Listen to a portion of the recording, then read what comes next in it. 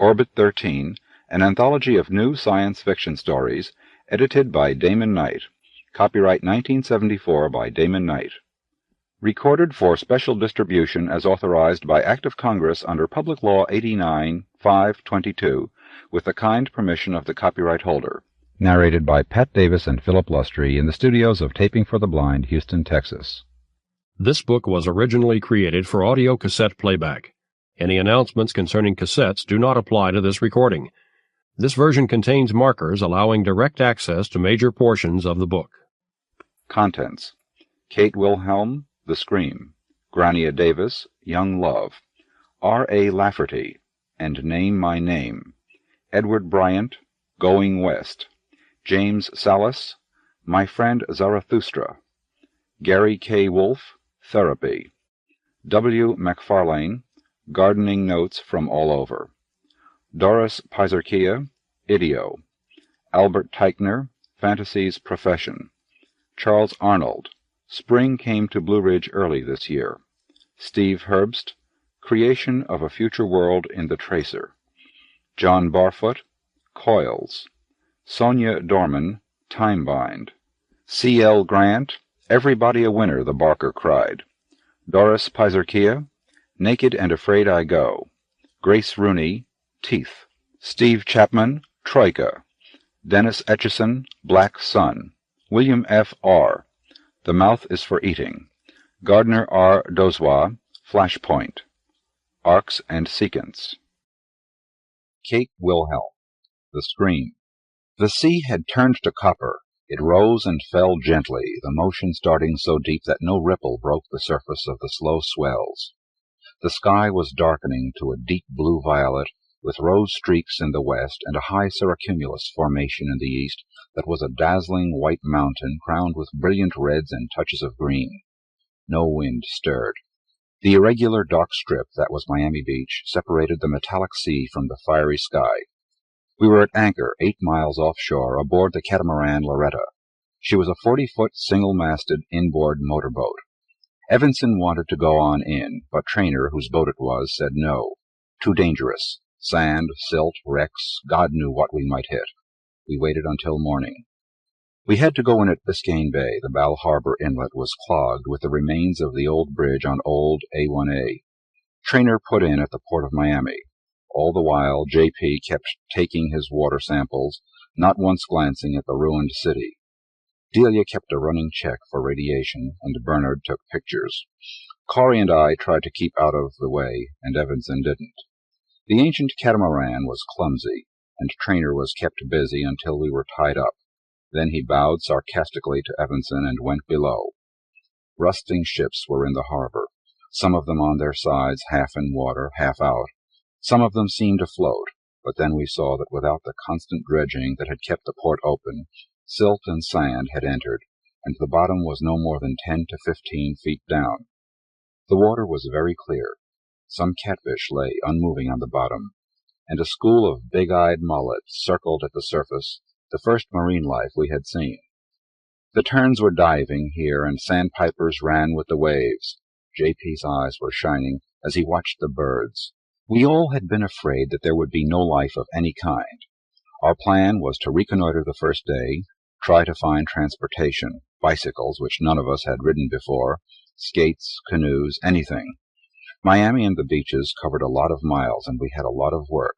Without transportation, the work would be less valuable, if it had any value to begin with. Bernard and Delia went ahead to find a place to set up our base, and the rest of us started to unload the boat. In half an hour we were drenched with sweat.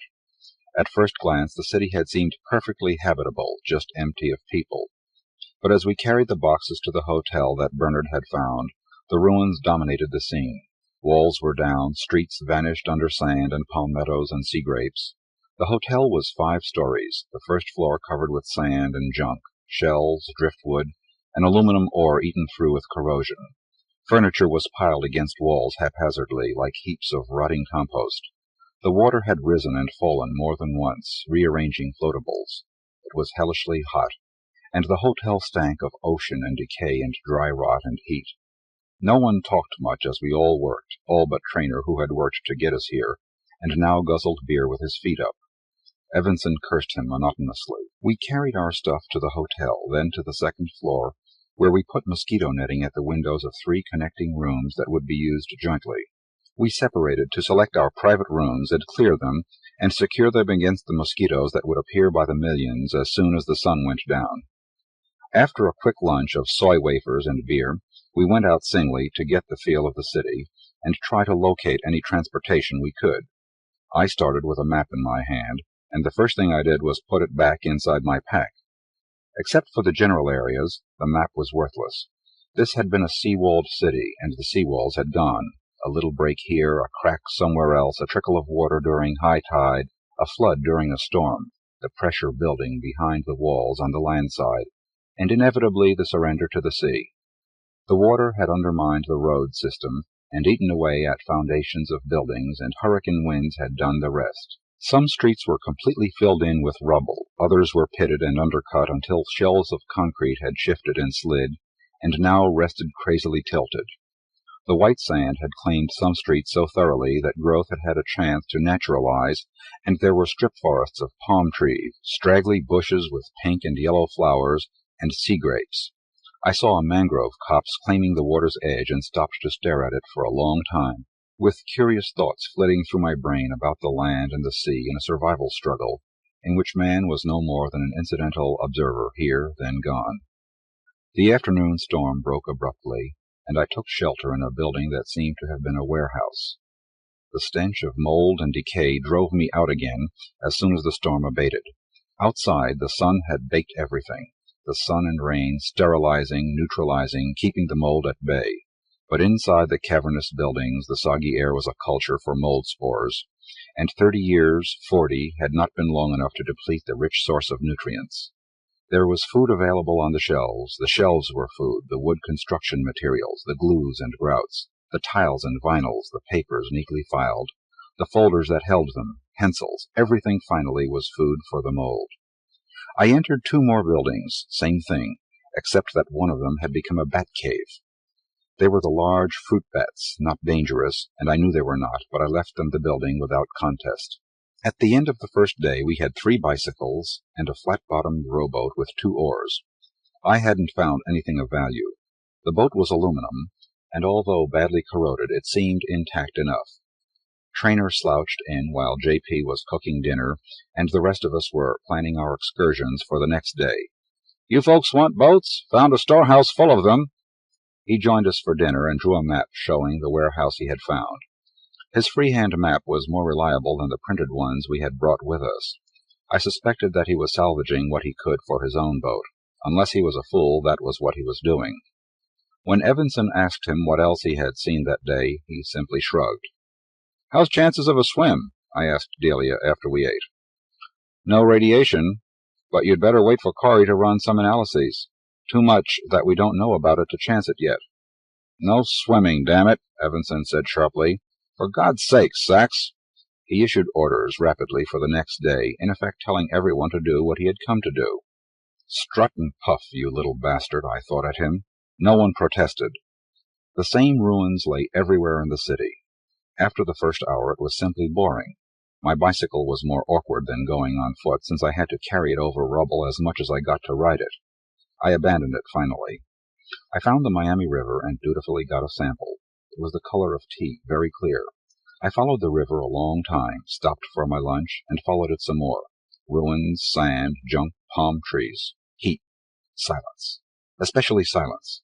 I was not aware of when I began to listen to the silence, but I caught myself walking cautiously, trying to be as quiet as the city, not to intrude in any way. The wind in the dry fronds was the only thing I heard. It stopped, then started again, and I jerked around. I went inside a building now and then, but they were worse than the ruined streets. Rusty toys, appliances, moldering furniture, or piles of dust where the termites had been, chairs that crumbled when I touched them, and the heat and silence. I got bored with the river and turned into what had been a garden park. Here the vegetation was different. A banyan tree had spread unchecked and filled more than a city block. A flock of blackbirds arose from it as I approached. The suddenness of their flight startled me, and I whirled around, certain that someone was behind me. Nothing. Vines and bushes had grown wild in the park, and were competing with trees for space, a mini-jungle. There were thousands of parakeets, emerald green, darting, making a cacophony that was worse than the silence. I retraced my steps after a few minutes. There might have been water in there, but I didn't care. I circled the park and kept walking. The feeling that I was being followed grew stronger, and I stopped as if to look more closely at a weed, listening for steps. Nothing. The wind in some pampas grass, the louder rustle of palm fronds, the return of the blackbirds, and in the distance the raucous cries of gulls. The feeling didn't go away, and I walked faster and sweated harder. I got out my kit and finished the last of the beer in the shade of a live oak with branches 80 feet long, spreading out sideways in all directions. Whatever had poisoned Miami and reduced its population to zero hadn't affected the flora. The wind started, the daily storm. I sat in the doorway of a stinking apartment building and watched sheets of water race down the street. After the storm passed, I decided to go back and try to get Corey to bed with me. It never occurred to me to snuggle up to Delia, who seemed totally asexual. Delia and J.P., I thought. Corey was alone, and she said no curtly. She was as hot as I was and as tired, but she had a working lab set up, complete with microscopes and test tubes and flasks of things over Bunsen burners. She glanced contemptuously at the collecting bottle that I handed her. They knew about me, all of them. What did I do wrong? Label it, please. Location, depth, source, time of day, anything else you can think of that might be helpful. Her tone said, and leave me alone because I have real work to do. She turned back to her microscope. So I'm not a hydrologist. I'm a pamphlet writer for health education and welfare. I know, she glanced at me again. But why didn't they send a real hydrologist? Because we don't have one. She stood up and walked to the window netting and looked out. Her shirt was wet under her sleeves and down her back. Her hair clung to her cheeks and the nape of her neck. Why? She whispered. Why? If they knew that, we wouldn't be here. She walked back to her chair and sat down again, drawing the microscope toward her once more. Is the bay all right? Yes. She adjusted the focus and forgot about me. I left. The warehouse where Trainer had found the boats was half a dozen blocks up the waterfront. I walked and sweated. Trainer had dragged some small boats outside, and I chose the smallest of them and took it down to the water. I rowed out into the bay, undressed, and swam for half an hour. Then I started to row, going no place in particular. The water was marvelously calm, and I felt cooler and less tense after the swim. I stopped to dive a couple of times around a sunken yacht. It had been stripped. I stopped again, this time ashore at what looked like a copy of the Parthenon. It had been a museum. The water lapped about the foundation. Marble stairs and massive fountains indicated that it had been a grandiose thing. A statue had toppled, and I considered it. A female form, vaguely female anyway, rounded, curving, voluptuous-looking, roughly hewn out of granite, it was touching somehow. The eye hollows were facing out to sea, waiting, watching the water, waiting. The essence of woman as childbearer, woman as nourisher, woman as man's sexual necessity. Her flesh would be warm and yielding. She would be passive, accept his seed, and let it come to life within her. Those great round arms would hold a child, let it suckle at the massive breasts. I wished I could stand the statue upright again. When it fell, one of the arms had broken. It lay apart from the bulk of the work. I tried to lift it, too heavy. I ran my hand over the rough rock, and I wanted to sit on the floor by the woman and talk to her, cry a little, rest my cheek against that breast. I began to feel suffocated suddenly, and I turned and ran from the museum without looking for anything else. The sun was setting, the sky crimson and blue and green, incredible colors that looked like cheap art. It was dark when I got back to headquarters. All the others were there already, even Trainer. Delia was cooking. I watched her as she added water to the dehydrated stew and stirred it over canned heat. She was angular, with firm muscles and hardly any breasts at all. Her hips were slim, boyish, her legs all muscle and bone. I wondered again about her sexuality. I had seen her studying Trainer speculatively once, but nothing had come of it, and I had seen almost the same expression on her face a time or two when she had been looking at Corey. I turned my attention to Corey. A little better, but still not really woman, not as the statue had signified woman. Corey was softer than Delia, her hips a bit rounder, her breasts bouncier, not much, but Delia's never moved at all. Corey had more of a waistline. My thoughts were confusing to me, and I tried to think of something else, but that damned statue kept intruding. I should have talked to her, I found myself thinking, and she would have looked at me with contempt. She would have looked at any of our men with contempt, except possibly Trainer. I watched and listened to Trainer then, speaking with Bernard. Trainer was tall and broad-shouldered, his hair white, face browned by the sun, very lean and very muscular. "Have you ever seen any wild animals as far north as the Cape?" Bernard asked, sketching. His fingers were swift and sure. That characterized him all the way, actually. He was soft-looking, but he moved with a sureness always. A dilettante artist, photographer in his mid-30s, rich enough not to work. There had been a mild affair with Corey, but nothing serious. I didn't know why he was here. "Deer," Trainer said in answer to his question. "There's a lot of things up in the brush. Foxes, rabbits, muskrats, possum. Anything big? I heard that lions were let loose, or escaped around West Palm Beach. Did they live, multiply? Can't say. Heard there were panthers. Can't say. How about Indians? You must know if any of them are left in the swamps." Bernard's pencil stopped, but he didn't look at Trainer. "Could be. Don't go inland much. No way to get inland. Hard going by boat. Hyacinths thick enough to walk on. Too much stuff in the water everywhere. St. John's River used to be open, but not now." "How about fish, then? See any porpoises?" "They come and go. Don't stay around long. Hear they're thick down around South America and in the Caribbean. Might be." I watched Bernard for a long time. What was he after? And Trainer. I had a feeling that the 7 people who had come to the city had 7 different reasons, and that mine was the only simple one. Orders. When you work for the government and an undersecretary says go, you go. Why were the others here? In bed later I couldn't sleep. The odors all came back in triple strength after dark. I could feel the mold growing around me, on me, in my bedroll. The humidity was a weight on my chest. I finally got up again, drenched with sweat, my bed soaked through, and I went back to the second floor where I interrupted Delia and Bernard in a quiet conversation. I got a beer and sat down near the window, my back to them both. After a moment Delia yawned and got up. At the doorway she paused and said, "Why don't you take him?" I looked at her then. Bernard made a snorting sound and didn't answer. I turned back to the window.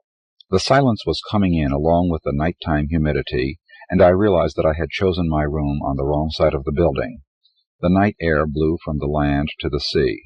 There was a faint breeze at the window. The oil lamp was feeble against the pressure of the darkness beyond the netting. "Night," Delia said at the door, and I looked at her again, nodded, and she started through, then stopped. A high, uncanny, inhuman scream sounded once, from a long way off. It echoed through the empty city. The silence that followed it made me understand that what I had thought to be quiet before had not been stillness. Now the silence was profound, no insect, no rustling, no whir of small wings, nothing. Then the night sounds began to return. The 3 of us had remained frozen. Now Bernard moved. He turned to Delia. "I knew it," he said. "I knew." She was very pale. "What was it?" she cried shrilly. "Panther. Either in the city or awfully close." "Panther?" Might have been. I had no idea what a panther sounded like. The others were coming down again. Evanson in the lead, Corey and J.P. close behind him. Corey looked less frightened than Delia, but rattled and pale. "For heaven's sake, Bernard," J.P. said. "Was that you?" "Don't you know?" Corey cried. At the same time, Delia said, "It was a panther." "No, don't be a fool," Corey said. Evanson interrupted them both. "Everyone just be quiet. It was some sort of bird. We've seen birds for 3 days now. Some of them make cries like that." "No bird ever made a sound like that," Corey said. Her voice was too high and excited. "It was a panther," Bernard repeated. "I heard one before. In Mexico I heard one just like that 20 years ago. I've never forgotten." He nodded toward the net-covered window. "Out there. Maybe in one of the city parks. Think what it means. Evanson, I was right. Wildlife out there. Naturalized, probably." He took a breath.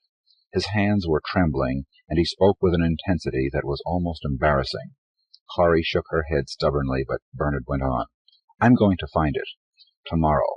I'll take Sachs with me and our gear, and plan to stay out there for a day or 2. We'll see if we can find a trace of it, get a shot. proof of some kind. Evanson started to protest. If it wasn't his plan, he hated it. "We need Sachs to find water for us," he said. "It's too dangerous. We don't know what the beast is. It might attack at sight." I was watching Bernard. His face tightened, became older, harsher. He was going. "Drop it, Evanson," I said. "They know about me. The only water I'll find is the river, which I already stumbled across, remember? And Bernard is right. If there's anything, we should go out and try to find it."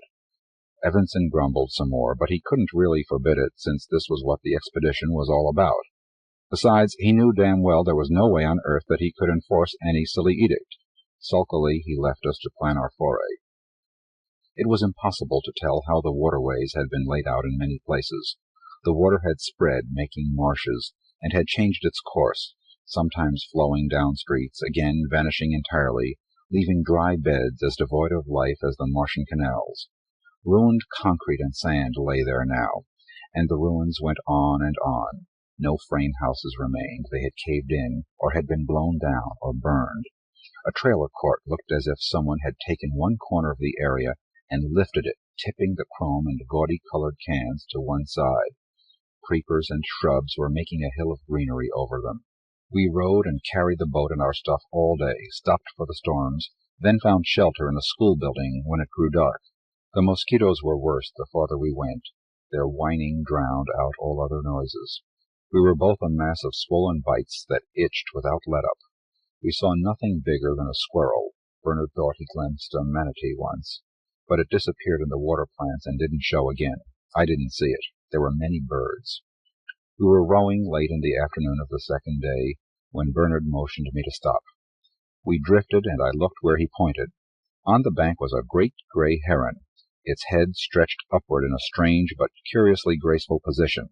Its wings were spread slightly, and it looked like nothing so much as a ballerina poised, holding out her tutu. With painful slowness it lifted one leg and flexed its toes, then took a dainty, almost mincing step. Bernard pointed again, and I saw the second bird in the same pose, silent, following a ritual that had been choreographed incalculable ages ago. We watched the dance of the birds in silence, until without warning Bernard shouted in a hoarse, strange voice, "Get out of here, you fucking birds! Get out of here!" He hit the water with his oar, making an explosive noise, and continued to scream at them as they lifted in panicked flight, and vanished into the growth behind them, trailing their long legs, ungainly now, and no longer beautiful. "Bastard!" I muttered at him, and started to row again. We were out of sync for a long time as he chopped at the water ineffectually. We watched the rain later, not talking. We hadn't talked since seeing the birds' courtship dance. I had a sunburn that was painful and peeling. I was tired and hungry for some real food. "Tomorrow morning we start back," I said.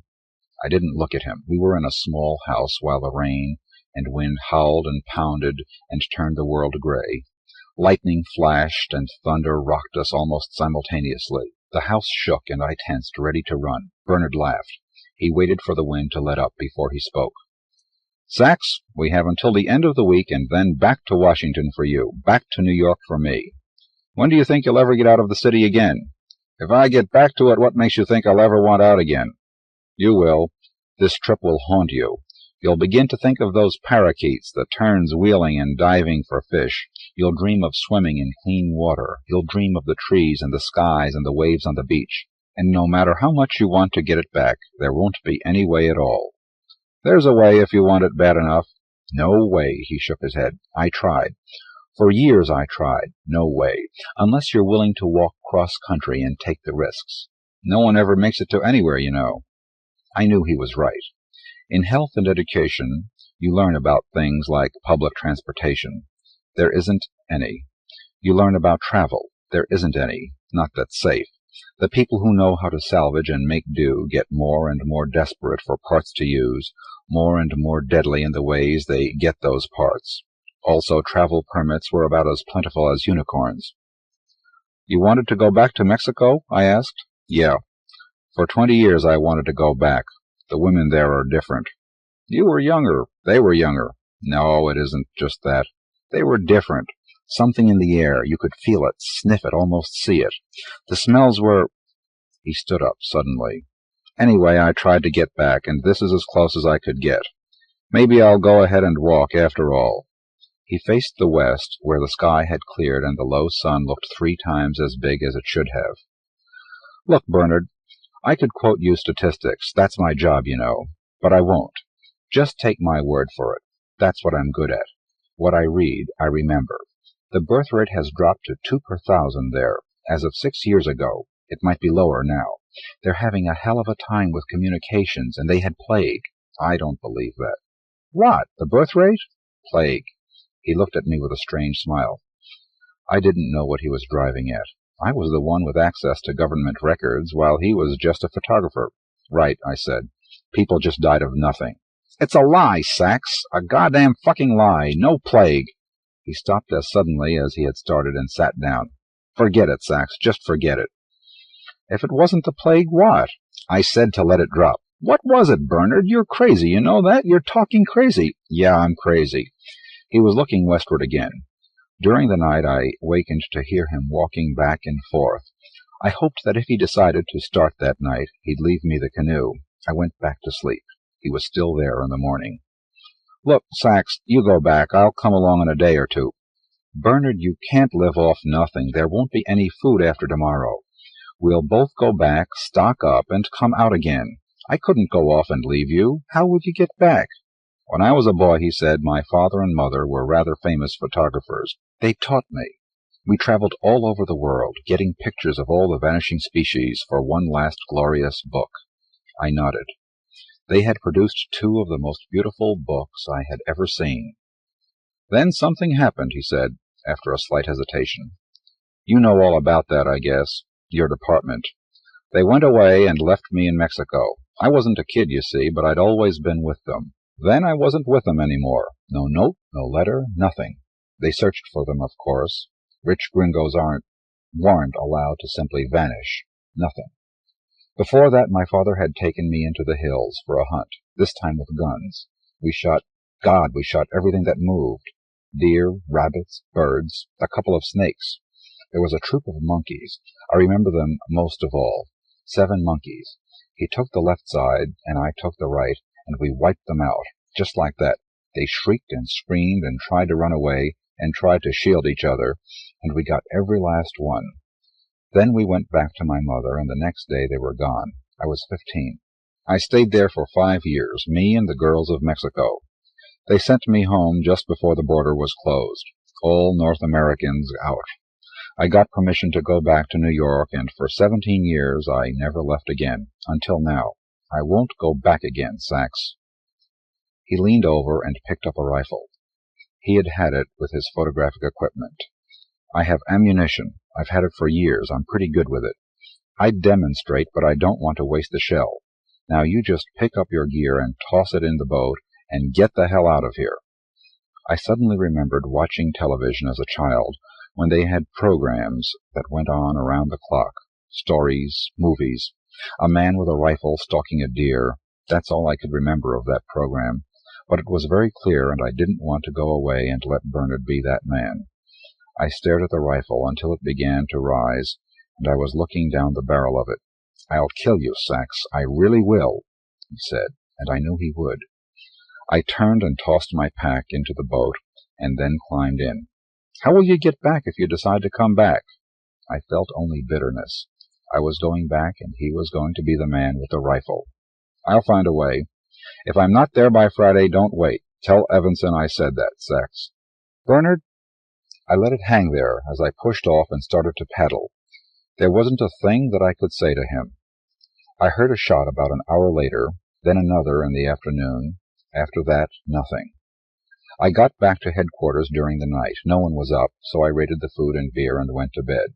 The next morning, Evanson was livid with rage. "He wouldn't have stayed like that. You left him. You did something to him, didn't you? You'll be tried, Sachs. I'll see you in prison for this." Color flooded back into his face, leaving him looking as unnaturally flushed as he had been pale only a moment before. His hand trembled as he wiped his forehead that was flaky with peeling skin. "Sachs is telling the truth," Delia said. She had circles under her eyes and seemed depressed. "Bernard wanted me to go away with him to hunt. I refused. He needed someone to help him get as far away as possible. Evanson turned his back on her. "You'll go back for him," he said to me, snapping the words. I shook my head. "I'll report you, Sachs. I don't believe a word of what you've said. I'll report you. You did something, didn't you? All his work for this project. You go get him." "Oh, shut up." I turned to Corey. "Anything new while I was gone?" She looked tired, too. Evanson must have applied the whip. "Not much. We've decided to take back samples of everything. We can't do much with the equipment we brought. Just not enough time. Not enough of us for the work." "If you knew your business, you could do it," Evanson said. "Incompetence, all of you. This is treason. You know that, don't you? You're sabotaging this project. You don't want me to prove my theory. Obstacles every step of the way. That's all you've been good for. And now this. I'm warning you, Sachs. If you don't bring Bernard back today, I'll press charges against you." His voice had been high-pitched always, but it became shriller and shriller until he sounded like a hysterical woman. I spun to face him. "What theory, you crazy old man? There is no theory. There are 100 theories. You think those records weren't sifted 1,000 times before they were abandoned? Everything there was microfilmed and studied again and again and again. You think you can poke about in this muck and filth and come up with something that hasn't been noted and discarded a dozen times? They don't give a damn about your theories, you bloody fool. They hope that Delia can come up with a radiation study they can use, that Bernard will find wildlife, plant life that will prove the pollution has abated here, that JP will report the marine life has reestablished itself. Who do you think will even read your theories about what happened here? Who gives a damn? All they want now is to try to save the rest." I was out of breath and more furious than I had been in years. I wanted to kill the bastard, and it didn't help at all to realize that it was Bernard that I really wanted to strangle, the man with the gun. Evanson backed away from me, and for the first time I saw that one of his hands had been bandaged. Corey caught my glance and shrugged. "Something bit him. He thinks I should be able to analyze his blood and come up with everything from what did it to a foolproof antidote. In fact, we have no idea what bit him. Isn't Trainer any help with something like that?" "He might be if he were around. We haven't seen him since the night we heard the scream." Evanson flung down his plastic cup. It bounced from the table to the floor. He stamped out. "It's bad," Corey said. "He's feverish, and his hand is infected. I've done what I can. I just don't have anything to work with." Delia picked up the cup and put it back on the table. "This whole thing is an abysmal failure," she said dully. "None of us is able to get any real work done. We don't know enough, or we don't have the right equipment, or enough manpower, or time. I don't even know why we're here. The Turkey Point plant? I don't know a damn thing about it except that it isn't hot. The people who built that plant knew more than we're being taught today." She bit her lip hard enough to leave marks on it. Her voice was steady when she went on. "It's like that in every field. We're losing everything that we had 25 years ago, 30 years ago. I'm one of the best, and I don't understand that plant." I looked at Corey, and she nodded. "I haven't seen a transplant in my life. No one is doing them now. I read about dialysis, but no one knows how to do it. In my books there are techniques and procedures that are as alien as acupuncture. Evanson is furious with us and with himself. He can't come up with anything that he couldn't have presented as theory without ever leaving the city. That's a failure, and he's afraid he'll be blamed personally." We sat in silence for several minutes until JP entered. He looked completely normal. His bald head was very red. The rest of his skin had tanned to a deep brown. He looked like he was wearing a gaudy skull cap. "You're back." Not a word about Bernard or to ask what we had done, what we had seen. "Delia, you coming with me again today? I'd like to get started soon." Delia laughed and stood up. "Sure, JP, all the way." They left together. "Is he getting anything done?" "Who knows? He works 16 hours a day doing something. I don't know what." Corey drummed her fingers on the table, watching them. Then she said, "Was that a panther the other night, Davidson? Did you see a panther or anything else?" "Nothing. And I don't know what it was. I never heard a panther." "I don't think it was. I think it was a human being." "A woman?" "Yes, in childbirth." I stared at her until she met my gaze. She nodded. "I've heard it before. I am a doctor, you know. I specialized in obstetrics until the field became obsolete." I found that I couldn't stop shaking my head. "You're as crazy as Bernard." "No, that's what I came for, Davidson. There has to be life that's viable out there in the Everglades. The Indians, they can stick it out, back in the swamps where they always lived. Probably nothing much has changed for them, except that there's more game now. That has to be it. Have you talked to Evanson about this? Yes, of course. He thinks it was Trainer who screamed. He thinks Trainer was killed by a snake or something. After he got bitten himself, he became convinced of it. J.P., Delia? J.P. thinks it's a mystery. Since it has nothing to do with marine biology, he has no opinion, no interest. Delia thought Bernard was right. An animal, maybe a panther, maybe something else. She is afraid it's a mutated animal. She began to collect strange plants and insects, things like that after you left. She even has a couple of fruit bats that she says are mutations. I took a deep breath. Corey, why are we here? Why did the government send this expedition here? She shrugged. What you told Evanson makes as much sense as anything else. The government didn't mount this expedition, you know. They simply permitted it, and sent an observer. It was Bernard's scheme from the start. He convinced Evanson that he would become famous through the proofs for his schoolboy theory. Bernard's money, Evanson's pull with those in power. And now we know why Bernard wanted to come. He's impotent, you know. She looked thoughtful, then smiled faintly at me. A lot of impotent men feel the need to go out and shoot things, you know. And many, perhaps most men, are impotent now, you know. Don't look like that. At least you're all right. I backed away from that. What about Evanson? Does he believe a leak or an explosion brought all this about? Bernard planted that in his mind, she said. He doesn't really believe it now, but it leaves him with no alternative theory to fall back on. You can't tell anything by looking at these rotten buildings. I shook my head. I know that was a popular explanation, but they did investigate, you know.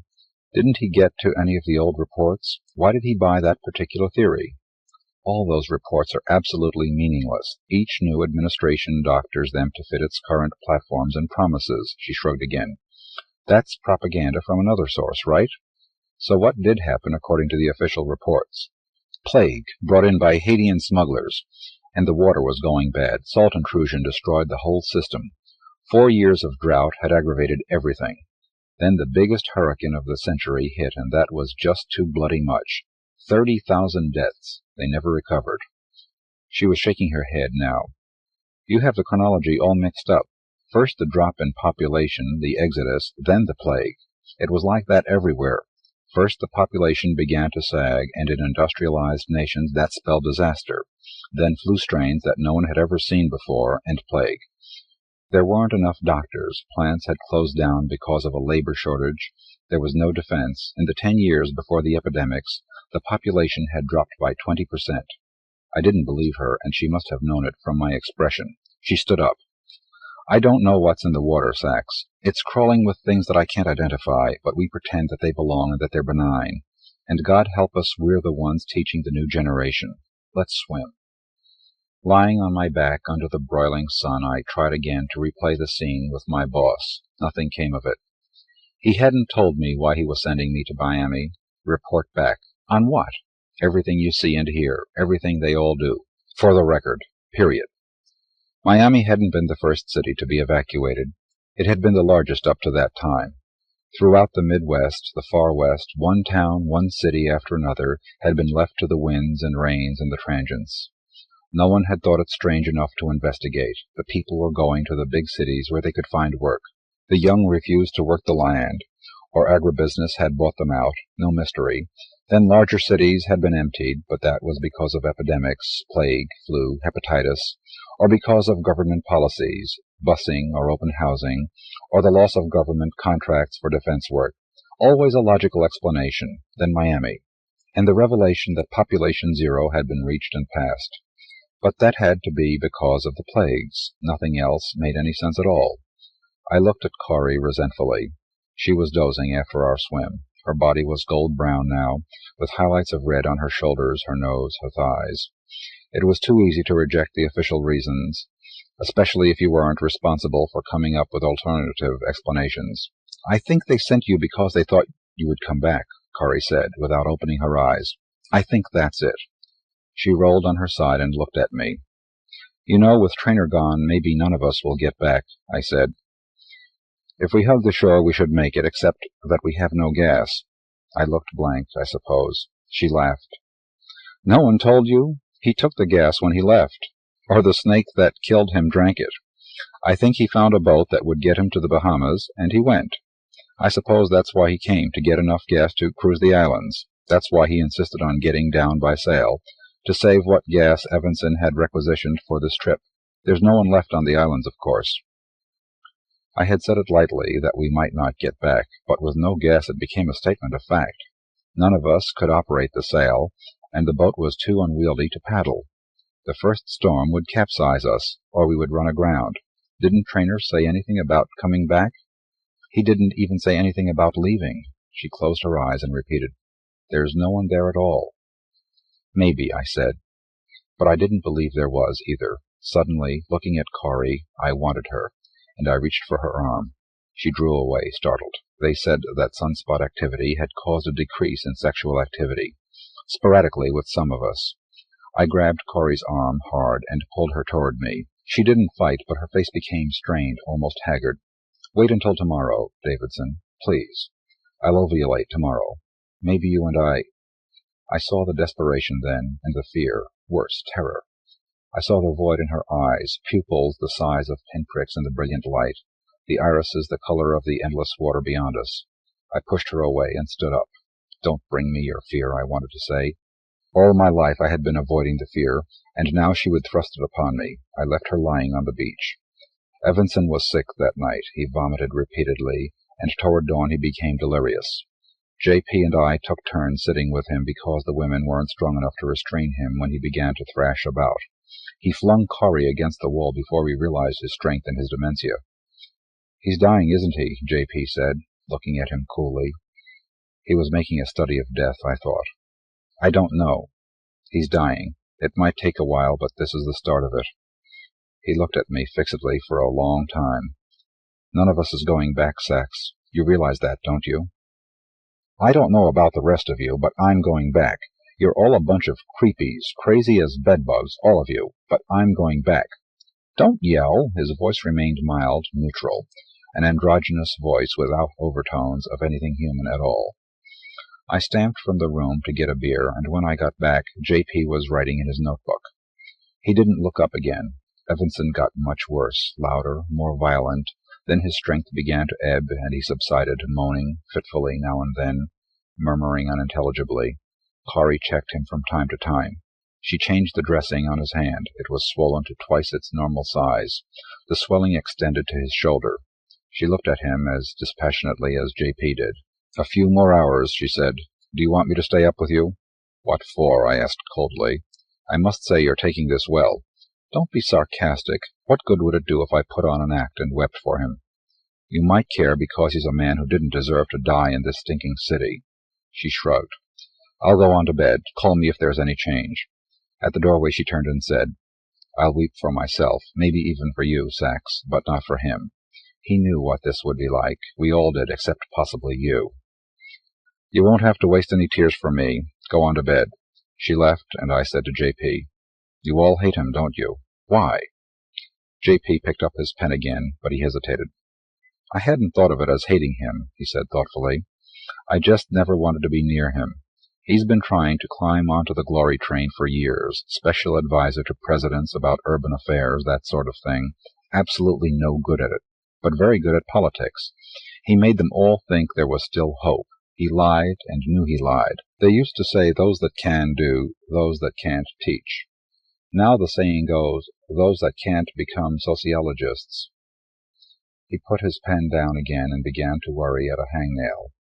His hands were very long and narrow, brown, bony, with prominent knuckles.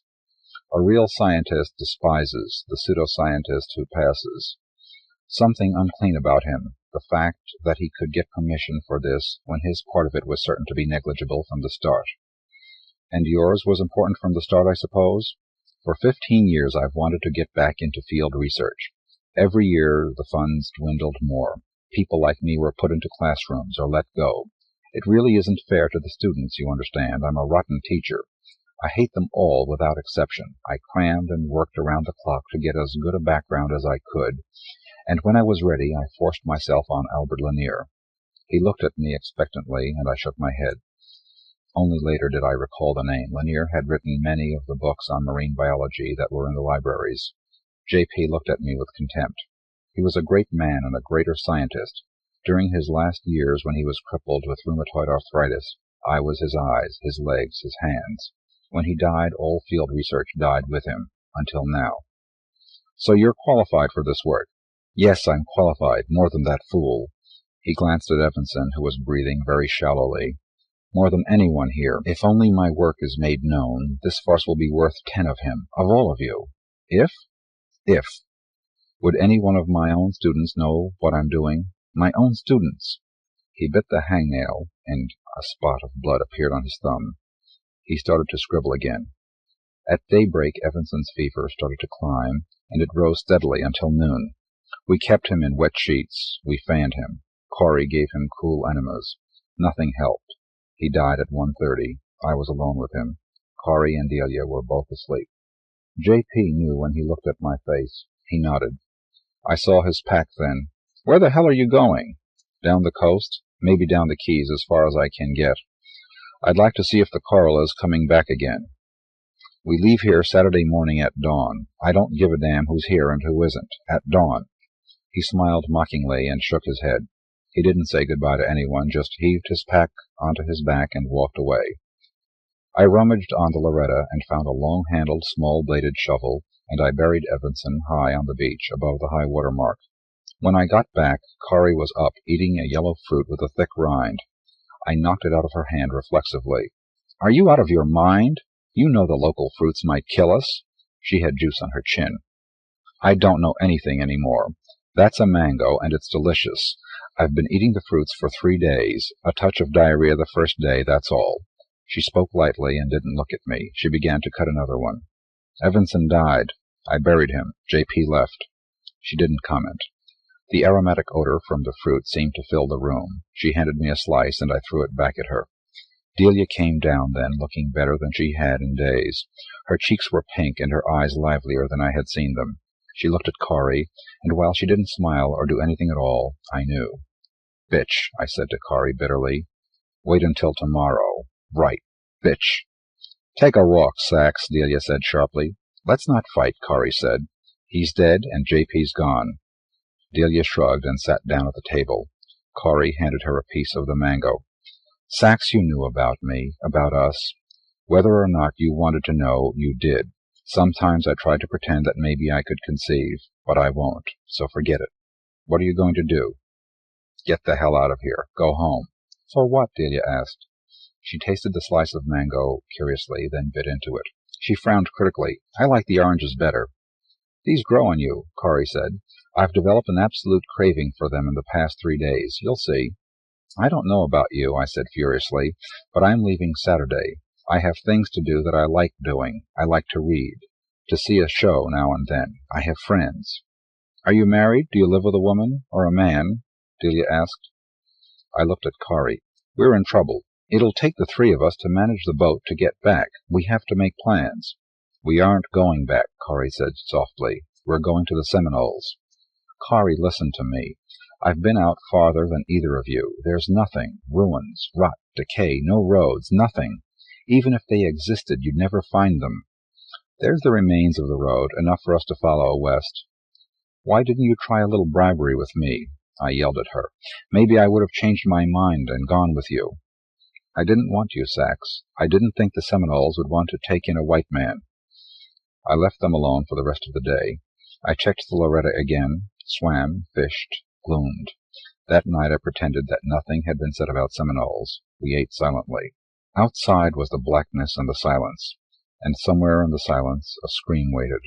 The silence seemed to be sifting in through the mosquito netting. The wind had stopped completely. The air was close and very hot inside the building. I'm going out, I said, as soon as I finished eating. Delia's question played through my mind as I walked. Did I live with a woman or a man? I stopped at the edge of the water. There were no waves on the bay, no sound except a gentle water murmur.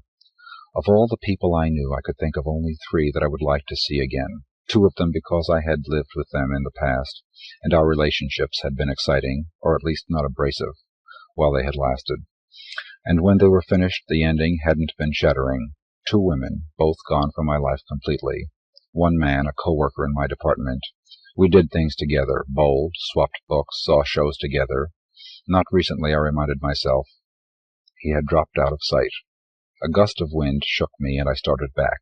A storm was coming up fast. The wind became erratic and strong, and as suddenly as the wind had started, the rain began. It was a deluge that blinded me, soaked me, and was ankle-deep in the street almost instantly. Then, over the rain, I heard a roar that shook me through and through, that left me vibrating. A tornado, I knew, although I had never seen or heard one. The roar increased like a plane bearing down on me. I threw myself flat, and the noise rocked the ground under me, and a building crashed to my left, then another, and another. It ended as abruptly as it had started. I stumbled back to our building, shaking, chilled, and very frightened. I was terrified that our building would be demolished, the women gone, dead, and that I would be alone with the silence and the black of the night. Kari opened the door on the first floor, and I stumbled in. "Are you all right? It was a tornado, wasn't it?" She and Delia were both afraid. That was reassuring. Maybe now they would be frightened enough to give up the nonsense about staying here.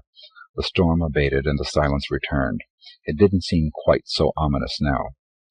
"Kari, don't you see how dangerous it would be to stay? There could be a hurricane, storms every day. Come back with me." "The cities will die, Sax. They'll run out of food, more epidemics. I can help the Seminoles." Friday I got the Loretta ready for the return trip. I packed as much fruit as it would hold, enough for 3, I kept telling myself. Forbidden fruit, for 3. I avoided Kari and Delia as much as I could, and they seemed to be keeping busy, but what they were doing I couldn't guess. That night I came wide awake suddenly, and sat up listening hard. Something had rattled or fallen, and now it was too quiet. It had been the outside door slamming, I realized, and jumped up from my bedroll and raced downstairs. No one was there, anywhere. They had left, taking with them Kari's medical supplies, Delia's radiation kit, most of the food, most of the beer. I went outside, but it was hopeless. I hadn't expected this.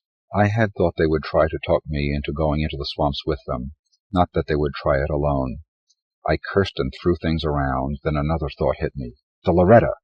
I ran to the dock in a frenzy of fear that they had scuttled her, but she was there, swaying and bobbing in the changing tide. I went aboard and decided not to leave her again. In the morning I saw that the sail was gone. I stared at the mast and the empty deck. Why? Why, for God's sake, had they taken the sail? They'll be back, I kept thinking all morning, and I'll kill them both. Gradually the thought changed. They would beg me to go with them inland, and I would say yes, and we would go into the first swamp, and I would take their gear and leave them there. They would follow me out soon enough. They had needed the sail for a shelter, I thought dully. After noon, I began to think that maybe I could go with them part of the way just to help them out, prove to them that it was hopeless to go farther. My fury returned, redoubled. All my life I had managed to live quietly, just doing my job, even though it was a stupid one, but getting paid and trying to live comfortably, keeping busy enough not to think. Keeping busy enough to keep the fear out, because it was there all the time, pressing just as the silence here pressed. It was a silent fear. But if it had had a voice, its voice would have been that scream we had heard. That was the voice of my fear, loud, shrill, inhuman, hopeless. I felt clammy and chilled in the heat, and my stomach rejected the idea of food or drink. "Come back," I pleaded silently, willing the thought out, spreading the thought, trying to make contact with one of them. "Come back for me. I'll go with you. Do whatever you want to do. Please!" That passed. The storm came, and I shivered alone in the Loretta, and listened to the wind and the pounding rain. I thought about my apartment, my work, the pamphlets I wrote. The last one I had worked on was titled Methods of Deep Plowing of Alluvial Soils in Strip Farming in Order to Provide a Nutritionally Adequate Diet in a Meatless Society. Who was it for? Who would read past the title? No one, I answered. No one would read it. They were planning for a future that I couldn't even imagine.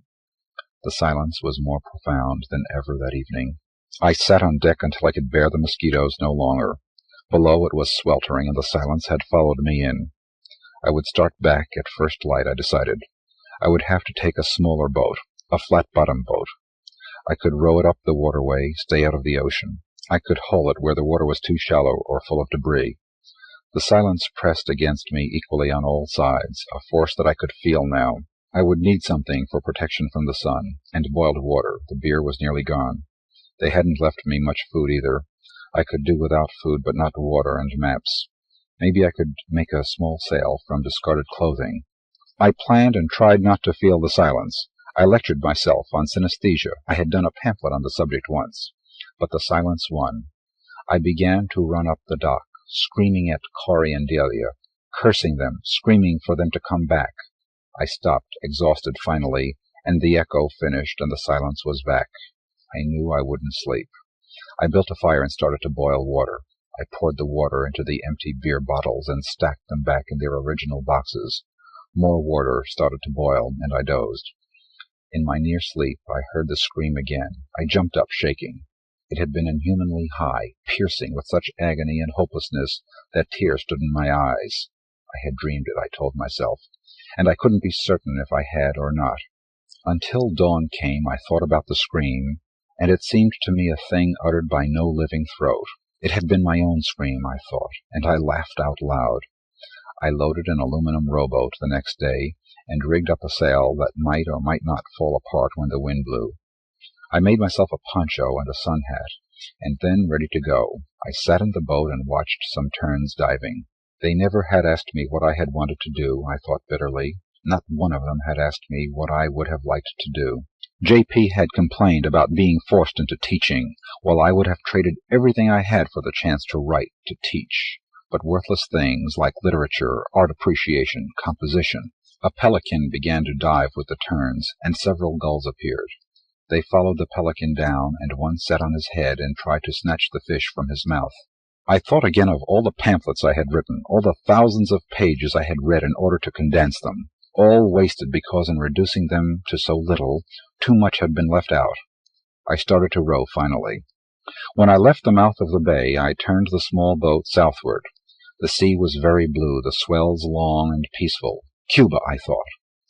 That many people, some of them had to be left, and they would need help.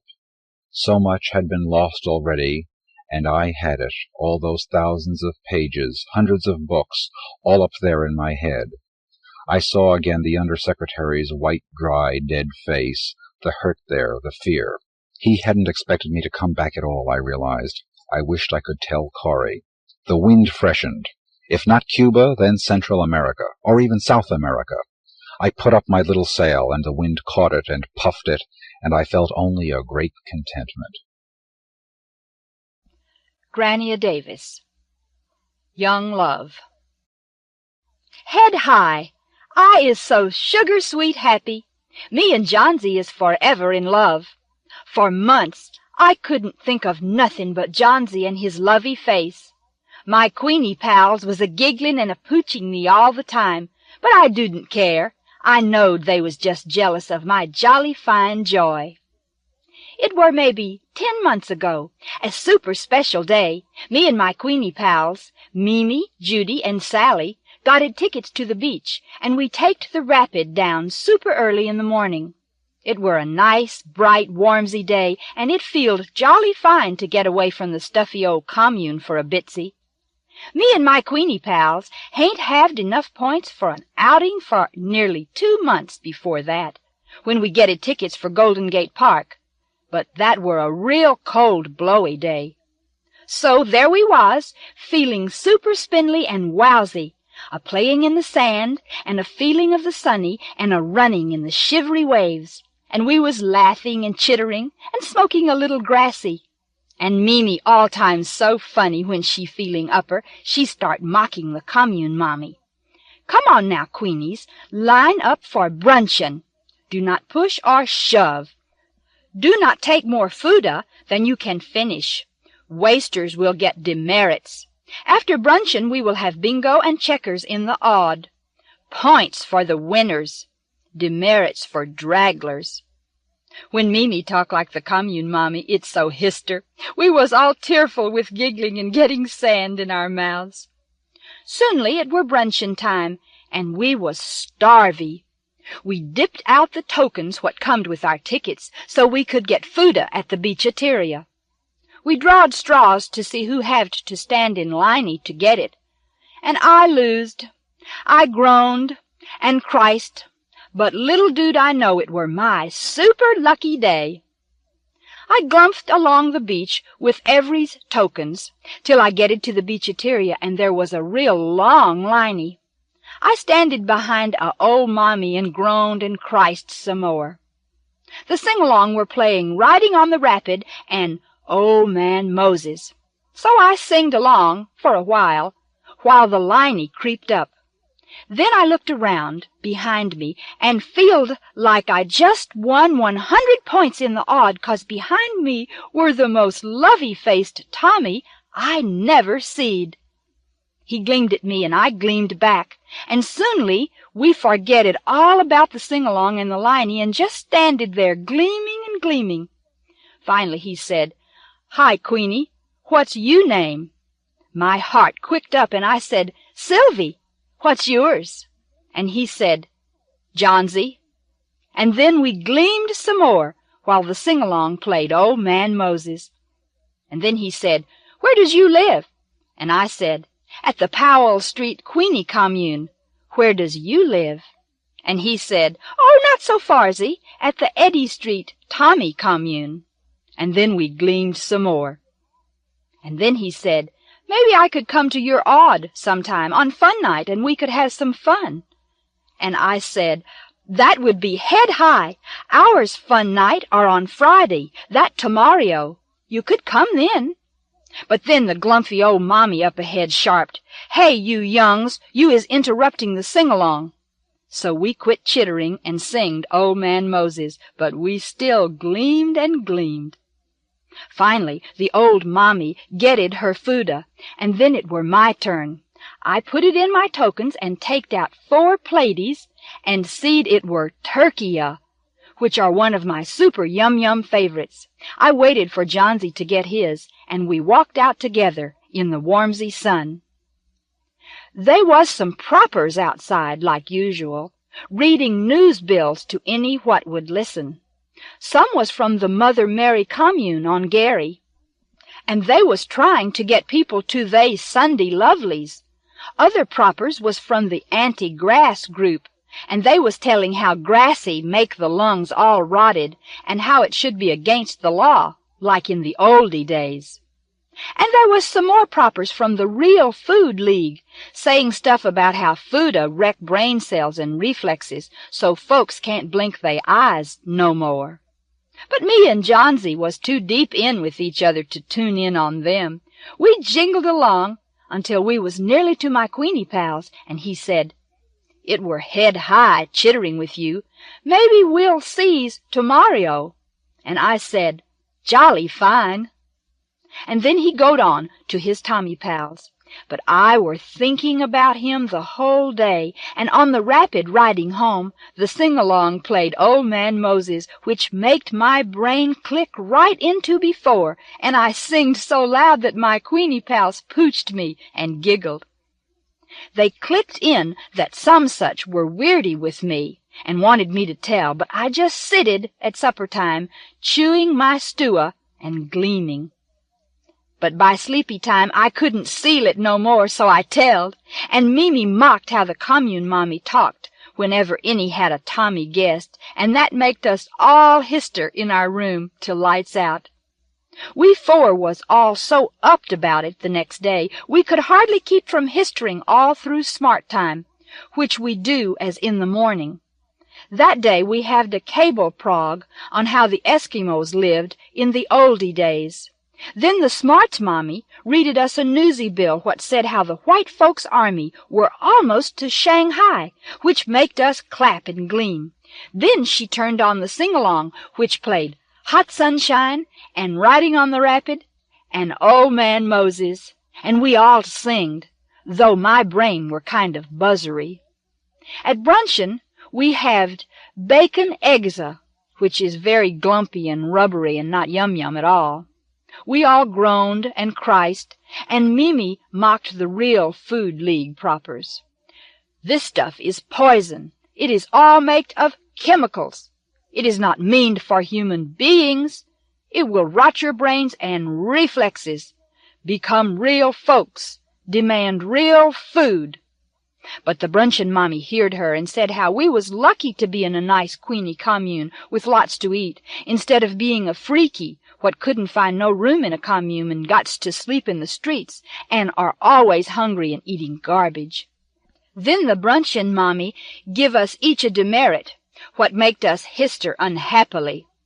After brunchin' or playtime, and 'cause the day were warmsy, we doed it on the sunroof instead of the gym.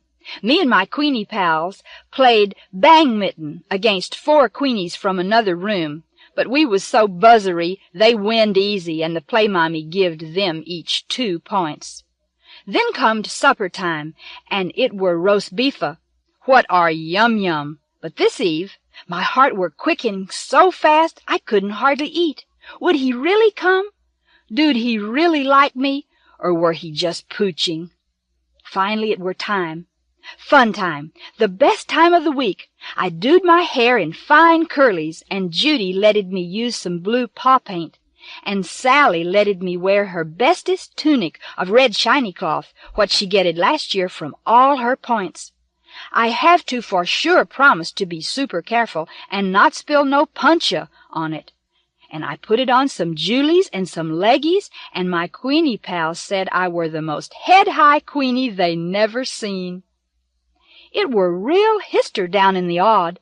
All the queenies from the whole commune was there, and also a lot have invited they Tommy pals from other communes, and some have invited they parents to come from the family communes. Me and my queenie pals hain't invited our parents for a long time, though we keeped thinking to do it soonly.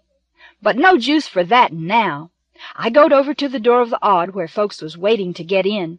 The odd mommy only let it invited folks in to keep out freakies. Were he there? Were he there? My heart quicked along. Yes, he were there. There he were, and he gleamed when he seed me, and I gleamed right back. And after the odd mommy letted him in, we just standed there, gleaming for a while. Then the odd mommy telled us to sit down, and they showed a cartoon prog, what were real funny, about this dum-dum cat trying to catch this brainsy mouse in the oldie days. And the mouse kept on hitting the cat, what got it all grunchy and mangly and other weirdy things, what maked us hister a lot. And then we folded up the chairs and all holded hands in a circle, and we doed folk dances, like London bridges, and here we go round the rosy. But I couldn't hardly give them no juice, 'cause of Johnsy being right next to me and a holding of my hand, real tightsy, like no Tommy never doed before, with his fingers slided right up between mine, and now and then a squeezing and a rubbing of them. So soonly my whole hand and arm was buzzering, and I could feel the little brown curlies on his fingers, and rough places where his nails was bited. And it feeled so warm and good, like a platey of hot fooda. And when the folk dancy were done, and the odd mommy telled us to line up for puncha and caca, he keeped a hold of my hand, and still rubbing and squeezing, till I were near hister, and the odd mommy finally noticed, and said we was to quit, or I'd get demerits. So we drinked our puncha and eated our caca, and I were super care not to spillsy on Sally's shiny cloth. And then the sing-along started, and it were playing Hot Sunshine and Old Man Moses, which was jolly fine. And then the odd mommy readed us a special newsy bill about how the white folks' army were almost to Shanghai, what maked us gleam. But then fun night were over, and all the guesties had to go away, what maked me feel super down. 'Cept Johnsy gived my hand a quick, secret squeezy and whispered, "I got tickets for the ballsy on Wednesday. You want to come?" I getted so excited I near histered all over the shiny cloth, and I said, "I sure does. That would be super upper. No Tommy never taked me to the ballsy before." Then the odd mommy helped him with his coat, and he gived my hand another squeezy and goed away. But I never feeled so head high in my life, and I decided I were never going to wash my hand again. Oh, the week goed by so super slow. Smart time with cable progs on how birdies used to grow in eggs, and how Eskimos used to live in the oldie days, and the sing-along, and bruncheons. Sometimes the fooda were yum-yum, and sometimes it were glumpy. Playtime on the roof, or the gym, with bang-mitten or pingy-pong. Then supper. Then game time in the odd, with checkers or bingo and the sing-along, and then maybe a movie prog, with Tommies and Queenies holding hands and kissing. What maked me real hister to think I doed that with Johnsy, and chittering with my Queenie pals, and lights out. Most times them things is jolly fine, and I was glad I isn't one of them brainsy folks what thinks they's so upper, 'cause they gets to live in privaps and eat real food sometimes, and has priv autos and goes to priv schools. They gots to spend all the day a-thinking and a-working and a-planning for the rest of us folks. They can't enjoy theyselves all a-times, like me, even the commune mommies, what thinks they's so upper with they points and demerits and linies. Even them can't have as much fun, and doesn't get tickets out much more'n me. But this week I were wishing now I were a little brainsy, so I could think of something else, 'cept waiting to see Johnsy on Wednesday, what were filling my whole brain. But finally Wednesday comed, and I were near hister the whole day for fear he wouldn't come. But after supper there he were, right at the door, and my heart roared like a rapid when I seed him. He showed the tickets to the dormammy so I could get a pass to go, and she helped me with my coat. Head high, 2 outings in 1 week. I hain't never beed on so many. While we was walking to the rapid, he taked my hand again, my other hand this time. What maked me hister to think that now I couldn't wash neither hand no more. And Johnsy asked how come I were histering, but I wouldn't tell. And then he started to tell me how he weren't brainsy enough for school, of course, but he were maybe enough brainsy to pass the test for the army, and then he could have a semi-priv room and more tickets for outings and stuff like that. And he were asking how I'd like to have a Tommy pal what were brainsy enough for the army. And I said I wouldn't like it, 'cause he'd have to work hard all a time cleaning the streets and the rapid, and would maybe have to go to China. But he said how most army toms doesn't got to go to China, 'cause they's needed for all a jobbies here, what the robos can't do. The brainsy folks beed able to make robos to do most jobbies, but not ones where they has to move around by theyselves, like cleaning up or watching folks like the mommies and daddies. But Johnsy said how he thought it would be jolly fine to walk around all day, doing something important instead of staying in the stuffy old commune with the commune daddies telling him what to do. And I said I didn't like the commune mommies neither, but my Queenie pals was nice, and I sure hoped he didn't got to go to China. Then the rapid comed, and he taked my elbow to help me on, and I histered to think I couldn't wash my elbow neither. And there was 2 seats, what were a surprise, so we sitted down and couldn't talk no more 'cause of the sing-along what were playing Riding on the Rapid and Old Man Moses. But Johnsy putted his arm around my shoulder, what maked me get all red and sweaty, 'cause I could feel his muscles all hard and strong, and his hand all a-rubbing of my shoulder, and my cheek a-leaning against his warmsy chest. I could feel the scratchy cloth of his shirt against my cheek, and could even smell the soap and sweat and shave cream and other Tommy-do all mixed up, and a special sugar-sweet smell, what were just himself.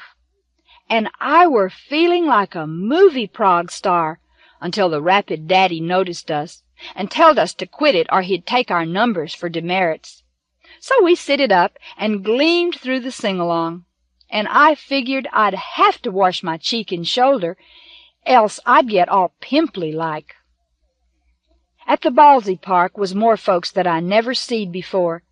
The propers all the time tell us why we gots to eat fooda instead of real food is because there's so much folks. But I never believed there was so much till now. I couldn't count them in a week. And they is all drinking beera and puncha, and sitting on rows and rows and rows of benches piled high like a mountain, and all going in a big circle round a little park. And in the park is a bunch of Tommies in white leggies, and they shoulders maked huge, with maybe pillows in they tunics, which was red or white, and like potties on their heads. And they is throwing around a little bit of a ball, and they is a running and a kicking and a punching and a hitting of each other. And Johnsy said how each side are trying to steal the ballsy for theyself, and them as manages gets lots of points, but them as don't gets demerits, and that we was favoring the red tunics. But he didn't say why. But then one of the white tunic Tommies getted a hold of the ball and started quicking along with it up into the crowd, trying to get it out of the ballsy park. But some folks in they seats was trying to stop him and catch him and throw the ball back, while other folks was trying to stop them. And pretty soon there were a lot of fighting and yelling, and folks was a-beating and a-stomping on each other. And I getted kind of scaredy, but Johnsy laughed and said this were the funsy part, and no one never getted too hurt. And besides, it were head high, and pretty soon he were a-beating on some folks sitting near us, and they was a-beating back on him, and I were histering and trying to hide under the bench. Then someone managed to throw the ball back into the park, and the Tommies was fighting by theyselves some more, and folks was watching and petting they sore places. And then someone getted the ball again, and folks was fighting some more. And then no one knowed where the ball were, and so folks was running all around and into the park, and a-grabbing and a-beating of each other, and they was yelling and screaming, and it didn't seem so funsy to me. And Johnsy were gone someplace a-fighting with the rest. And some old daddy falled back and stumbled over my legs, which I couldn't get all the way under the bench, and it were real cold and dirty under, so I started to hister real loud, and lots of other folks was histering too. And then a loud buzzer bell ringed, and a voice said from the sing-along, "The Reds has taken the ballsy. I repeats, the Reds has taken the ballsy. Go back to your benches, everyone. The Reds has taken the ballsy. The game is over. Go back to your benches. The Reds has taken the ballsy." And so on, while folks was sitting down again, and some was histering happy, and some was unhappy 'cause they was all mangly, or 'cause the Reds winned all the points. And I were worrying about Johnsy finding me again, but then I seed his lovey face, and it were all grunchy and blubby, and his clothes was all mangly, but he were all upper 'cause his side wind. And he helped me out from under the bench and said, "Weren't that jolly fine?" And I said, "Head high," 'cause I were so glad to see him again. And then he said, "It's jolly fine you think so, 'cause lots queenies too scaredy of the ballsy." And he gived my hand another squeeze. For sure, hearing him say that maked me feel sugar-sweet, and I didn't even care that my tunic and leggies was all torn and dirty, and there were a grunchy on my ankle. On the way back to the rapid, Johnsy putted his arm around my shoulder again, real super tight, and his lovey body were even warmer now 'cause of all the fighting and sweating, and he were breathing hard. The rapid was super crowded 'cause of every going home from the ballsy. Folks was a-pushing and a-shoving, and lots was still histering from being hurt or 'cause they side had loosed. But the rapid daddy said to quiet down or we'd all get demerits. And there was no seats, and we was packed standing, tight as could be, but we didn't mind 'cause it gived Johnsy a chance to hug me hard. Then a weirdy thing happened. The sing-along were playing Old Man Moses, and it getted to the place where it says, "He climbed up the mountain." And the sing-along getted stuck there, and it kept singing, "He climbed up the mountain, he climbed up the mountain." And for a while no one gived it no juice, and we just keep singing, "He climbed up the mountain, he climbed up the mountain." And then some brainsy folks noticed, and they starts to hister and yell that the rapid weren't going nowhere and were stuck in the tunnel, and that how come the sing-along were stuck. And other folks was histering again, too, but the rapid daddy yelled real loud that he would take our numbers for demerits, sure, if we didn't quit. So soonly all was back to singing, "He climbed up the mountain, he climbed up the mountain, he climbed up the mountain, he climbed up the mountain, he climbed up the mountain, he climbed up the mountain." And we kept on singing it for a super long time, and most folks was kind of downer about it, but not me and Johnsy. We just gleamed and gleamed at each other, and no one noticed how he haved both his arms around me real tight. And then finally the rapid gived a big jerk and moved along again, and we getted to sing the next words of the song, "To chitter with Godsey, what gived him all the rules, so we wouldn't get demerits," and so on. And the rapid daddy gived us all passes for being late. When we getted off at the Powell Street stop, there were a Tommy proper from the Real Food League.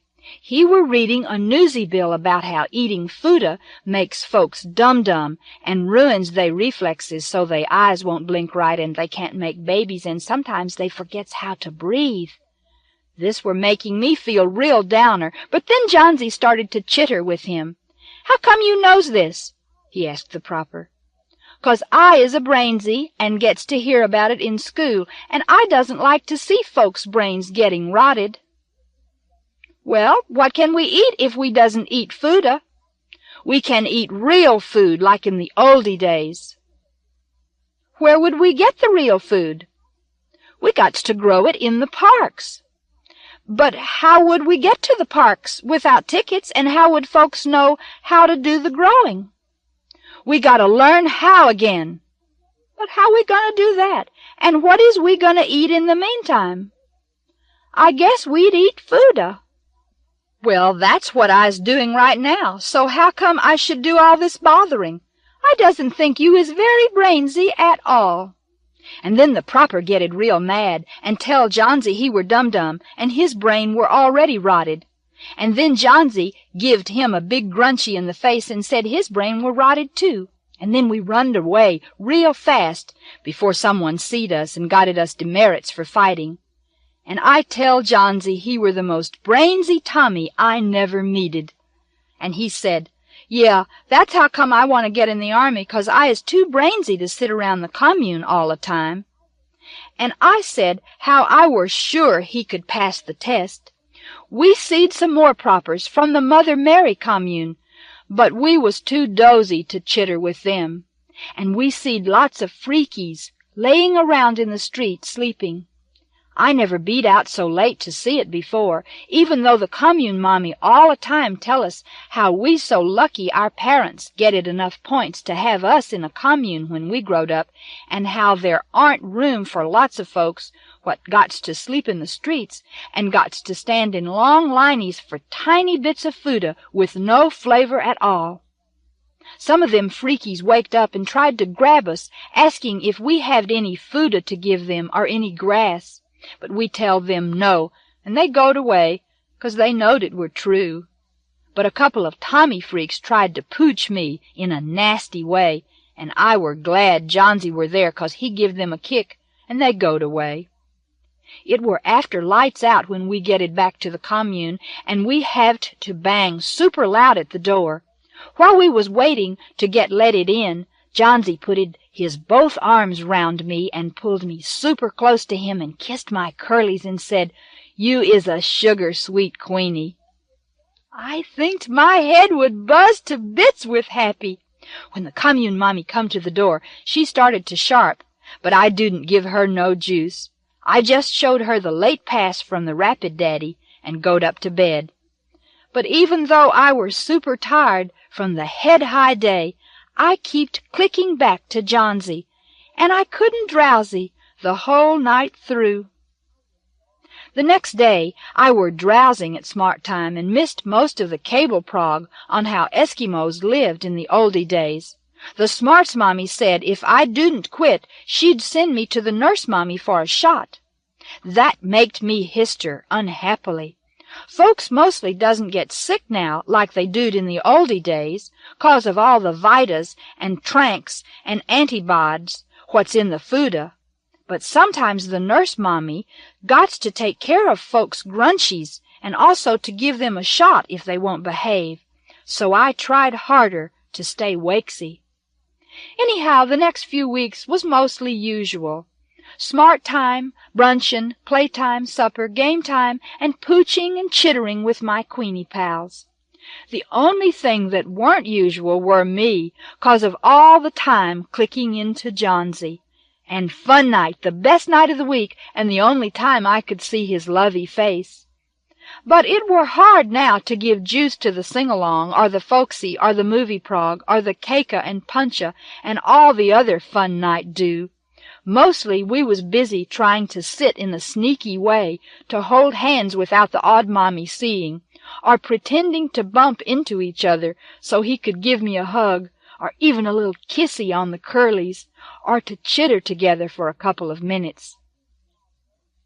My Queenie pals noticed and pooched me a lot, but I knowed they wouldn't tell, not even Mimi, what's so brainsy they is letting her take the test to be a commune mommy, nor even Judy, what were going to the Mother Mary lovelies a lot lately, and were all the time telling us to leave off smoking grass and watching movie progs and thinking of Tommies and learn to get upper from loving Jesus.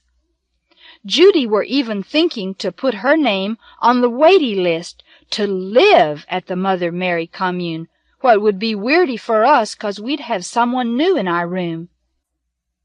Maybe a youngling fresh from her parents' room what would be all sobby, or, worse yet, a freaky from the street what would be all smelly and dum-dum and steal our pretties. But anyhow, me and Johnsy was wishing and wishing how we could just be by ourselves, to chitter and touch and hug and kiss and, well, you know, Queenie and Tommy things, like in the movie progs.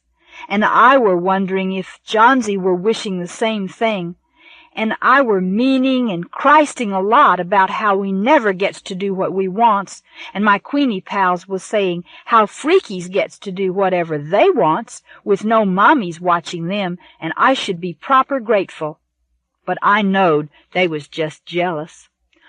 Also, I were getting lots of demerits from not giving enough attention, and I knowed I wouldn't have enough points for no new pretties this year, what maked me glump even more.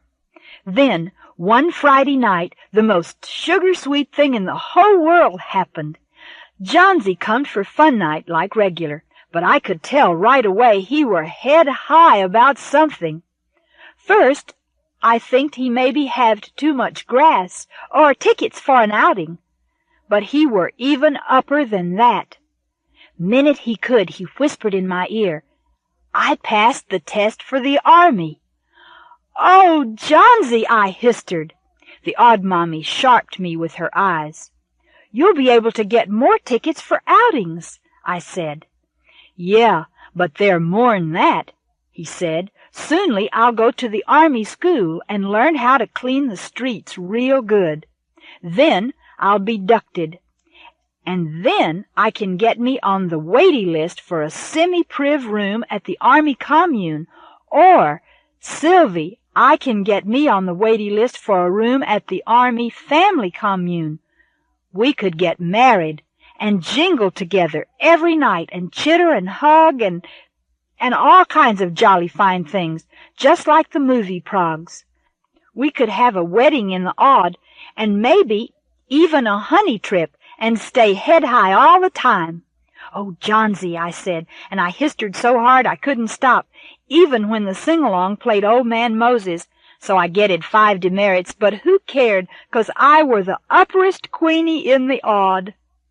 The next week, at fun night, the odd mommy readed us a newsy bill about how they isn't so much babies no more, 'cause of stricter controls, and so they will be less freakies sleeping in the streets in 20 years or so, and also how the white folks' army were almost to Shanghai, And while all was gleaming and cheering, Johnsy whispered to me how there would maybe be a room in the Army Family Commune in maybe 7 or 8 months, and how we could get tickets for a 2-day honey trip in Yosemite Park, what are further away than any of us never been, and how a Army Tom can have puncha and caka at they wedding, and they parents and pals can come and see.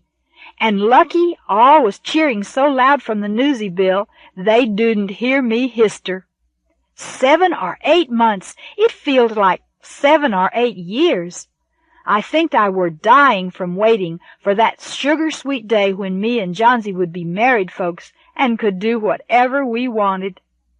In the meantime, every were usual. Smart time, brunchin', playtime, supper, game time, lights out. Just like always. Only a couple differy things happened in that time. Like Mimi failed the test to be a commune mommy and were very sobby for a while. Another thing what happened were one time all the fooda in this whole part of the city didn't get sent to they communes, and we sitted 2 whole days in the odd without nothing to eat. And they kept telling us how it were okay, and the fooda would be here soonly, and they kept the sing-along and movie progs on real loud. But we getted real starvy and started to hister, and finally we was all histering so loud you couldn't hardly hear old man Moses going. Finally the mommies telled us they didn't know how come, and we was all to do linies, 'cause we was going outside to the depot where the freakies get they fooda. And we walked a long way, longer than I never walked before, and we seed lots of broken-up buildings and lots of other communes, and they folks was also marching out to the depot, and soonly they was a super big crowd of folks all over the street, and they was pushing and shoving, what aren't usual allowed, and I wondered how come folks wasn't getting demerits. But then I seed how the mommies and daddies was also pushing and shoving, 'cause they was starvy too. And soonly there was so much folks on the street that you couldn't keep no more linies, and I couldn't find my own queenies no more, and I were in a super crowd of strange folks, all pushing real hard to try and get to the depot, but none knowed where it was, and so some was pushing one way and some was pushing another. And then one old mommy getted pushed down, and no folks would let her get up, and she were yelling and screaming, and other folks was being pushed on top of her, and pretty soon she were getting all grunchy and mangly, and this were happening to other folks too, and all was histering super loud, 'cause of being starvy and scaredy, and not knowing the way to the depot. And then some big priv autos was coming along the streets with sing-along speakers, and super daddies was yelling, "Go back to your communes. Fooda will be sent to your communes. Go back to your communes. Fooda will be sent to your communes. Go back to your communes. Fooda will be sent to your communes." So then folks started trying to find the way back to they communes, but I didn't know the way back and were histering super loud. Then a smelly, freaky queen grabbed my arm and said if I were loosed, she would help me find my commune, but I have to give her something. So I gived her my ear julies. She taked them and runned away into the crowd, and I histered even louder. But then I seed a Mother Mary commune, and I thinked one of they propers could tell me the way back, so I goed inside, and they haved they own sing-along about Jesus and such, and good smellies in the air. And I sitted down and singed for a while, but then I remembered how I was starvy and loosed, so I started to hister. And then the commune daddy comed and said he would tell me the way home if I letted him look inside my leggies. So I doed that, and he telled me the way home. When I finally getted back, lots was sitting in the odd, like before, singing Hot Sunshine. But some haved manglies and grunches, and they tunics and leggies was torn, and some was still loosed. I sitted down and singed, but were feeling awful buzzery from being so starvy. But later on, a privato come to the door and gived the mommy a big box of fooda. It weren't flavored, and looked kind of like a cleaning sponge, but we was glad to get it and feeled a whole lot better after. Except for some of the queenies, what getted such bad manglies that they had to go to the nurse mommy. And 3 of them never comed back. And also some of the queenies getting so loosed in the crowd that they never comed back neither, so we getted some new queenies to fill they places. Lucky they was all sobby young ones from they parents' communes, and none was smelly freakies. The only other differy thing what happened in them waiting months were Johnsy getted tickets to the museum, what I never been to before, and were very excited to go. All the way to the rapid he holded my hand real tight and told me about army school and how he get to walk around in the streets all day with a big bag on his shoulder and a broom and a stick with a point on the end to pick up garbage. And he said how interesting it were seeing all the strange communes and folks and stuff, and how he getted a super tiny sing-along to put in his ear so he wouldn't get bored. And he told me how jolly good it would be when we's married with the room by weselves every night, and our honey trip, and maybe a outing every month, and maybe we could save points for a vacation trip some day, and how we'd get a baby some day just like the movie progs, a real cute one, and we'd save points so it could go live in a Queenie or Tommy commune when it were 12 years old, and so on, till I were nearly bursted with thrill. And then, while we was waiting for the rapid, he putted his arms around me super tight and gived me a rubby kiss right on the mouth and petted my back real shivery-like and maked me feel all burny hot and full of love dew. The museum were jolly fine. It were full of stuffed-up animals, showing how they used to live in the oldie days. Lions and tigers in the jungly, looking real scary, and birdies in trees with they eggies, and supergiant dinosaurs, and elephants and fishies and doggies and catties, what used to live right in communes with folks, and even super teeny animals called buggies. There was also stuffed-up folks, what used to live in the oldie days. Eskimos, what I knowed right off, 'cause I once seed a cable prog about them, and Americans and Chinese, and so on. All of them with funny, super-teeny communes, what was called houses, and with trees all around, like it were Golden Gate Park or something. In the museum odd, we seed a scaredy film about all the awful things the red folks' army do, and how they eats folks and stuff. And we all gleamed a whole lot when the odd daddy told us not to worry, 'cause the white folks' army were almost to Shanghai. And then they gived us puncha and cake and played riding on the rapid and hot sunshine on the sing-along. When we walked back to the rapid, Johnsy told me how he were glad to be in the army and how he wouldn't never let no red folks eat me. And he putted his arms around me again and gived me another super long and super hard kiss, and I kissed him back, sugar sweet hard as I could. Well, finally, after I couldn't hardly stand it no more, Johnsy told me the waiting were over. We could get our room in the family commune, but first we'd get married real good. So the next day I telled my counselor mommy, and she were real glad I finded such a brainsy Tommy what's in the army and getted tickets for a honey trip in Yosemite and all. And she said how we could get married next fun night, and I could invite my parents. I were glad about that, 'cause I hain't chittered with my parents in months.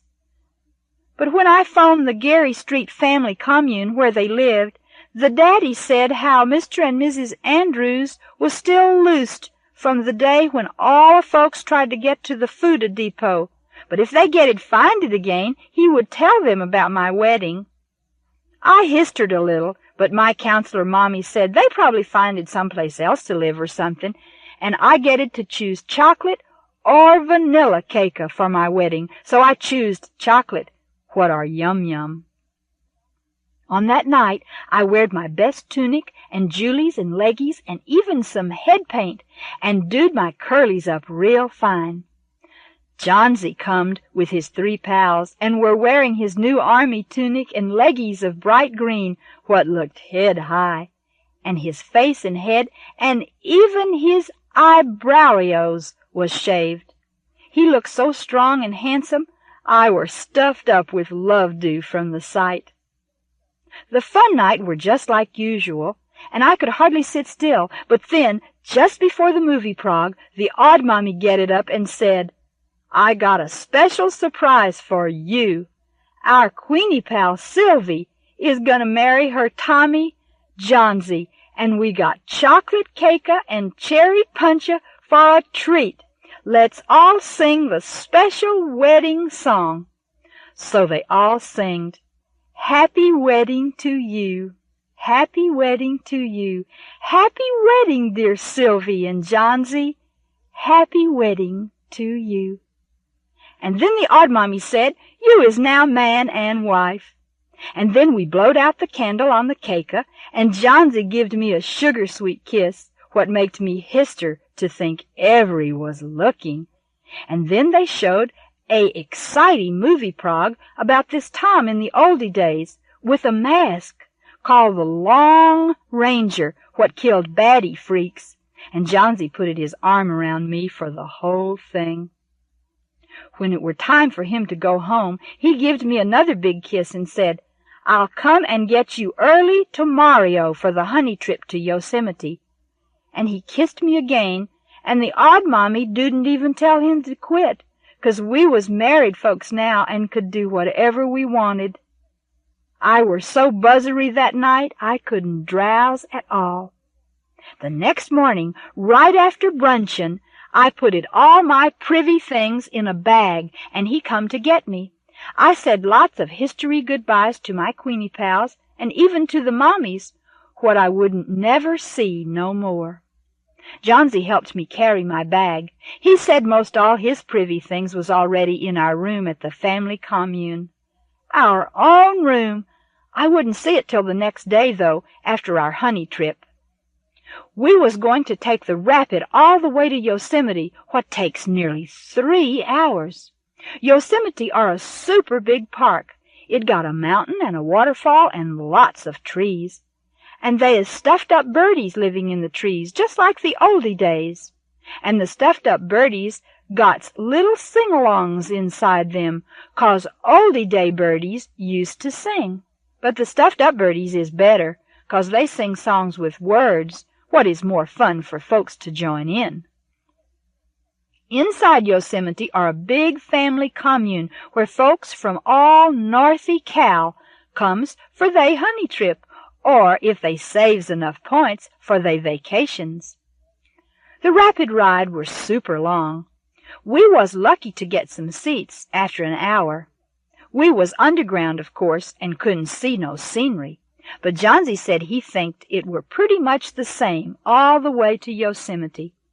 Streets and communes and lots of broken-down stuff and Queenies and Tommies and parents and freakies. Lucky the sing-along were playing Hot Sunshine and Old Man Moses and Riding on the Rapid, so we didn't get bored. And besides, Johnsy holded me close all the way. It were nearly dark when we getted there, but between the rapid stop and the commune was 2 trees with the stuffed-up birdies singing Hot Sunshine. They was also some real Food League propers saying how our reflexes was getting rotten, but we didn't give them no juice. We gived our tickets to the commune daddy, what said we should go have supper. The communitaria were the biggest I never seed, with lots of strange folks chittering and laughing and histering happily. There were turkeya for supper, what are my yum-yum favorite. And after there were some bingo and singing, and then the daddy telled us all it were bedtime, what maked me hister to think of. So we goed looking for our priv room. The first time I never been in one. We gotted to climb a bunch of stairs and go down a couple of halls and keep getting loosed, but finally we finded it. The room were little, but jolly fine. It had only 2 bunk beds instead of 4, like my oldie room. and it had the chair to sit on, and a pitcher of water, and 2 cups, and it were right near the pissy. It didn't have no window, but I didn't care, 'cause I just wanted to look at my Johnsy. Then we was both feeling a little buzzery and shy, and standed there, chittering and histering a little.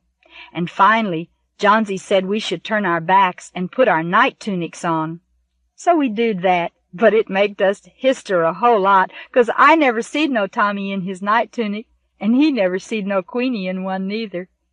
Then he taked my hand, and we both sitted down on the lower bunk together, and he started to kiss me and hug me and pat my back and my curlies and all kinds of other places, and I were kissing him and petting him too, and it were just like a movie, Prague. Then he said, "I loves you, Sylvie." And I said, "I loves you super much, and I feels head high about us being married." And he said, "I feels head high too, just like a movie, Prague." And I said, "Me too." And he said, "Tomorrow, before we has to go back, we can take a walkie, and we'll see the trees and the waterfall and the mountain, and we'll sing along with the birdies, and then we'll go back to our own family commune and be together, just like now, doing whatever we want." And I said, "That's the most sugar-sweet thing in the world." And then the speaker in the wall said, "It's lights out. Go to your own bunk. No more chittering. It's lights out. Go to your own bunk. No more chittering." And so on. So then he said, "Well, we both haved a longy day, and better go dozy." So he climbed into the upper bunk, and I curled up under the blanket of the lower bunk, what were super comfy, and he whispered, "Good night, lovey Sylvie." And I whispered back, "Good night, lovey Johnsy." And then we both histered to think we was chittering after lights out and was getting to sleep in the same room together like real married folks. Then I heard him breathing and snoring like 'cause he were dozing, and even though I were head high and buzzery, I started to feel dozy also, and super glad, 'cause I were the luckiest Queenie I knowed, and a real married folk with the best Tommy in the world, and tomorrow I could hear the stuffed-up birdies sing. R.A. Lafferty, and Name My Name. 1. It was said our talk was gone or rare, and things with us were ill, but we're 7 apes from everywhere, a-walking up a hill. They came to those Kurdish highlands by ways that surely were not the best in the world. They came with a touch of furtiveness. It was almost as if they wished to come invisibly. It had been that way the other times also, with the other groups. There were 7 creatures in most of the groups coming, and there were 7 in this group. 2 from the Indies, 2 from Greater Africa, 2 from Smaller Africa, sometimes called Europe, 1 from Little Asia. There was no rule about this, but there was always variety in the groups. "I never believed that the last one was truly valid," said Joe Sunrise. He was the one from Little Asia. He was big and brindled. "Yes, I still regard the last one as an interloper. Oh, he did show greater power than ourselves. He set us back into a certain place, and since that time we don't talk very much or very well. We don't do any of the things as well as we did before. I suppose he is master of us, for a little while, and in a skimpy way. I believe, though, that little while is finished today. I believe that he will be shown as no more than a sad aberration of ourselves, as a step backwards, or at least sideways. But it will be a true stage of the sequence today, as it was in our own primary day, as it was when we named the world and all its fauna, when we set it into its hierarchy. It comes to me from the old grapevine," said Mary Rainwood, the blondish or reddish female from the Indies, "that the day of the whales was a big one. For showiness it topped even our own takeover. The account of it is carved in rocks, in whale talk, in rocks that are over a mile deep under a distant ocean. It is an account that no more than 7 whales can still read, but there are several giant squids who can read it also. And squids are notoriously loose-mouthed. Things like that are told around. There are others that stand out in the old memories, though they may not have happened quite as remembered. And then there were the less memorable ones, the day of the hyenas, for instance, or that of the present ruler, so like and yet so unlike ourselves, whose term is ending now. I, for one, am glad to see this one end. There is an air of elegance about the new one, said Kingman Savannah, the male delegate from Greater Africa. He also is said in a different sense from the one who now topples from the summit to be both very like and very unlike ourselves. The new one hasn't been seen yet, but one of real elegance will be foreknown. Ah, but we also were elegant in our short time, so I am told, were the elephants. There was also something special about the Day of the Dolphins, but about this passing interloper there has not been much special. What if this new event and coming blocks us out still more? Linger Quick One asked in worry. What if it leaves us with still less speech and art? What can we do about our own diminishment? We can grin a little, Joe Sunrise said with a certain defiance. We can gnash our teeth. We can console ourselves with the thought that he will be diminished still more. He? Who? Kingman asked. The interloper. He under whom we have lived for this latter twisted and foreshortened era. The days of the interlopers are always short-lived, and when their day is finished they tend to lose their distinction and to merge with the lords of the day before. They with us? Ugh!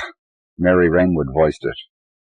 There were 7 persons or creatures going in this band, and Joe Sunrise of Little Asia seemed to be the accepted leader. They walked slowly but steadily, seeming to be in some pain, as if they were not used to wearing shoes or robes. But they were well shod and well wrapped. They were wrapped entirely in white or gray robes, such as the desert people wore, such as fewer of the highland people wore. They were hooded, they were girt, they bore packs and bundles. They were as if handless within their great gray gloves. They were almost faceless within their hoods and wrappings. But 2 things could not be hidden if one peered closely at them. The large, brown, alert, observing eyes. These eyes had been passively observing now for 10,000 generations, and their total hairiness wherever the least bit of face or form gave itself away. Well, they had a place to go, and they were going there, but they had a great uneasiness about it all. These 7, by the way, out of all the members of their several species remaining on earth, still retained speech and the abstracting thought that goes with it. And on what dark day had these gifts been lost by all the rest of their closest kindred? And such was the case with almost all of the so different groups moving toward the meeting place. Such was the case with the elands and the antelopes, with the hogs and the hippos, with the asses and the zebras, with the eagles and the cranes, with the alligators and the gavials, with the dolphins and with the sharks. They were small elites representing large multitudes, and they retained certain attributes of elites that the multitudes had lost. 2. Came polar bears on bergs past Crete, and mammoths seen by man, and crocodiles on tortured feet, and whales in Kurdistan. There had been all through the Near East, and then all through the world, a great hilarity and an air of hoax about the reports of the invisible animals. There were, of course, the bears that walked and talked like men, and were reported as coming out of the rushes. One of these bears, so the joke went, entered a bar-room in Istanbul. The bear was nattily dressed, smoked a cigar, laid 100-lira note on the bar, and ordered a rum and cola. The barman didn't know what to do, so he went back to the office and asked the boss. "Serve the bear," the boss said. "Only don't give him 90-lira change. Give him 10-lira only. We will make the prodigies pay for being prodigies." The barman went and did this, and the bear drank his drink in silence. "We don't get many bears in here," the barman finally said when the silence had gotten on his nerves. "At 90-lira a throw, I can understand why not," the bear said. There were hundreds of these talking animal jokes in those days, but they had a quality different from most jokes. They were all true exactly as told. Then there were the invisible African elephants. How can an African elephant possibly be invisible in clear daylight and open landscape? Coming up across the Sinai wastelands, and going on for a great distance across the Syrian desert. They were 7 very large African elephants, and they spoke courteously to all who stood and gaped as they passed. They were the only African elephants in the world with the gift of speech. The others had lost it long ago. No one would admit seeing these out-of-place elephants, of course. That would be the same as admitting that one was crazy. There were the great crocodiles traveling in labor and pain over the long, dry places. There were the zebras and giraffes snuffling along out of Greater Africa, and the black-maned and tawny-maned lions. There were the ostriches and the Cape buffalo and the huge boa snakes, The day of the snake had been a very long time ago. There were not large groups of any of these, 5 or 7, or sometimes 9. All were rather superior individuals of their species. All had the gift of speech and reason. All had a certain rakishness and wry humor in their mien, and yet all went under that curious compulsion that is the younger brother of fear. No person would admit seeing any of these invisible animals, but many persons told with a peculiar nervousness of other persons claiming to have seen them. There was somebody telling of somebody seeing a band of Irish elk. No matter that the species was supposedly extinct for several hundred years, repertorial jokers would never be extinct. And it is true that these very few elk said that they were the very last of their species. Many persons were said to have seen 2 floating islands going past Cyprus in the eastern Mediterranean. One of these floating islands was loaded with various animals from South America. The other was filled and painfully crowded with sundry animals from the North American continent. At least half of these animals had been believed to be extinct. Some of them must have kept themselves well hidden for centuries to be able to appear now even as invisible animals. But even odder things were coming across the plains of India and Iran. They were hopping and leaping animals. Actually, their motion, when they were at full speed, was like that of the hindquarters of a galloping horse, a horse that has no forequarters. These were the big kangaroos and the smaller wallabies and such. But what were they doing here? With them were many other creatures from Australia and New Zealand and Tasmania and the Impossible Islands. Ah, well, then what about the polar bears riding on a small iceberg that floated past Crete and on toward Little Asia? There were seals riding on this also, and sea lions were sporting in the lee of it. Oddest of odd, there was a light but continuous snowstorm over this berg, and the circle of graying, frothing water around it, and over no other place. But Wales and the Kurdish Highlands? What? What? Yes, the rivers had been very high that year. They had cut new channels here and there, and left parts of their old channels in the form of a series of lakes. But Wales and the Highlands? It's true that nobody told about it without winking, and yet it was told about. And how's about the angel out of heaven who walked and stood in those high plains, and who seemed to be in some sort of pleasant trouble? It's true that he said he was not an angel. He said he was a man only, and was named Man.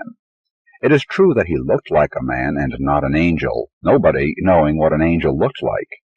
He looked like a man of a very superior sort. But even this is a presumptive statement, since no one had admitted seeing him at all personally. Even so, Wales and the Highlands, and a new special man named Man, and 1,000 other prodigies. Could it all be the report of jokers? 3. To us the bright, the magic set, the world is but a crumb. If we be not the people yet, when will the people come? But there were 7 other very special humans met together in that same part of the world, met together, perhaps, by a sort of contrived accident. Nobody could deny that they were human, and yet one of the things they were discussing was the report that their humanity might be denied that very day or the following day. They had met in a private clubroom of the International Hotel in Mosul. They were making ready for a journey beyond Mosul. Which way beyond Mosul? Well, that was the thing they were discussing with some puzzlement on their own part. It would not be north or south or east or west or up or down from Mosul. It would just be beyond, a little bit beyond Mosul town. The 7 special humans were Antol Kashish, a Turkish-Greek-Armenian intellectual of easy urbanity, Helen Rubrick, the great lady and puzzle forever, Toy Tonk, a Eurasian girl who constructed philosophies that were like flower arrangements, Atari Nahub, that charismatic Negro man who transcended continents and cultures, Lisa Barron, of the light-haired and light-eyed peoples, and she was light-minded and light-tongued beyond the others, Charlie Nikake, who was 6 kinds of American Indian, with a few touches of French, Irish, dark Dutch, and Jew in him, Jorge Segundo, who was all the Latins in the world in one man, but in whom the old Roman predominated. There was once a wise man who said that we tended to forget that the old Romans were Italians, to believe that they were Englishmen, but they weren't. These 7 had brilliance dripping off them like liquid jewels, an image which we cannot express rightly in words, not even their own fragmentary words.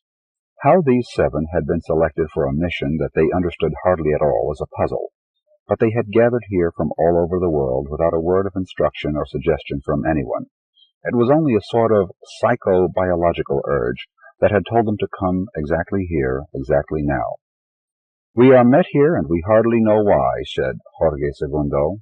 "We know each other not at all personally, and only slightly by reputation. We are called here, but who is the caller? We come like lemmings." "The lemmings came today," said Toitonk, "but only 7 of them, and they not at all in a panic. Nor are we, though perhaps we should be. This is perhaps the childhood's end, as foretold by the clerk in the century past. Will this now be the second age of man? And will ourselves seem children in comparison to the man, so far he is reported as singular in all ways, who comes? This is perhaps the new morning, the epiphany of one more of the 9 billion names of God, as phrased by the same clerk, and we will either be ourselves magnified, or we will be reduced to something less than children," Lisa Brown said lightly. "But we do not know that anything is happening." "I stood and talked to a camel this afternoon," said Charlie Mikake, "and you say that nothing is happening? What do you make of all the new and strange animals passing through?" the camel asked me. "It's a puzzler, is it not? And what do you make of myself talking? I and the very few others of my species have not done that for a very long time. Not since the mushroom still had prepuces as a normal thing, and yourself began to walk upright. It's an odd thing, ape, is it not?" "I am man and not ape," I told the camel somewhat stiffly, I'm afraid. But the very fact that there was this conversation with a camel indicates that something is happening. "Perhaps only inside your own head, Charlie," Anatole jibed. "I have had conversation with a variety of animal species myself today.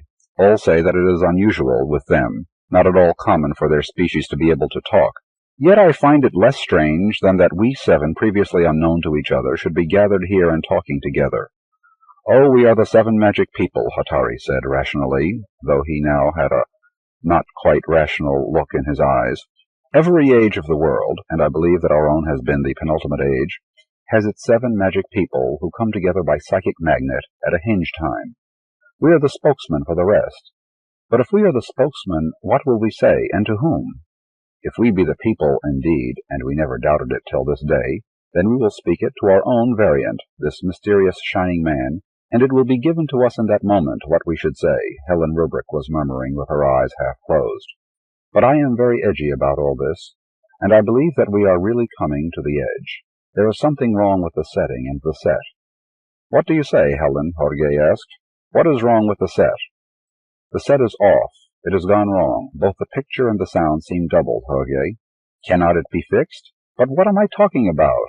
I do feel for a moment that we are no more than animated cartoons on a screen. But this isn't a TV set. It is something larger. This set is the whole world set, Jorge," Helen Rubrick muttered. "And it has gone too far wrong to be fixed by ourselves. It may be fixed by this new fixer who comes. But I feel that we ourselves are diminished and demoted, that we are put into a shadowy box now and confined to a narrow corner. I gazed upon my own double today and talked with her. She said that her name was Mary Rainwood. She seemed to take a saddened and sisterly view of me. She is an animal of the species orangutan, and if we are sisters under the skin, then hers is much the thicker and hairier skin. I might say that hers is the harder skin to get under. I know her species, but of what species am I an animal?"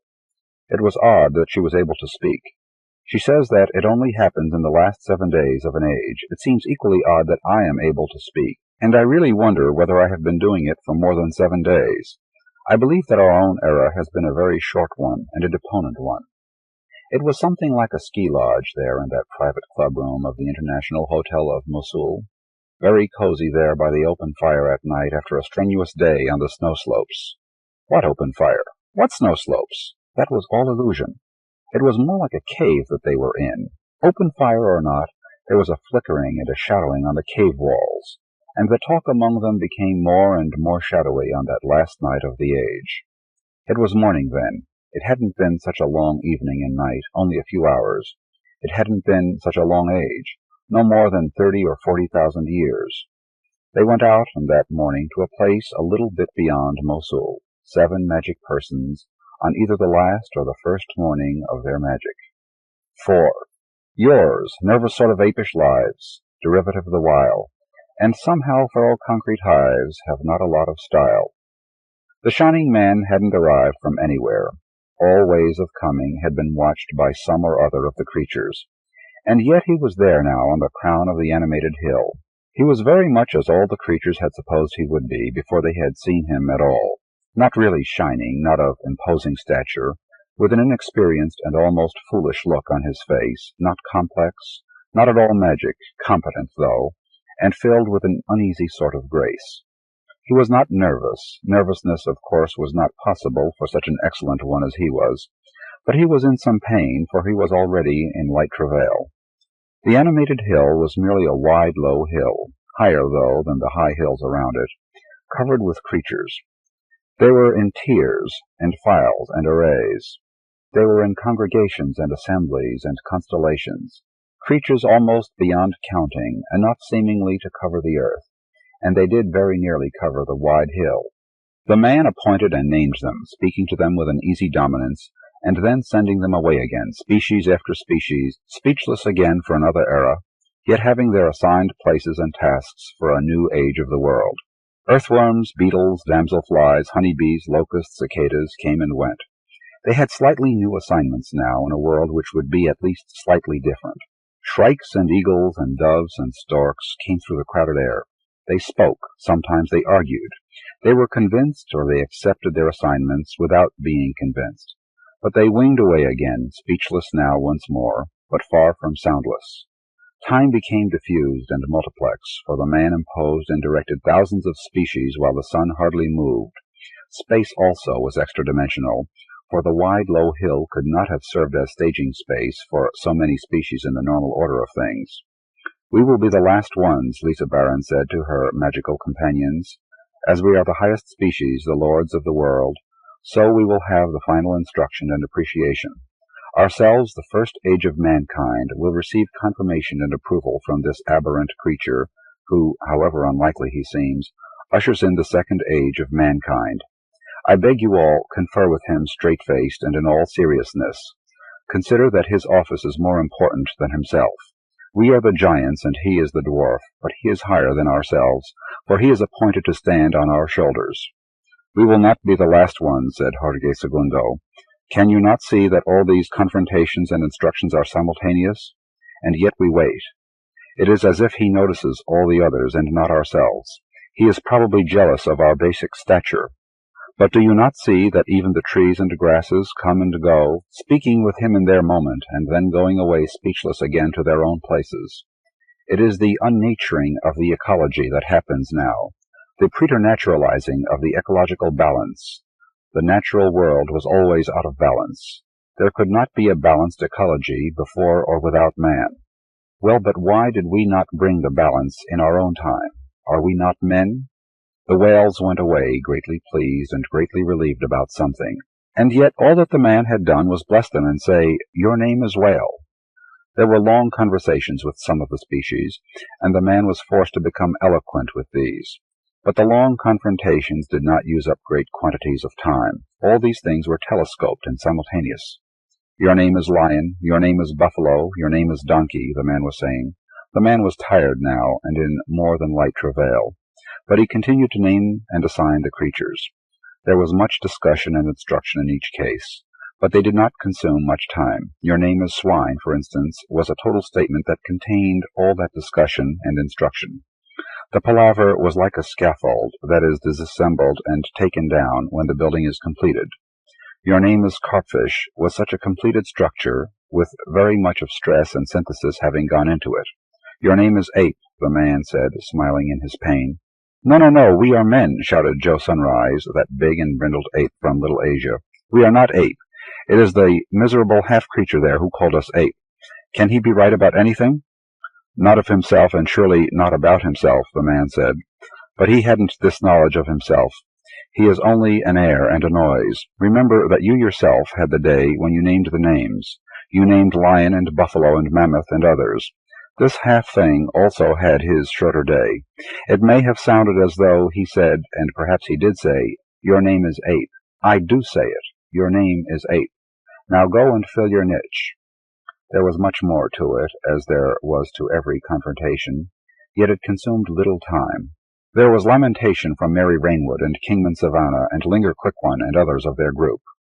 There were hairy visages and huge brown eyes shining with tears.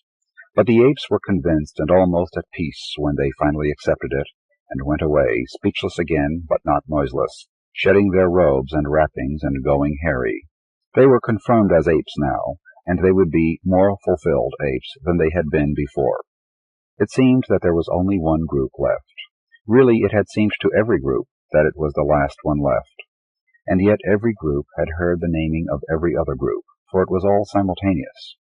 "Well, come, my good man," Anatole Keshish said to the man, and he clapped his hands for attention.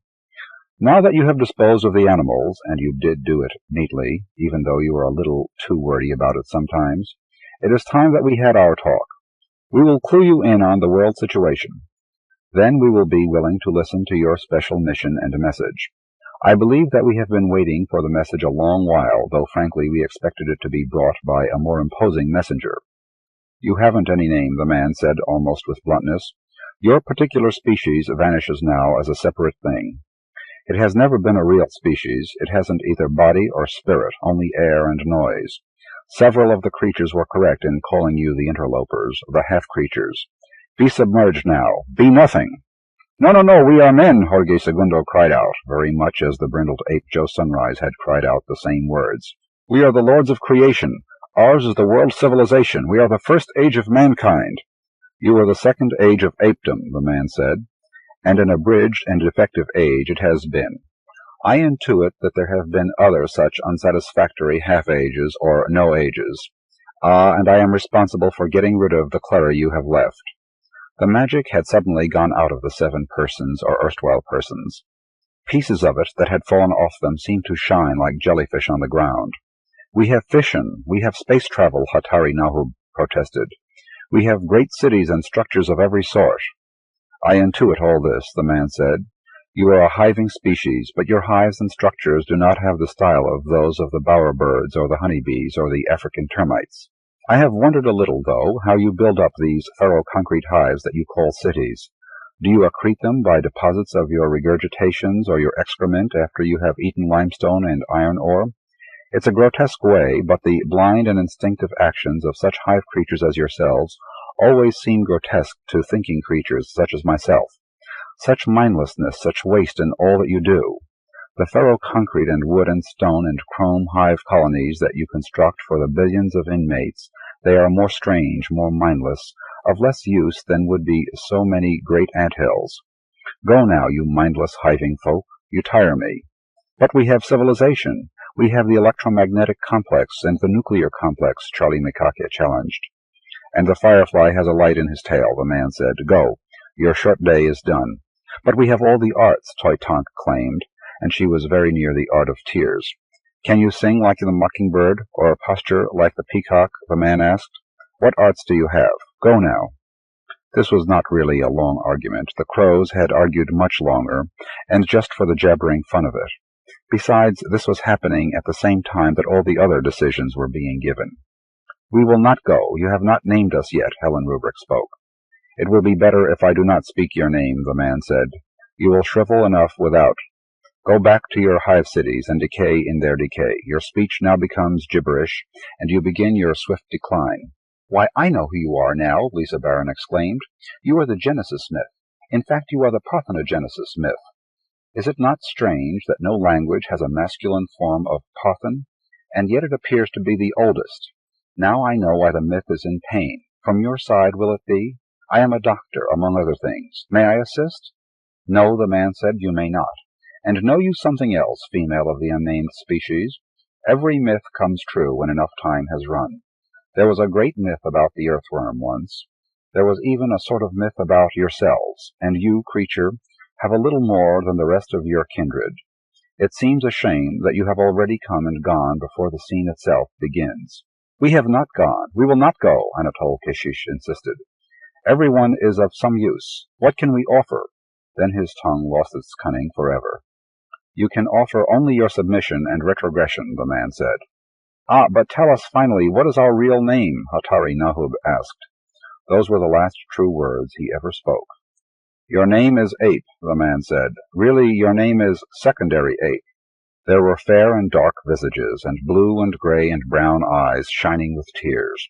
The 7 followed the other 7 away, speechless forever, shedding their robes and wrappings, knowing that the blight was already upon their already obsolete world hives, knowing that their minds and talents were dimmed, and then not really knowing anything ever again. Edward Bryant, Going West. His name was Lindsay. They, mother, stepbrother, older sister, reared him on a farm in upstate New York. Raised from the potent germplasm of a father lately dead in Cambodia, Lindsay endured a generally happy childhood. The stepbrother, product of an earlier marriage, served as a surrogate father until he was killed pulling a service station holdup in Rochester. 11 at the time, Lindsay cried in his mother's arms, then returned to the woods behind the house to play with his soldiers. In his infancy, Lindsay's mother read some arcane predecessor of Dr. Spock and decided not to make the same mistake she had perpetuated through her first 2 children. She made a point of never holding Lindsay more than a minute, and then never rocking him. When it was too late, she read in the medical section of Time that physical contact is essential for the development of a child's motor skills. She wondered, then shrugged off the knowledge. Lindsay grew older in a frangible world, wondering why he alone stumbled over obstacles others easily avoided. In his childhood, naturally shy, Lindsay found himself increasingly alone and lonely when he started town school. His stepbrother neglected to teach him how to play baseball or fight. His sister never taught him to dance. Lindsay inhabited the periphery of his peers' world, and he felt the pain. Every recess, Lindsay went to the school bus parking lot. He played alone among the buses, their high yellow flanks reminding him of animals. He gradually discovered the buses' names and personalities. Crosstown busing for integration came to Lindsay's city. One night someone dynamited one of the buses at his school. When he saw the burned-out wreckage in the morning, Lindsay collapsed. The school nurse took him home, and he spent the next week in bed with a high fever. The doctor diagnosed the cause as a virus. When Lindsay returned to school, the bus parking lot was surrounded by a chain-link fence twice as high as he. All recess he looked through the mesh. The school buses returned his gaze from forlorn headlights. In his youth, Lindsay won a Regents scholarship and went off to college to become a certified public accountant. It was actually his mother's idea.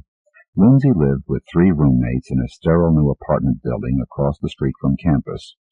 He bought a 10-speed Schwinn and kept a chain to the outside stairs. After a month, Lindsay realized that someone was spitting on the seat of his bicycle. His roommate suggested he was paranoid. Lindsay grew to dread returning from class to discover the iridescent spittle on his bicycle. He carried a handkerchief used only to wipe off the seat. Lindsay stayed home from classes one entire morning, hoping to catch the phantom expectorator. Nothing happened until noon, when Lindsay left the window and went into the bathroom to relieve a painful bladder. When he returned, he checked the bike. Someone had spat on the seat. A month later, someone cut the locking chain with bolt cutters and stole the bicycle. "You see," said Lindsay to his roommates, "you see? Stripes." They zip-zipped past the left side of his car, disappearing somewhere close under the front fender, then reappearing in the rearview mirror to recede into a vanishing perspective. Lindsay counted endlessly in his mind all the way across Nebraska, about 500 miles. 6 feet of white stripe, 6 of black asphalt, 6 of white again, past Omaha and Lincoln, Grand Island and Hershey, North Platte. One day earlier it had been Newark and Allentown, McKeesport and Columbus. Stripes and stripes cut along a hypnotic dotted line from coast to coast. Out of habit, Lindsay turned on the radio. Interference from the power towers beside the highway dismembered the music, saw blade biting obliquely into wet wood. It was early morning, and enough sun up behind him so he could turn off the headlights. Lindsay inventoried stripes, but over 10 the numbers became meaningless. Zip, zippity, zip, he mumbled, counting the stripes individually as they slipped under and into the rearview mirror. The great attraction of the stripes was their utter lack of variation. Thousands upon thousands during the night, and only a dozen seemed to have been deformed. He wasn't sure he had been fully awake all the time. Signs swept past, but Lindsay couldn't integrate letters with meanings until he was jarred into alertness by a day-glow cowboy. Howdy, Podna, read the sign. Food, 6 miles. Lindsay looked at the fuel gauge. Hay and water, Lindsay. Curry 'em down, isn't that right? What? Said the filling station boy. Fill her up? Right, Podna, said Lindsay, walking off toward the sign, food. He leaned against the steel jamb of the door for a moment and took a deep breath. The clean prairie air scored his mind with a terrible clarity. Lindsay reeled. A Minnesota tourist couple seated at a table by the window thought he was drunk and ignored him. Lindsay grinned and assumed a sober posture. The Minnesotans studied their plates of steaming buffalo sausage. The chill rigidity of the jam passed into Lindsay's fingers and down his backbone. He entered the restaurant. The skeg. I'm Lindsay, he thought, looking around the dining room for an empty booth. Not Lindsay or Lindsay, certainly not Veach. Veach was a fag who entered the office mornings with a flourish of violet, scent, and shirts. Veach's face, framed in the doorway of Lindsay's office, said, Hey, Lindy, come home with me tonight and meet the wife? Ritual, almost daily joke for 2 years, Lindsay said automatically into his ledger, No thanks, not tonight. Mona's having friends over. For the first months Veach had frightened him. Veach took note and was amused. Not Lindsay or Lindsay, old or young. The older Lindsay had founded the firm just after one of the great wars. There was never a question to whom he was referring, Lindsay or Lindsay. A Harvard man, unself-conscious aristocrat, his pronunciation always came down hard on the A. He tolerated Veach out of a perverse democratic fascination, and he thought Lindsay was a good solid worker. The son, Lindsay, had attended the University of Southern California. He slurred his words, and his meanings all came from contextual clues. He would rather have been someone other than a CPA. Lindsay, Lindsay, Lindsay, and Veach. A firm, thought Lindsay, which is losing its grip. Veach always knew the difference between the Lindsays and the Lindsay, but Veach was, Good morning, mister, what you want? Like a garbled readout from the office terminal. Mona, Veach learned to say. Who the hell's Mona? Persistent, the waitress hovered impatiently at Lindsay's elbow. Black coffee, he said. Nothing else? It's too quiet in this apartment. The stereo is up and the street buffets the windows. But it's too silent. All sound sinks into the green-flowered wallpaper. If there were movement, if there were warmth, if she were in the kitchen fixing breakfast, if there is movement and there is warmth, she is in the kitchen fixing breakfast. Sure you don't mind? Of course not. I love making your breakfast. Never mind. Come here. I don't want breakfast, only you. You all right? The waitress looked at him suspiciously. Just coffee, said Lindsay. Leave the pot. The waitress left. The coffee was hot and caustic. Lindsay patiently cooled it with his spoon, a steel hull constantly filling and sinking and carrying him to cooler depths. The 2 men in the next booth were talking, and Lindsay listened. Look at the headlines, one declared, crackling the newspaper. New York man sought in Nebraska. He traversed the page with his finger. Supposed psychopath sighted near Omaha. They both studied the photograph. Lindsay slouched low in his seat. What did he do? Said the nearer man in the next booth. Assault, said the man with the paper. Beat up a doctor. Lindsay surfaced from dreams raggedly, limbs jerking in small spasms. He awoke, and Mona would be close, very warm and reassuring. Her stroking fingers calmed him. Her voice soothed, cradled him until he could sleep peacefully. No dreams then, not until morning when he awoke to dirty sunlight in the city. The waitress slapped down the lime green check. Lindsay reached for his wallet. Pay the cashier. On his way out of the restaurant, Lindsay slipped a quarter into a vending machine and took out a copy of the newspaper. One headline read, New York air alert in 8th day. The other read, No agreement in Yucatan. The front page photo was of the President of Mexico. Lindsay dropped the paper in the Keep America Cleaner receptacle. Again the stripes zip-zipped past, all the way across arid Wyoming. Lindsay surrendered to their peaceful procession. A hum rose loud and louder in his ears until it drowned the motor and road noise. The road ahead constricted to a view seen through a tunnel. Lindsay took another of the red pills his doctor had prescribed for appetite suppression during college. It stuck in his throat and he had to swallow repeatedly. Across the Utah border there were white airplane silhouettes painted on the pavement. With his limited knowledge of the Mormon culture, Lindsay assumed they were stylized seagulls. A public service billboard informed him that the road was under radar surveillance from aircraft. Lindsay reduced the ancient Camaro's speed to 5 miles above the speed limit. Just before sunset on the Salt Flats, Lindsay invented a new game. He focused his left eye on the line of stripes coming toward him from the west. He focused his right eye on the rearview mirror where the stripes receded into the distance. A dozen times his peripheral vision barely saved him from death. 12 angry drivers drove toward Salt Lake, shouting silent curses back across the desert. "You idiot! You want to get killed?" There was a need for running. They were driving him crazy. "Go west, young man." So he went west. In Windover on the Nevada state line, Lindsay discovered he had taken the wrong turn for Los Angeles. "You wanted Interstate 15, said the wrinkled man, handing Lindsay a chevron road map. "You're headed for San Francisco." "So I'm lost," Lindsay admitted. "Help me." They spread the map on the service station counter above the gum and candy. "They're south on U.S. Alternate 50. About 100 miles it runs into U.S. 93. That puts you right into Vegas, and then it's freeway all the way to L.A., all downhill." "Thanks," said Lindsay, folding the map along the wrong creases. "You better get some rest." "I'm fine," said Lindsay, "but I'm late." The service station man called across the tarmac. "You remind me of that white rabbit in the kids' book, saying I'm late for a very important date. You got something important?" "A very important date," said Lindsay. He looked at his watch. It had stopped at 3:20. He had forgotten to wind it. "What?" said the service station man. "I'm late," said Lindsay, looking back at him blankly. Left turn, right turn. Lindsay stopped his car at the junction and slumped forward, resting his forehead on the wheel. Choices, San Francisco and Los Angeles, both meant California. San Francisco, something about fog and damp. He was too tired to consider more than simplicities. There was something mythic about Los Angeles. Hating decisions, he surged blindly into the intersection. For the first time he drove along two-lane blacktop.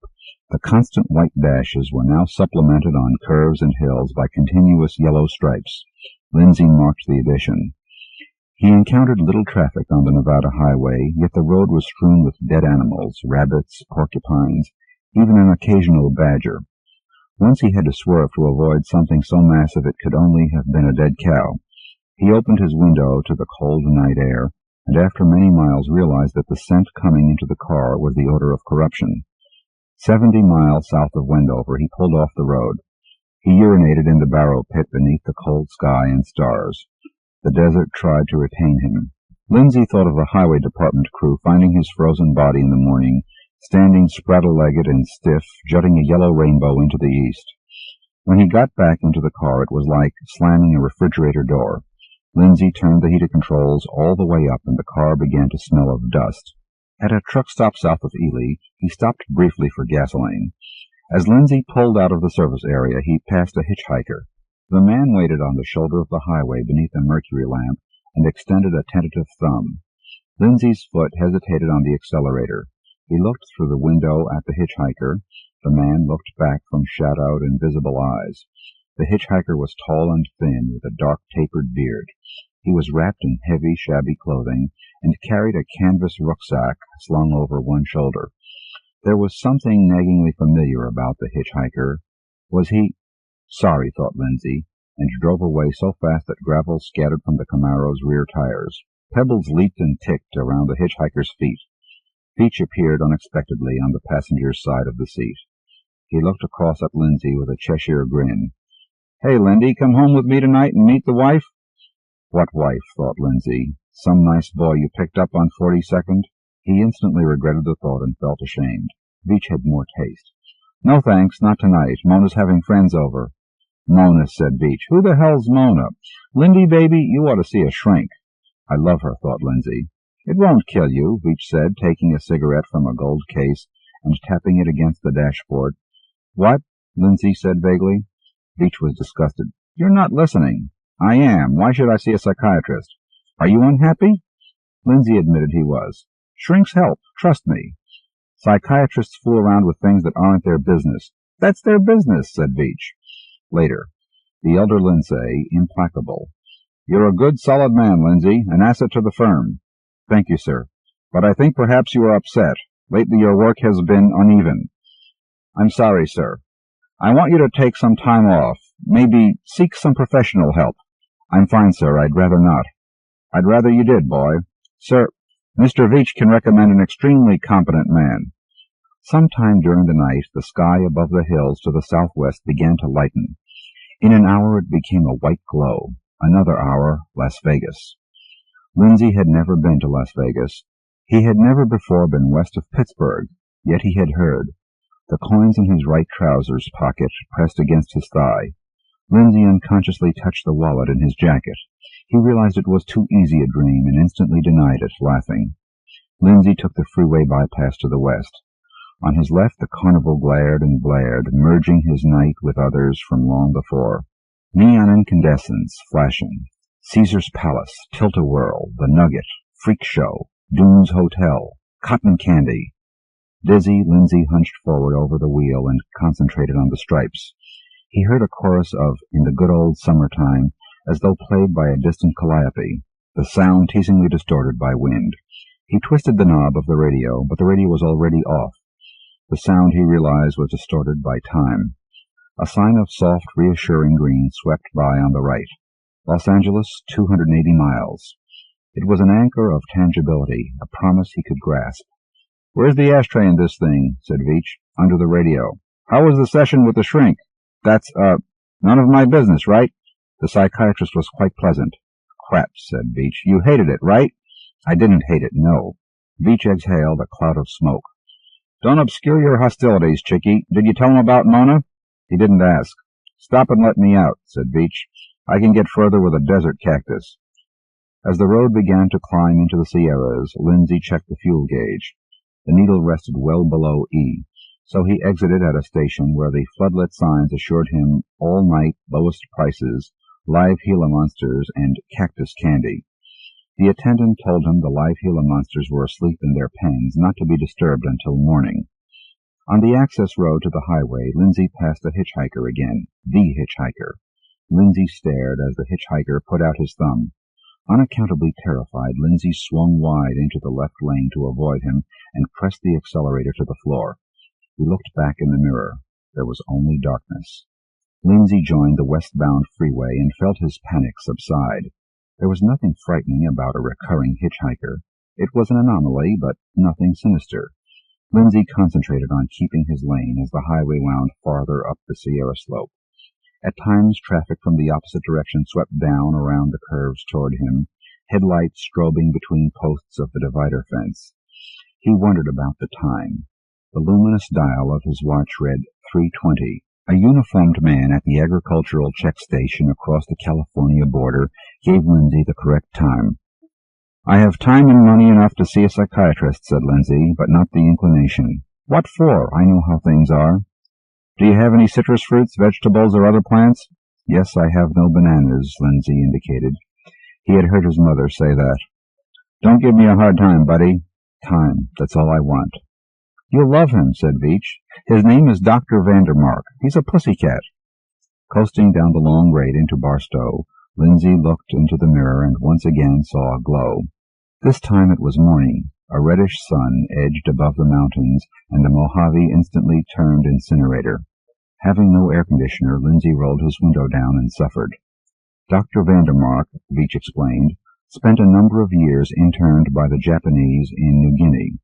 The experience gave him a profound insight into mankind, a great compassion for humanity.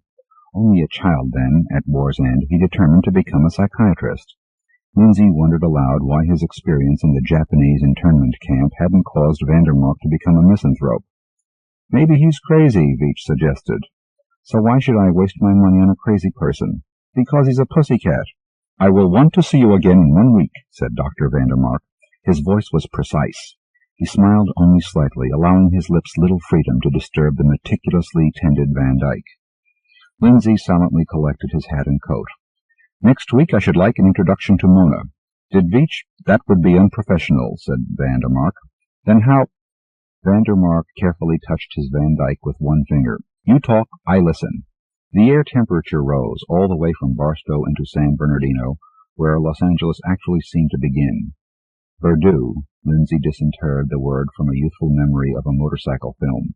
Purdue was palms and lanai apartment buildings, light to medium industry spread along the freeway, and air that made Lindsay think of home. His lungs began to smart, his eyes to water. From time to time he glanced sidewise at the road map on the seat. The processional rolled past, Riverside, Ontario, Pomona, West Covina. He repeated the place names, a potent incantation. Lindsay felt a tangible relaxation, barely short of unconsciousness. The long drive was nearly ended. He was here. But where was that? His reach and grasp were suddenly equivalent.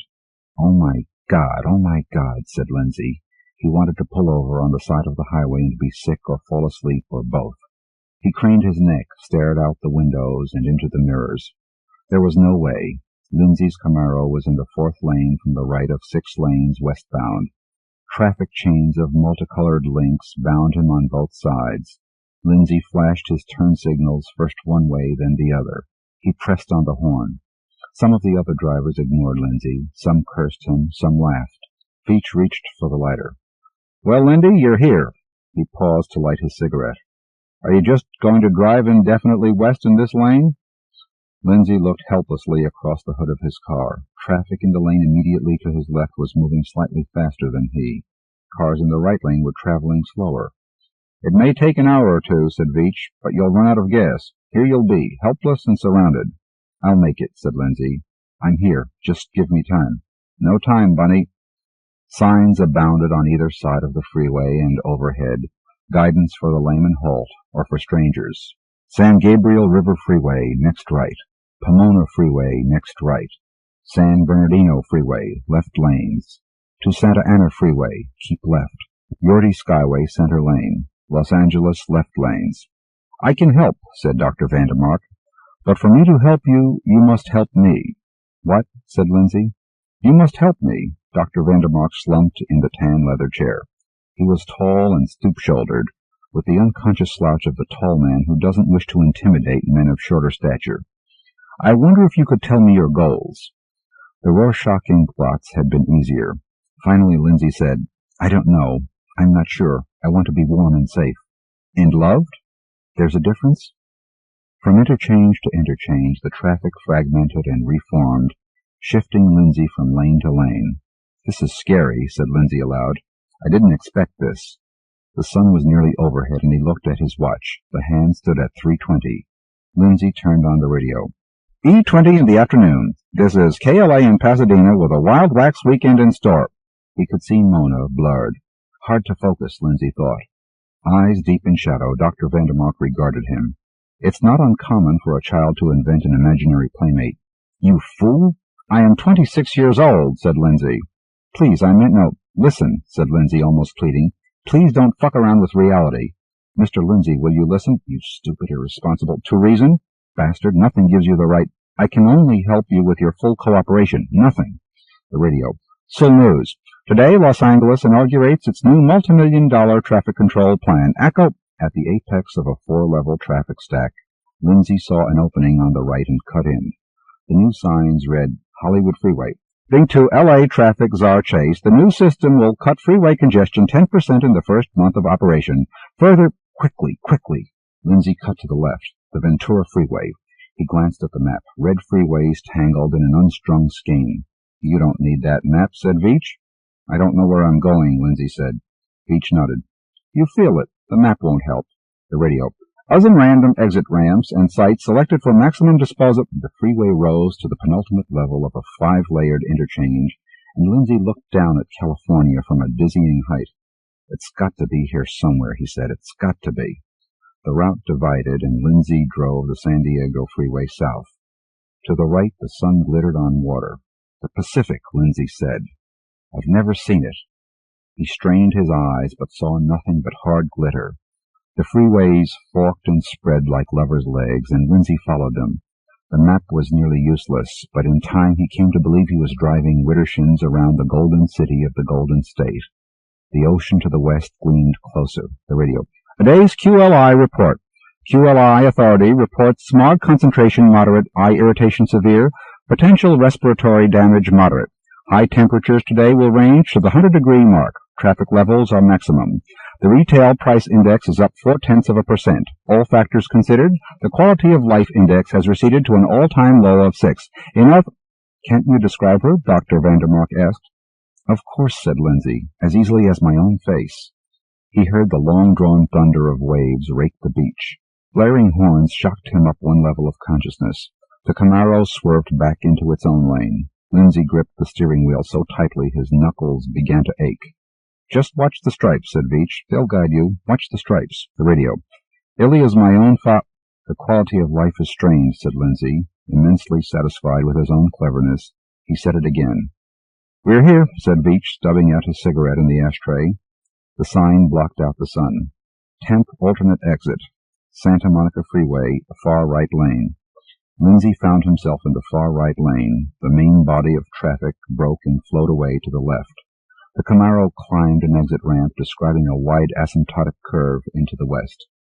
The radio. Congratulations! You have opted for participation in the Los Angeles Traffic Control Plan. The road angled free from the shadows of the interchange, and Lindsay saw the ocean.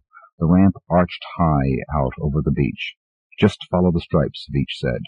East to west the line was complete. Lindsay followed the ramp as it curved downward, followed as the stripes disappeared in a swirl of white water as the waves of the Pacific broke above the roof of his car. James Sallis. My friend Zarathustra. My friend Zarathustra has stolen my wife. Yes, I mean what I say, and you must listen. Must hear what's not said if you're to understand properly what is said. For as with him, silence is to me an instinct. So, I repeat, Zarathustra, carrier of the ashes of the old to the mountains in order to prepare a new beginning, spokesman for the inseparability of creation and destruction, teacher of the eternal recurrence, this same Zarathustra has stolen my wife. The bastard. I try to recall now when it might have begun between them, at which point perhaps she first reached out to touch the hand he offered. But memory fails. I must have been working too hard at the book to take notice. I suppose she may have loved him from the first, that those months of close friendship in the huge house on the hill overgrown with vines, the fires at night as we read together, the 14 rooms, the quiet, hollow Sundays, concealed all along the slow slide of this fact, and others beneath me. As I worked in my room on the top floor above the trees, sometimes when I wake now alone in early morning hours, I imagine there were moments when I felt dully, never perceiving the truth, that some intangible thing was slipping from me, felt some pale remain of sadness inside, irretrievable. If so, these moments were few and quickly passed. There were times he was happy, he remembers. Now he stands at the window, looking down on the town. Neons are coming on like exclamation marks for something the darkness is trying to say. They show red on the glass. In the distance, radio towers rise against the sky. Fragments accumulate on his desk. He is aware of the space between things. He holds broken facts in his hands. Her work grew ever better, the colors bold and the rapid strokes finding relief in sudden, unexpected islands of close detail, ever more explicit. The content increasingly erotic. A body in gray flesh tones with 3 heads turned each to the other, the lips livid against a background of alizarans and ochre. My own became increasingly subtle and sparse, moving toward silence. It occurred to none of us, I think, to wonder for so much as a moment whether things outside proceeded along the course which had brought us, or driven us there, to that sole solitary refuge. The hills spread about me now as I write, looking down on the tops of trees. A light fog resides forever inside them. The dampness of it enters the open window of my bedroom each morning, a clean, fresh smell appropriate to new beginnings. The sunrise is splendid, breaking in rainbows through the mist and drifting light dew. Most nights the northern lights fan out and fill the sky, as though beautiful cities were burning far away. There is no life anywhere in these trees. Where birds once sang and young deer broke the crust of new-fallen snow. My work, what can I say of it? I fear I am now past all ambition. That volition, like hope, has died within me, and nothing will issue again from that still center. There would be such comfort in despair. Times where a single image, a phrase, would imbue page upon page with life. Stories would spring full-blown from the chance word of a friend, the pattern of light through leaves at the window, the eager edge of a razor. Now lifeless pages of notes and scattered scenes accumulate on my table like slices of cheese on a platter, these weak attempts to retrieve my life. This might, I suppose, be expected, a function of the events outside, an equivalent decay. Tonight, Jay wants to play for us the piano. He sits on the bench beside her, his face in his hands, weeping. These fingers form broad X's in the moisture on the tabletop. It is Chopin, she says. The keyboard is roughly sketched out with a carpenter's pencil at one end of the table. There are no halftones, and so we wait. This morning we found him in the tub. The drain closed, his own blood all around him, in aspic. His eyes stared up and forward at the tiles on which Jay has painted a cluster of grapes, and on them a roach. One of the girls is pregnant. Bits and shreds of half-digested food cling to the sink's sides each morning. Force of circumstances driving the protagonists to the commission of a dreadful act. He is standing at the window. It is open, and he speaks words to it. They scatter on the darkness, random as facts, unforgiving. He has done this before. He will do this again. He is free.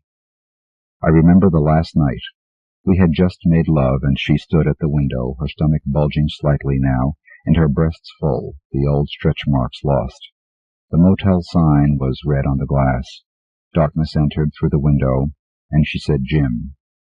Jim, we're leaving." When she turned to me, light from the hall glinted on tears in her eyes that now would never fall. "I'm sorry."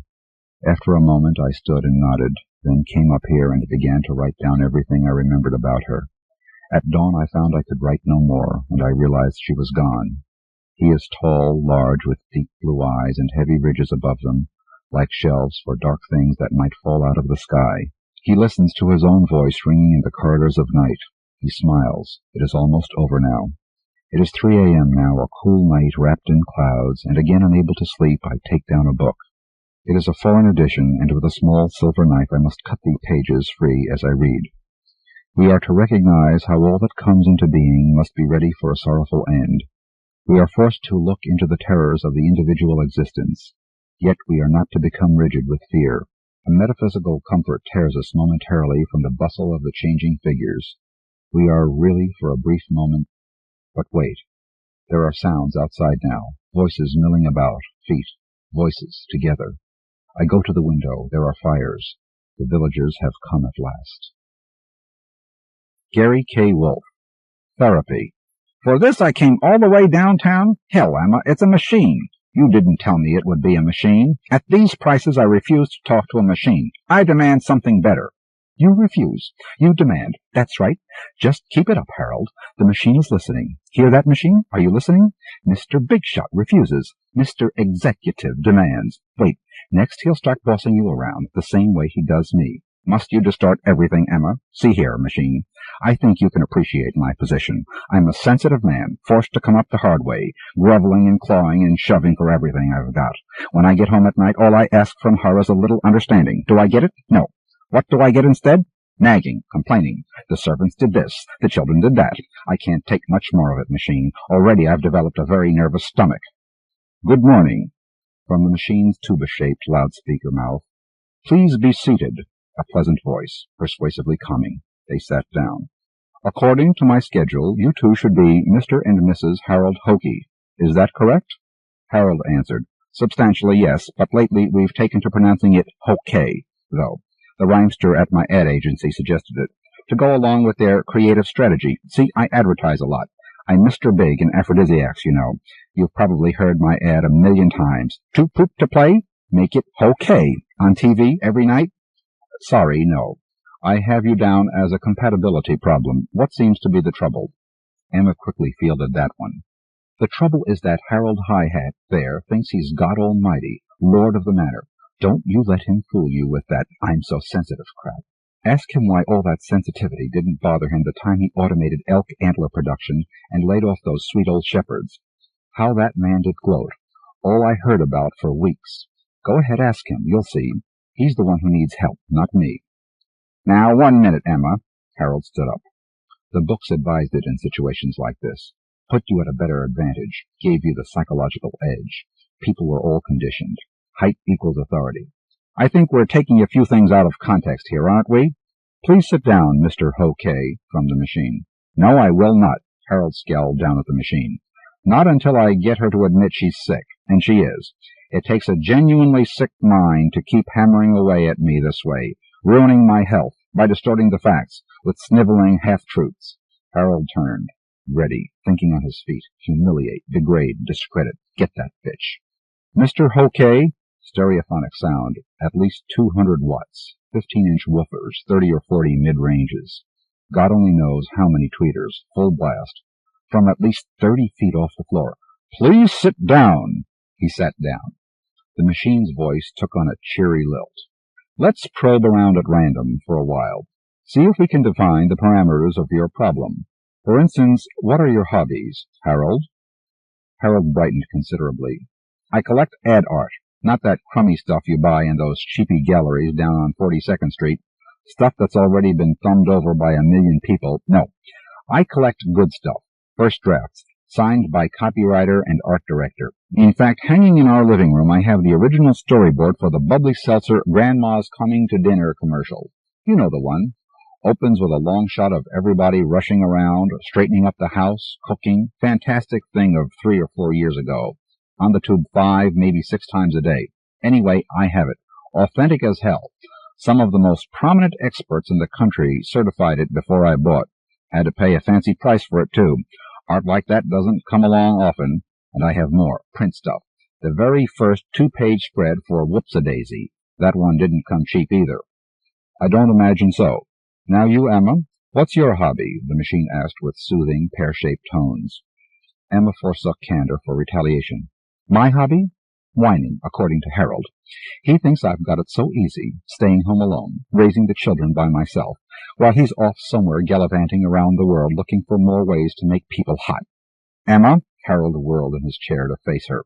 You shut your filthy mouth. She leaned forward. Well, I get hot too, Harold, and you aren't much help cooling me off any more. You know. A direct hit, and she knew it.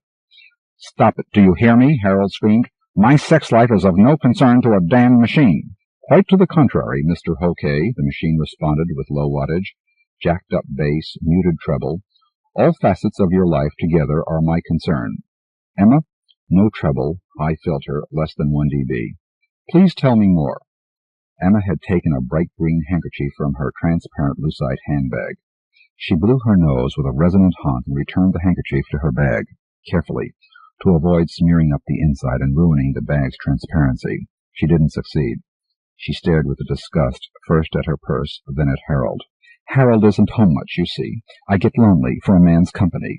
I'm hardly what you'd call oversexed or anything like that, but I do have normal cravings, like any other woman. I'm not saying what I did was right, or even proper, but Harold's gone so much I simply couldn't do without. The machine, sensing antennae forward and back, forward and back. So you felt you simply couldn't do without? No, of course not. Could you? I really don't know, Emma, with compassion, understanding, tolerance. Suppose you tell me about it. Well, Emma glanced sideways at Harold. Harold glared back. Emma looked at the machine and blurted it out. I had an affair. She turned toward Harold. How does that grab you, big shot? Knowing that somebody else got in your personal property? Harold was on his feet. Who? Tell me. Who was it? I'll kill the son of a bitch. Mr. Hope. Harold sat down. Who was it? I demand you tell me. Emma stared at him coldly, hesitated for a moment, and let him have it. It was Mark. Mark? Mark IV. Emma, are you telling me you did it with a mechanical servant? That's repulsive. Worse. It's absurd. Yes.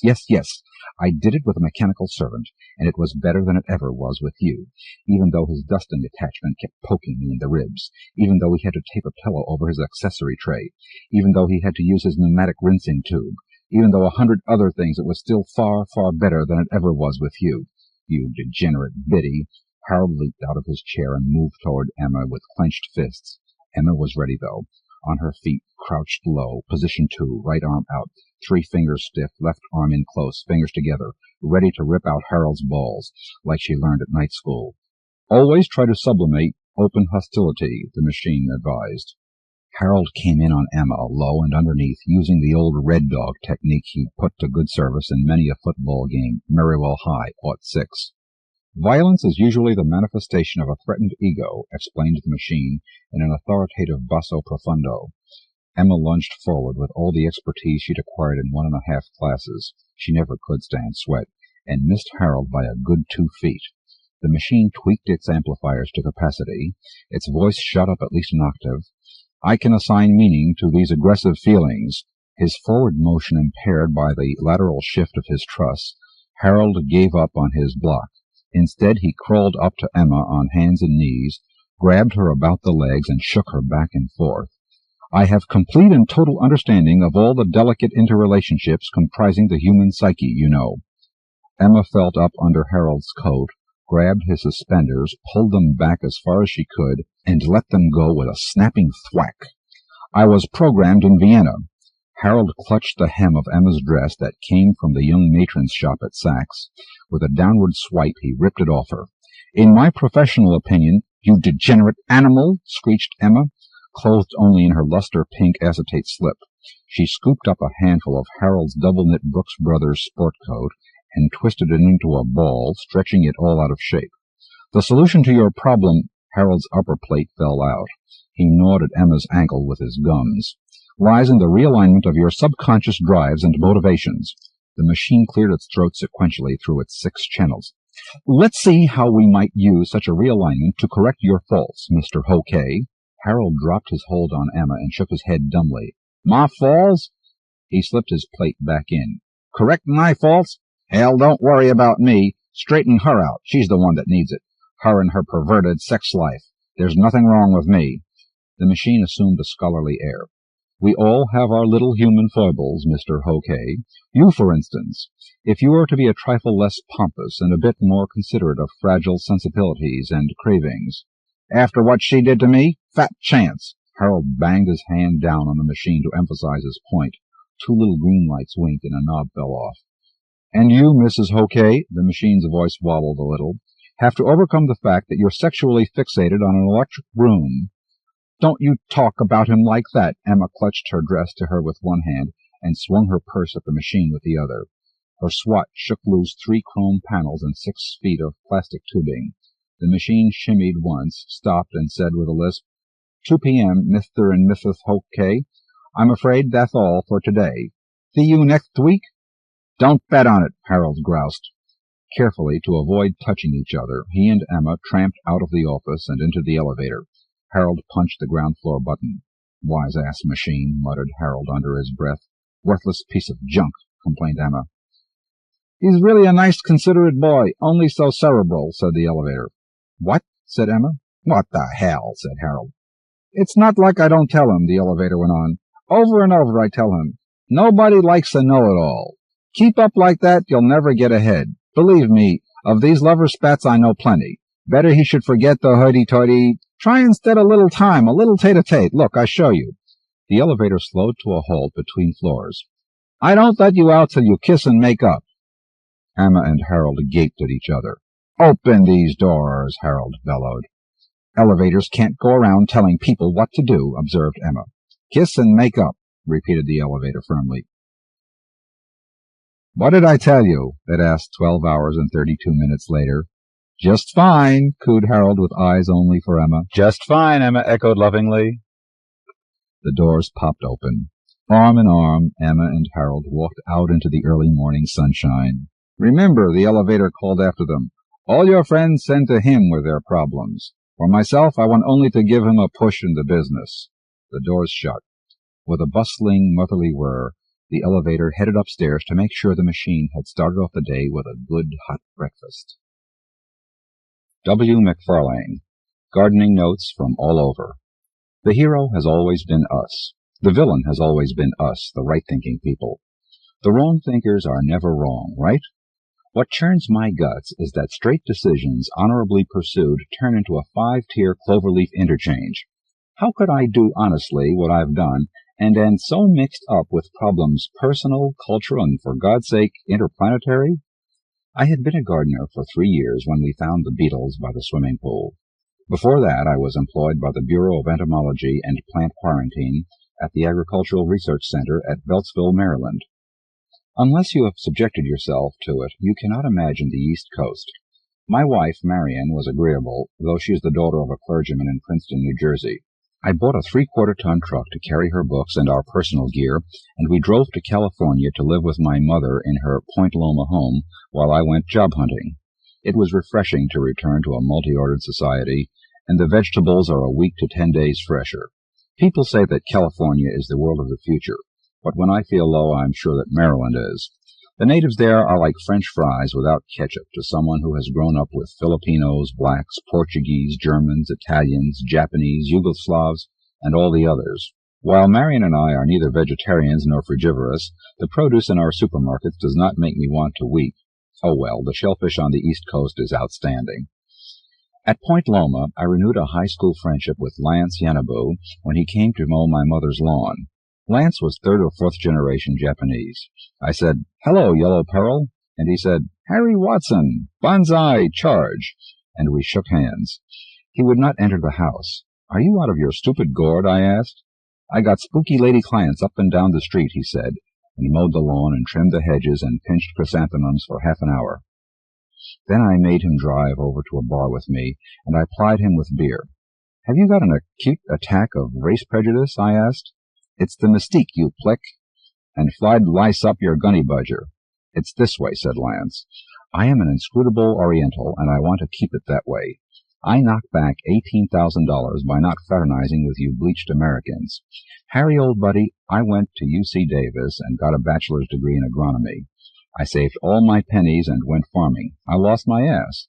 And then it occurred to me I was being stupid. I will tell you what my wise old father said. 'Kid,' he said, 'what you want to be selling is what people want to be buying. Now, goddamn it, that's wisdom. So where's the mystique?' Go along with it, I told myself. You got a ready-made role to fill. You got the world by the short hair on a downhill pull." I practiced grunting and how to insuck a hiss politely. I practiced holding my hands over my stomach and saying, $10 a week, missy, and I got 52 customers with more waiting to press sawbucks into my hand. I put in a nice 8-hour day outdoors. The overhead is small except for tax purposes. I got it made, Harry. That's more than $18,000 a year. And up your gunny budger. Some pay cash. I mean, no sprick English, velly good. Mr. Moto or Dr. Fu Manchu, but many man smoke. I learned to talk like this from television. Cherchez la femme, but catch the mystique. Ugh. That's how I became a gardener. Fortunately, my eyes are dark brown. With a short haircut and a dye job and suitable skin coloring, I made quite a tolerable Japanese. When I bought a narrow-brimmed straw hat with a bright paisley band, I had no trouble establishing a clientele in the Fletcher Hills area. I developed a nice additional income with exotics such as jujube trees and pinto peaches, the bitterish sweet saucer peach from southern China, conversationally sophisticated if not gastronomically so, and they do have a low chilling requirement. Well, my first year in business under the nom de guerre of Haru Watanabe, I equaled my former income as an organic chemist. Marion and I bought an isolated old house and 10 acres near Spring Valley. I built yards of bookcases because she comes from a family of collectors, and began my experimental garden to gratify my interest in insecticides of plant origin, such as nicotine, nornicotine, anabasine, rotenone, degalin, and related rotenoids, quasin, and the pyrethrins. Marion did her crewel work, read books, threw pots, read books, and we took an extension course at UCSD and another at San Diego State. The next year we put in the swimming pool and became involved with ZPG, Zero Population Growth. Like-minded people were our friends, and we lived an intellectually satisfying, ordered life. Then the Beatles came. They were about 3 feet tall and obviously intelligent. I'm a chemist, not an entomologist. Marion described them as half-size Professor Wogglebugs, an imaginary creature from her childhood reading. They stood on their hind legs and dipped water from the swimming pool with buckets and carried them to the spaceship. It was beetle-shaped.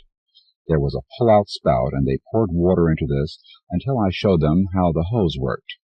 They had no trouble understanding the hose bib. They filled their tanks while we stood around and gawped at each other. Marion started off to make sandwiches, but I called her back, pointing out that while hospitality was in order, our new friends were better equipped to sample foliage than feast on peanut butter. I picked a dozen leaves from the garden and offered them on the redwood picnic table. Geranium, olive, avocado, ginger, all the common plantings around the house. They showed interest in Coreopsis and Cosmos, and one of the beetles lifted his antennae and walked to my experimental garden and brought back a dried Chrysanthemum cinerariifolium, which is also called pyrethrum. It contains pyrethrins 1 and 2 and cinerins 1 and 2. Pyrethrin acts directly on the central nervous system. The paralysis is a result of blocking of transmission of nerve impulses. It is non-toxic to warm-blooded animals. Another beetle picked seed heads of Sesamum indicum, from which sesame oil is extracted. It is a powerful synergist for pyrethrum, acting essentially in the same relationship as a sound system to an electric guitar. Others sampled Schoenocolon officinale, which is Sabadella, and Tephrosia virginiana, devil's shoestring. It is a pretty little plant at the top of my garden, preferring dry, open, sandy places. Marion brought out Coca-Cola, and our new friends enjoyed dipping their beaks in that, so we had quite a nice social gathering. "But aren't all those plants insecticidal?" Marion whispered. "Are we truly being friendly?" Marion and I can talk together about anything, and too often that's all we do. We subscribe to journals of opinion such as The Nation and The Atlantic Monthly, and we take the Sunday New York Times.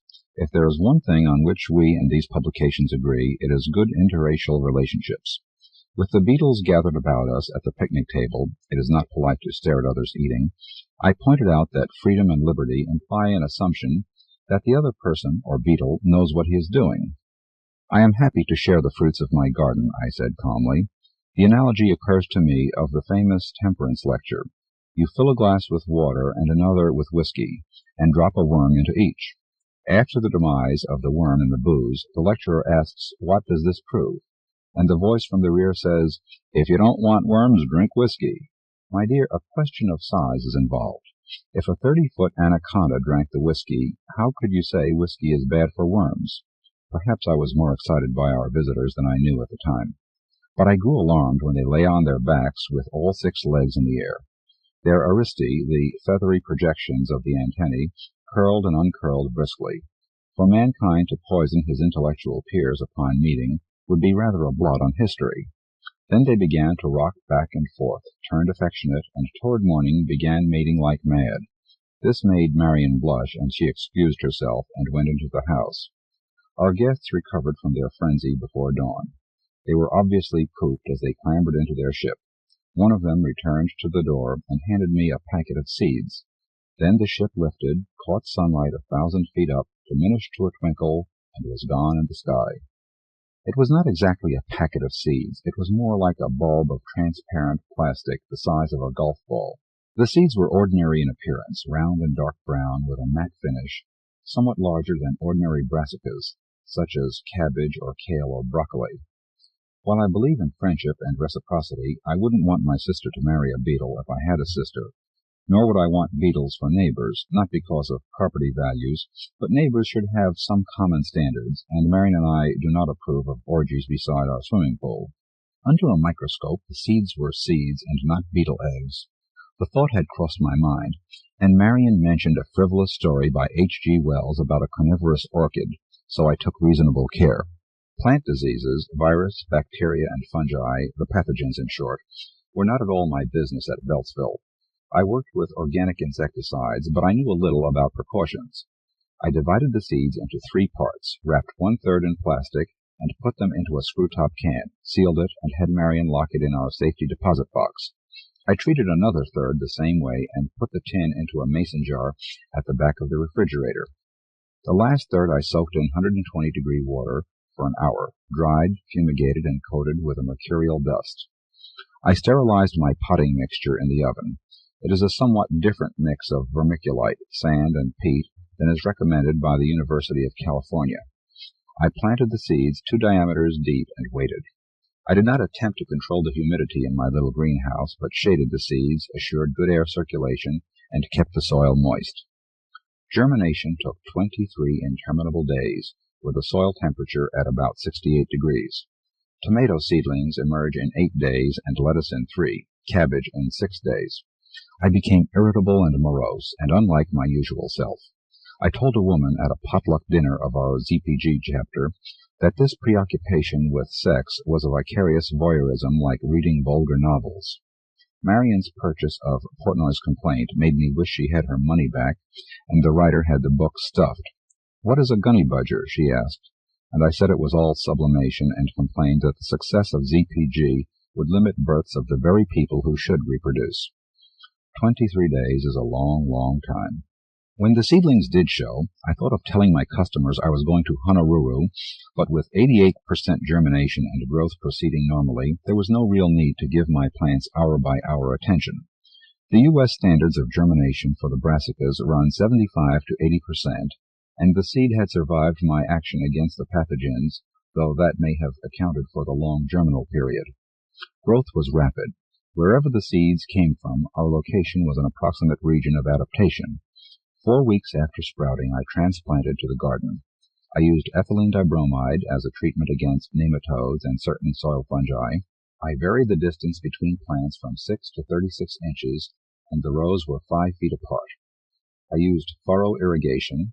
The best fertilizer response was to a liquid fish preparation, 4-10-4, but the 5 rows with different treatment, and even the check row, showed in fact little difference. Marian's reaction to this absorbing enterprise was ambivalent. She is not a person to avoid responsibility, but more than once she suggested turning the seed over to a U.S. experiment station. She was comme ci comme ça, as the oracle at Delphi, and at the same time I noted a resemblance to the goddess Demeter as she looked at the plants, brooding and enigmatic, with a faint, mysterious smile and a subtle shift in body stance, which I was at that time unable to interpret. The plants threw up a central shaft, a fluted column on the order of Anis, but a great deal thicker in relation to height. Leaves occurred at intervals, cupped around the column and tapered to 3-fingered lobes at the tips. The root structure was creeping, matted and heavy. The stem and leaves were covered with a natural wax to reduce transpiration, an adaptation to low or variable humidity. Our conditions in the dry hills, 10 air miles from the ocean, seemed to suit them admirably. "How do you know they're not poisonous?" said Marian. I borrowed a mouse from a young acquaintance whose parents' lawn I tended, and it ate the leaves with no reluctance and no particular enthusiasm. I borrowed a guinea pig and a rabbit for a few days and returned them to their owners in good health. The sap of the leaves had a spicy odor I found attractive, though once again Marian's reaction was mixed. San Diego County has some good men at the operations center on Kearney Mesa, but all agricultural experts are necessarily evasive. "There are 2,000 named varieties of apples," the man told me apologetically, "and heaven alone knows how many plants like yours. Are you troubled by bugs?" "I had some beetles, but no problem. How about a guess?" "It could be a primitive cabbage or a kind of stem lettuce," he said doubtfully, and went on to explain that asparagus lettuce had long, narrow leaves and a tall, thick, edible stem. Not close, and no cigar. The plants were a foot tall, and it was obvious that those at 6-inch intervals would be overcrowded, so I cut 4 of them. I boiled the leaves separately for 5 minutes until tender. The stalks resembled solid stems of broccoli, except they were a lighter green. Cut up, they took 10 minutes to become fork tender. The cooking fragrance was not cabbagey, but something promising, equal to but totally other than celery. The flavor was distinctive as pepper or parsley is distinctive. The leaves had a sharper flavor, but there was no doubt in my mind that the stalk was the pièce de résistance. The texture was between that of artichoke heart and celeriac, the root form of celery. There was a ghost of a sweet, spicy aftertaste immediately obvious when you took a sip of water. Marian said, "We might as well go together when we go," and sampled a portion I served her. She grew very thoughtful and squeezed a lemon on the leaves and tried the stem with mayonnaise. She ran the tip of her tongue over her upper lip. "I don't feel like waving my 6 legs in the air," she said. "I wonder how it is fresh." That's what we had for dessert, with olive oil and vinegar dressing. We did not stay up late that night. The next morning I slipped out of bed and went to the phone in the kitchen. I called Don Pashard, a doctor friend, who said it was all nonsense. No chemical agent in food can effect a direct physiological reaction upon the genito-urinary tract. Powdered blister beetles are an irritant of the mucous membrane, and the individual response varied so greatly, as did the active ingredient of the material, that cantharides was downright dangerous. "Don't fool around with Spanish fly," he said. "You might scratch yourself to death. As for the old wives' tales, no pun, They're ridiculous. Oysters, truffles, avocados. I have a suspicion the Avocado Advisory Council tried that route 20 years ago, a whispering campaign.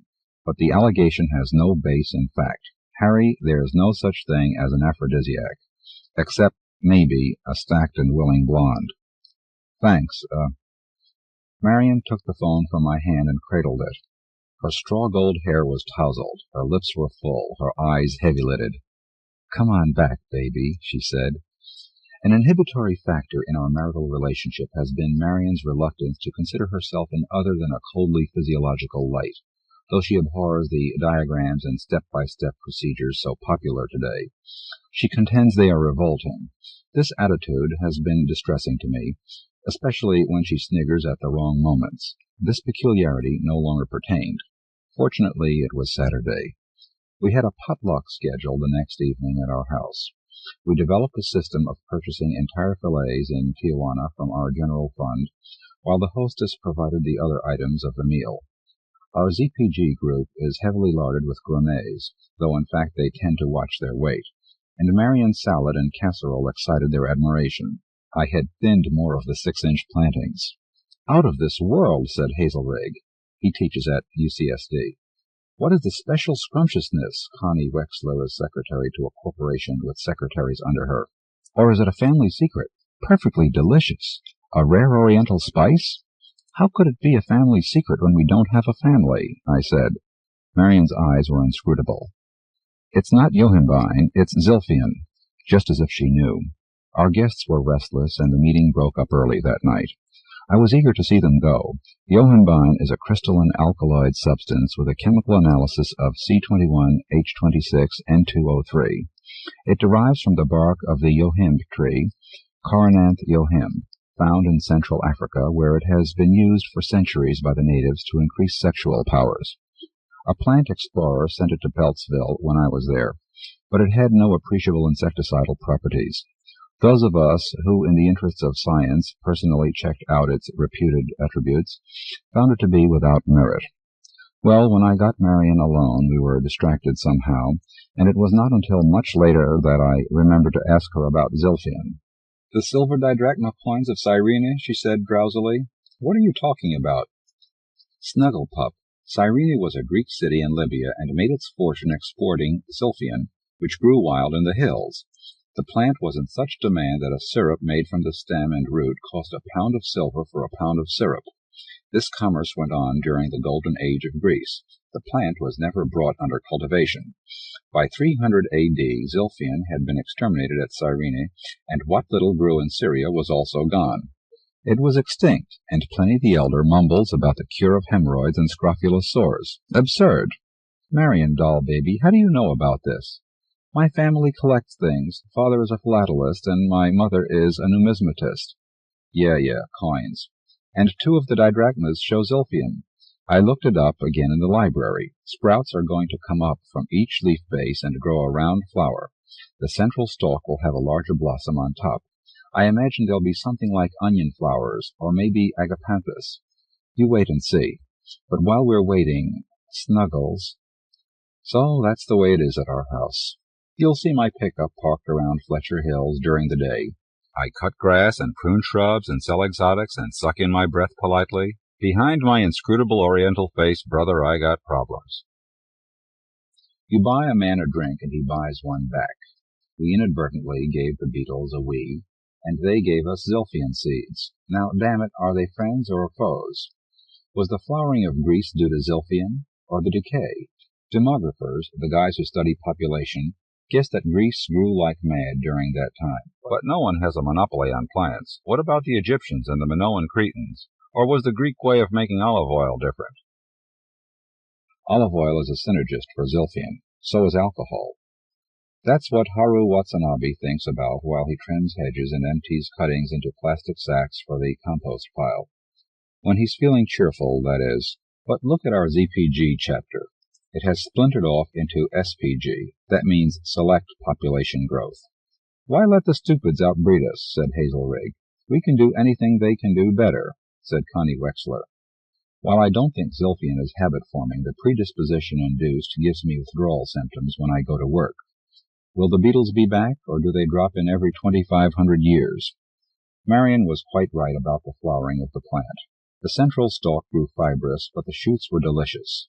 She found an old cider press with a hand-crank macerator, and I put a belt drive geared-down electric motor on it.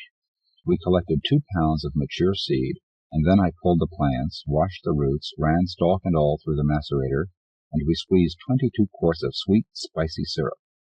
We used a cupful as the sugar base for daiquiris at our last ZPG meeting, the one that turned into a little orgy by the swimming pool. And the withdrawal symptoms when I leave Marion, and the overpopulation of the world, and the Arabs of North Africa boil and eat the leaves of a thorny plant called zilla, oddly a brassicacea, but not to be confused with zilphian, and the Egyptians used the scarab as the symbol of the sun god Khepera, though the scarabaeus beetle rolls dung balls, and did those old Egyptians know something I don't know? And the golden age of Greece. I lowered the moisture content of the seeds by sealing them into a large tin container over calcium chloride, using enough so the moisture absorbed produced no visible change in the chemical. Marion and I don't talk together as much as before, so I made the decision myself. I gathered all the seeds into 8 containers and rented space in a cave owned by a data storage company. Judging by the Malpighian layer, the seed coat, zilphian seed is mesobiotic, 3 to 15 years of viability. With a moisture content of 6% and a constant temperature of 50 degrees, the seeds should be vigorous for 5 years minimum. Somebody has got to be responsible. I never asked for the honor. I was just standing there watching beetles dip water from the swimming pool. But the buck stops somewhere, and I have 5 years of grace to think it over. If I don't last that long, some mornings I'm not sure I will, the seeds and a short cover letter will be mailed to 8 U.S. agricultural experiment stations. But it's not easy. As a right-thinking man, go home and, talk to Marion, a tiger by the... You see why I'm snarled up? Why I bumble and buzz like a bee in Japanese tennis shoes from garden to garden? I wonder what the other gardeners think about. Ugh. Doris Piserchia, Idio. We are Idio. Gennady. Her hair is short and black and sleek and grows down to a fraction of an inch from her eyebrows. To look at her eyes alone, you wouldn't know she was once brainless. They're dark and shiny. She has a nice smile. Her build is like a pumpkin. No, a gourd. She has damp hands. Creole. One of her ancestors must have been a spider. She has 4 arms. She can't wear shoes because her feet leak. Any time you want to find her, just look for a yellow trail. At the end of it is Creole. Since she has become part of this 3-in-1 trinity, Creole has taken to stealing. When anyone misses something, they look in her locker. Risa. Me. How do I know what I look like? I'm back here gawking the other way. Except that I have big legs, big arms, too. The hair on me is about ½ an inch long. Not bad. We would rather be 1 trinity than 3 human vegetables. Now we don't scream without making noise. Now, if we want to scream, we do it. Idio is a scientific experiment. It is living proof that anyone can perform meaningful work. It is a kick in the prunes of women who buck for abortion and mercy-killing. Right after Creole and Gennady and I were born, our mother gave us to the government. If anyone asked me what our IQ was, I wouldn't know what to tell them. We vary from 60 to 75, except when the cycler breaks down, then our IQ is about 25. For a dog, that's okay. For a woman, it means she might as well be growing out in the garden. The integrator in my head stimulates the waking parts of my brain. Then it gathers up the energy and passes it on to the machine in the second brain of the Trinity, which passes it on to the third brain.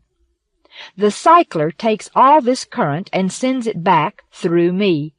Each of the brains in Idio gets to share the energy produced by all 3. What this means is that our IQ is high enough so that we can get out of bed and act human. Without the machines, we would just lie still with our mouths open.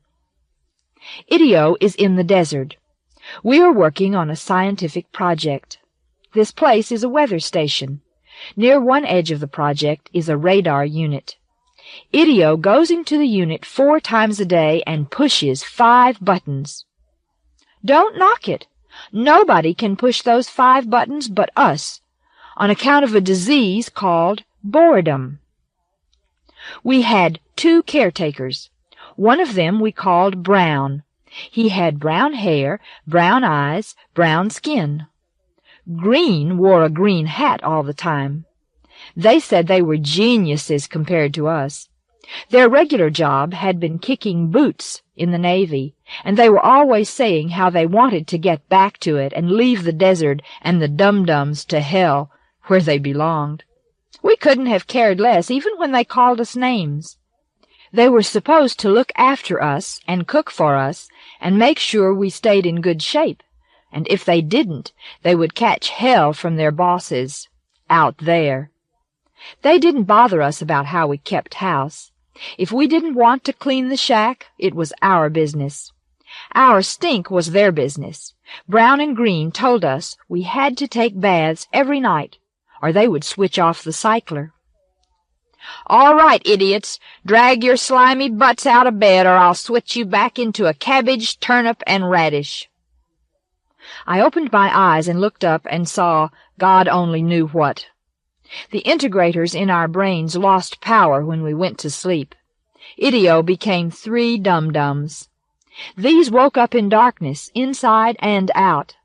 After a few minutes, the integrators perked up and the darkness faded. Idio sat up.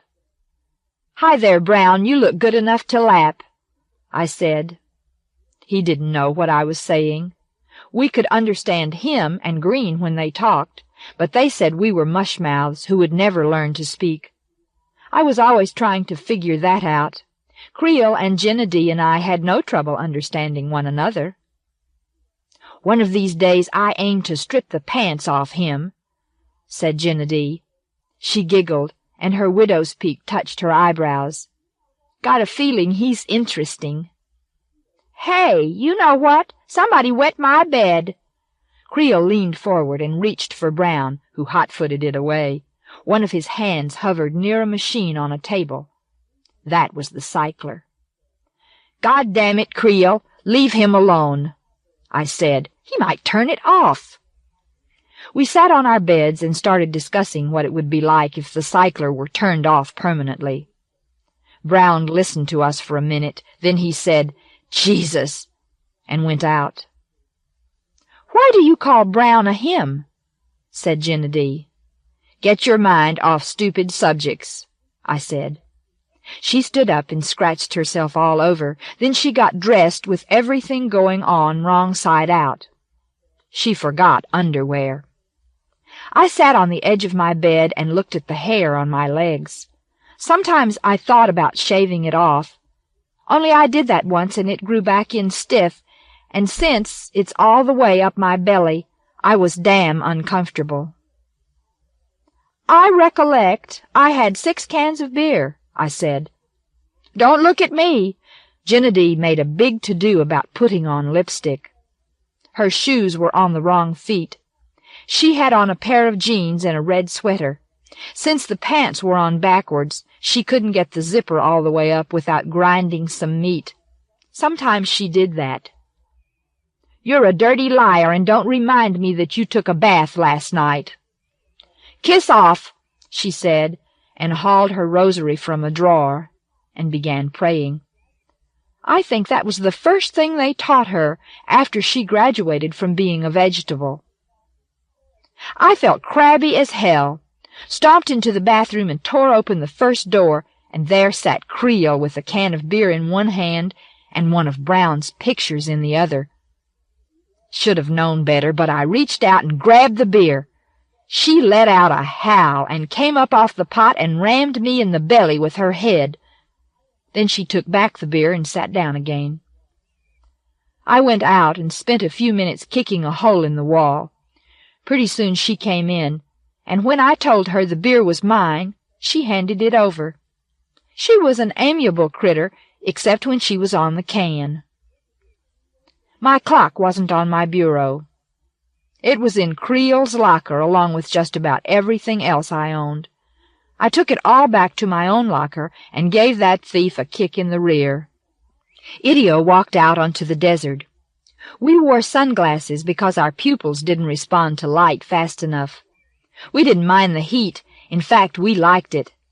I walked in front. Gennady kicked sand on my legs. It itched and reminded me that I forgot my jeans. "First time I ever knew King Kong had that much hair on her behind," said Creel. "He's a him," I said over my shoulder. "What's the difference?" said Gennady. She ran ahead of us, slowed down, and began to strut. Something was wrong with the way God put her hips together. When her feet hit the ground, they were about a yard apart, kind of funny looking. The radar unit was a big son of a bitch, made of white rock. There was only one door in it, and when you went in, you felt like you were walking into a grave. Smelled dry. It was quiet. Idio was afraid of the machines in the radar building. Luckily, we were attracted to the color red. The 5 buttons on the 5 machines were a bright red. "Tit!" I said, and punched the first one. "Tit!" said Creel, and punched the second. "Tit!" said Gennady, and punched the third. Quick as could be, I punched the last 2 buttons. Usually we punched those last ones together. I got clobbered for taking their turns, but it was worth it.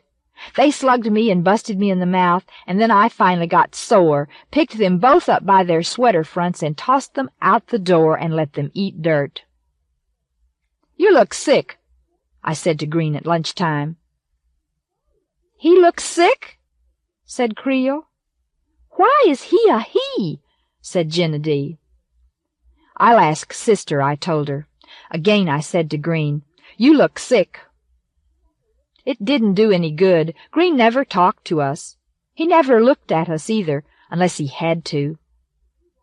We ate canned spaghetti and salad. "Did you wash that lettuce?" said Brown, and Green nodded.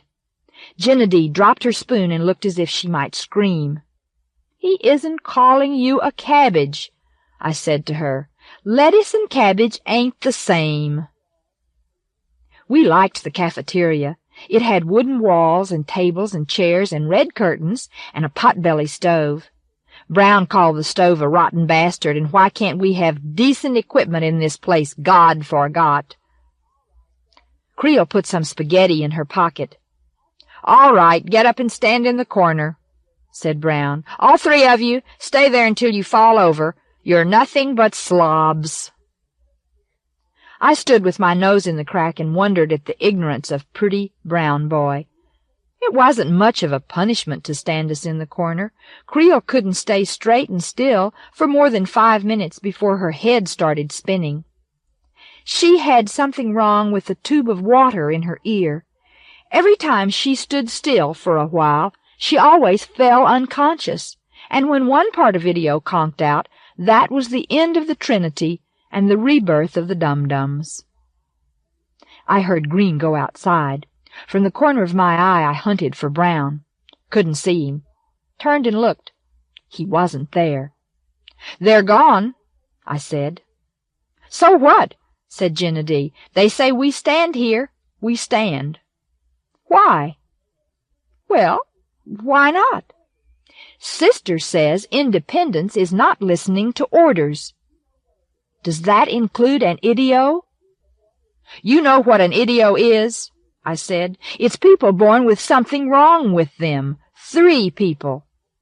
"A trinity?" said Creel. "Right. A trinity is an idio. That doesn't mean we're idiots. Sometimes we are, sometimes we aren't.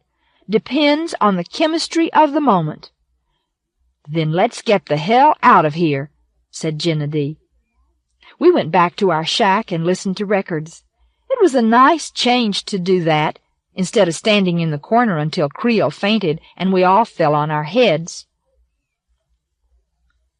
A few days before, I was punching the buttons in the radar station and dropped my top down in one of the machines. I tried to get it out, but it was stuck in a crack and I couldn't work it loose. Got irritated and punched wild and pushed a yellow button. Sister was born that day. She may not have been a genius, but I never asked her a question she couldn't answer. "You ever hear of Idio?" I said. "Project Idio is on my tapes," said Sister. "Don't recollect you being around before." "Who's in that machine?" said Creel. "Get the hell out," said Gennady. "What do you think you're doing hiding in there?" "I respond to questions," said Sister. "How do you figure we can talk all of a sudden?" I said. "You activated my mechanism." "What does that mean?" "We are in communication." "Hell, this thing is another idiot," said Gennady. Brown and Green used to read books, but later they spent most of their time looking at pictures. I described some of the pictures to Sister, and she said they were pornography. She said some of the people in the pictures were women. "Bull," said Creel. "Tit," said Gennady. "This Idio is women," I said to Sister. "Why don't we look like the pictures Brown and Green study all the time?" "Idio is physically defective." "What does that mean?" said Gennady. "It means we aren't beautiful," I said. "Go to hell, I'm as good-looking as you any day," said Creel. "Why does Creel have 4 arms and all that piddling equipment?" I said to Sister. "Define the word piddling." "Going to the bathroom." "The Idio portion known as Creel is androgynous." "What kind of language is that?" I said. "It only means she's got 4 arms," said Gennady. "Never mind that stuff. I want to hear some more about pornography," said Creel. "Why do Brown and Green read it all the time?" Sister gave us a long lecture, and we were all ears. I sat in the hot sun and cried. Didn't know why, just felt like crying. "Darkness making faces?" said Creel. She stood behind me and patted my head. "Something sure is." Pat, pat, went her 2 hands on my head. I didn't know which arms she was moving. It had to be only 1 pair because she couldn't use all of them at once. While she used 1 pair, the other hung limp. "You think maybe we're getting smarter since we found Sister?" "We have more information, that's all," I said. "We ask Sister a question and she answers it, but we don't know what it means or how to use it any better than we did before." Creel patted my head. "I feel intelligent today. Think I'll ask her how Idio works." "Done ask her. Works like a relay. The action goes from my head to yours, then to Gennady, then to the cycler, and back to me again." Just then Gennady came out of the shack and saw us. She stomped over and kicked sand on my feet. "Let's do something." "Like what?" I said. "Hell, I don't know. Let's just get clicking." We went to spy on Brown and Green. Their shack was no better on the outside than ours, but they kept the inside in order, and it was a pleasure to look at it.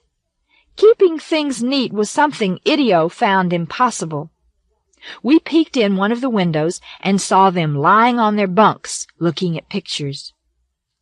"Remember what Sister said about appetite?" said Creel. "Those 2 nice boys are suffering from lack of tactile stimulation, and it's a shame. We ought to do them a favor." "What does that mean?" said Gennady. Creel looked at me. "You know what I'm thinking?" "Yeah, except none of us looks like those pictures." "Sure as hell you or me don't, but I've been imagining Gennady here, and the more I imagine it, the better she looks." "What you talking about?" yelled Gennady. Brown and Green heard her and threw away their magazines and got up, cussing. Creel and I dragged our partner back to the shack and made her take a bath. "How come you guys aren't getting in here with me?" she wanted to know. "You're the one we're trying to make good-looking," I said. The septic tank backed up into the shack, so Gennady and I took off for the sand and sun. We sat talking, and after a while Brown came out of his shack, yelling at the top of his lungs, "What's that smell?" I told him. He cussed for a while. "If I wanted to know anything, I wouldn't ask a mushmouth. It's that damned tank again. I told you to quit flushing beer cans." "Well, you'll all have to get out of there till we get it cleaned up. Where's the other one?" I jabbed a hand toward the shack. "It'll have to get out, too," he said. "Can't have your valuable selves getting contaminated." "If I was you, I wouldn't go in there. Creel's on the can, and she isn't amiable." "Mushmouth," he said. He looked at Gennady. We had made her wear a piece of curtain to hide her gored figure. She looked pretty damn good. Her hair was her best feature. Thick and glossy, it was just like fur, and fit her head neat, and brushed back the way it was, she didn't look too much like a throwback to the cave. Her widow's peak was so pronounced that she sort of resembled Dracula, but sitting there in the sun, with her cheeks rosy and her eyes glittering. Well, anyhow, Brown looked at her. He took off toward the shack, and again I said, "If I was you, I wouldn't go in there." In he went. Then a few minutes later came a ruckus. Then he ran outside holding his stomach. "God damn," he said, and went away to find Green so they could clean our house. For supper, we had ham and spinach. Creel and I sat on either side of Gennady and made her eat slow. We kept her chin clean, and whenever she started growling, we pinched her gourds. "Just for that you have to stand in the corner," said Brown. He was eyeing Creel. "What did I do?" "You threw your plate on the floor, mushmouth. Get up and stand in the corner, both of you." I got up grinning, looked from him to Gennady. "She didn't do anything," he said. "She's acting like a lady. You two are hogs." Creel and I shoved our faces into the same corner. Knocking her out of the way, I said, "Go find your own." It took her 5 minutes of standing still to faint. I followed a second later, and as I dropped, I hoped Gennady wouldn't slam into her plate and mess her makeup. I needn't have worried. Woke up and found Brown had pulled the plate away and stuck a pillow there. Gennady wasn't messed, and she didn't have a sore head. I was in love with Brown. Tit, tit, tit, tit, tit. 5 buttons punched. Nothing to do. We went and beautified Gennady some more, cut her fingernails, scrubbed them with Creel's toothbrush, then we put red polish on them. Had to do something about that black fuzz on her upper lip. Sandpapered it off while she bellowed. Spent the afternoon drinking beer.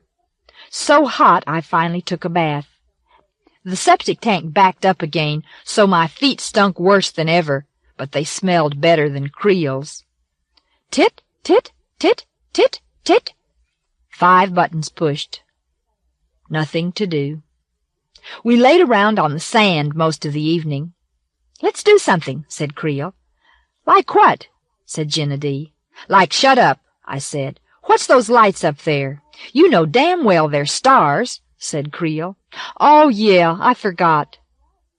"What are we going to do when Brown and Green fall in love with Gennady?" "We're going to watch." Tit, tit, tit, tit, tit. 5 buttons pushed. Nothing to do. Creel and I built another shack. Brown and Green yelled at us and told us to quit it. They had the sweats. Every time I saw one of them, he was dripping sweat. Creel and I paid no attention to them. "Gennady don't want to live with us. I told them, but they didn't understand. She is a lady, or don't you have eyes? I said. The thing of it is, she's been taking a bath twice a day, and she can't stand Creel and me, I said. They went away cussing, and we went on with the work. Sun was nice and warm. I feel dizzy, said Creel all of a sudden. I started to raise my head toward her, then the lights went out. We woke up on the sand. We went to the shack to find Gennady. She was taking a bath and drinking my beer. You took a nap, didn't you? Said Creel. She squirted beer through her teeth and spattered the wall.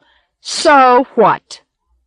So get out of that tub and get hell beat out of yourself. You know the rules. You can't take naps or fall unconscious without our permission. We're out there breaking our asses building you a house, and you're in here falling asleep.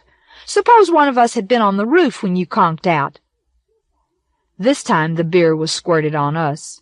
Kiss off! Brown and Green think more of me than they do you pigs, and if you don't— That was as far as she got. We hauled her out of the tub and laid her belly down on the bed and beat her gourds till they were blue. We got bawled out because we forgot to punch the buttons.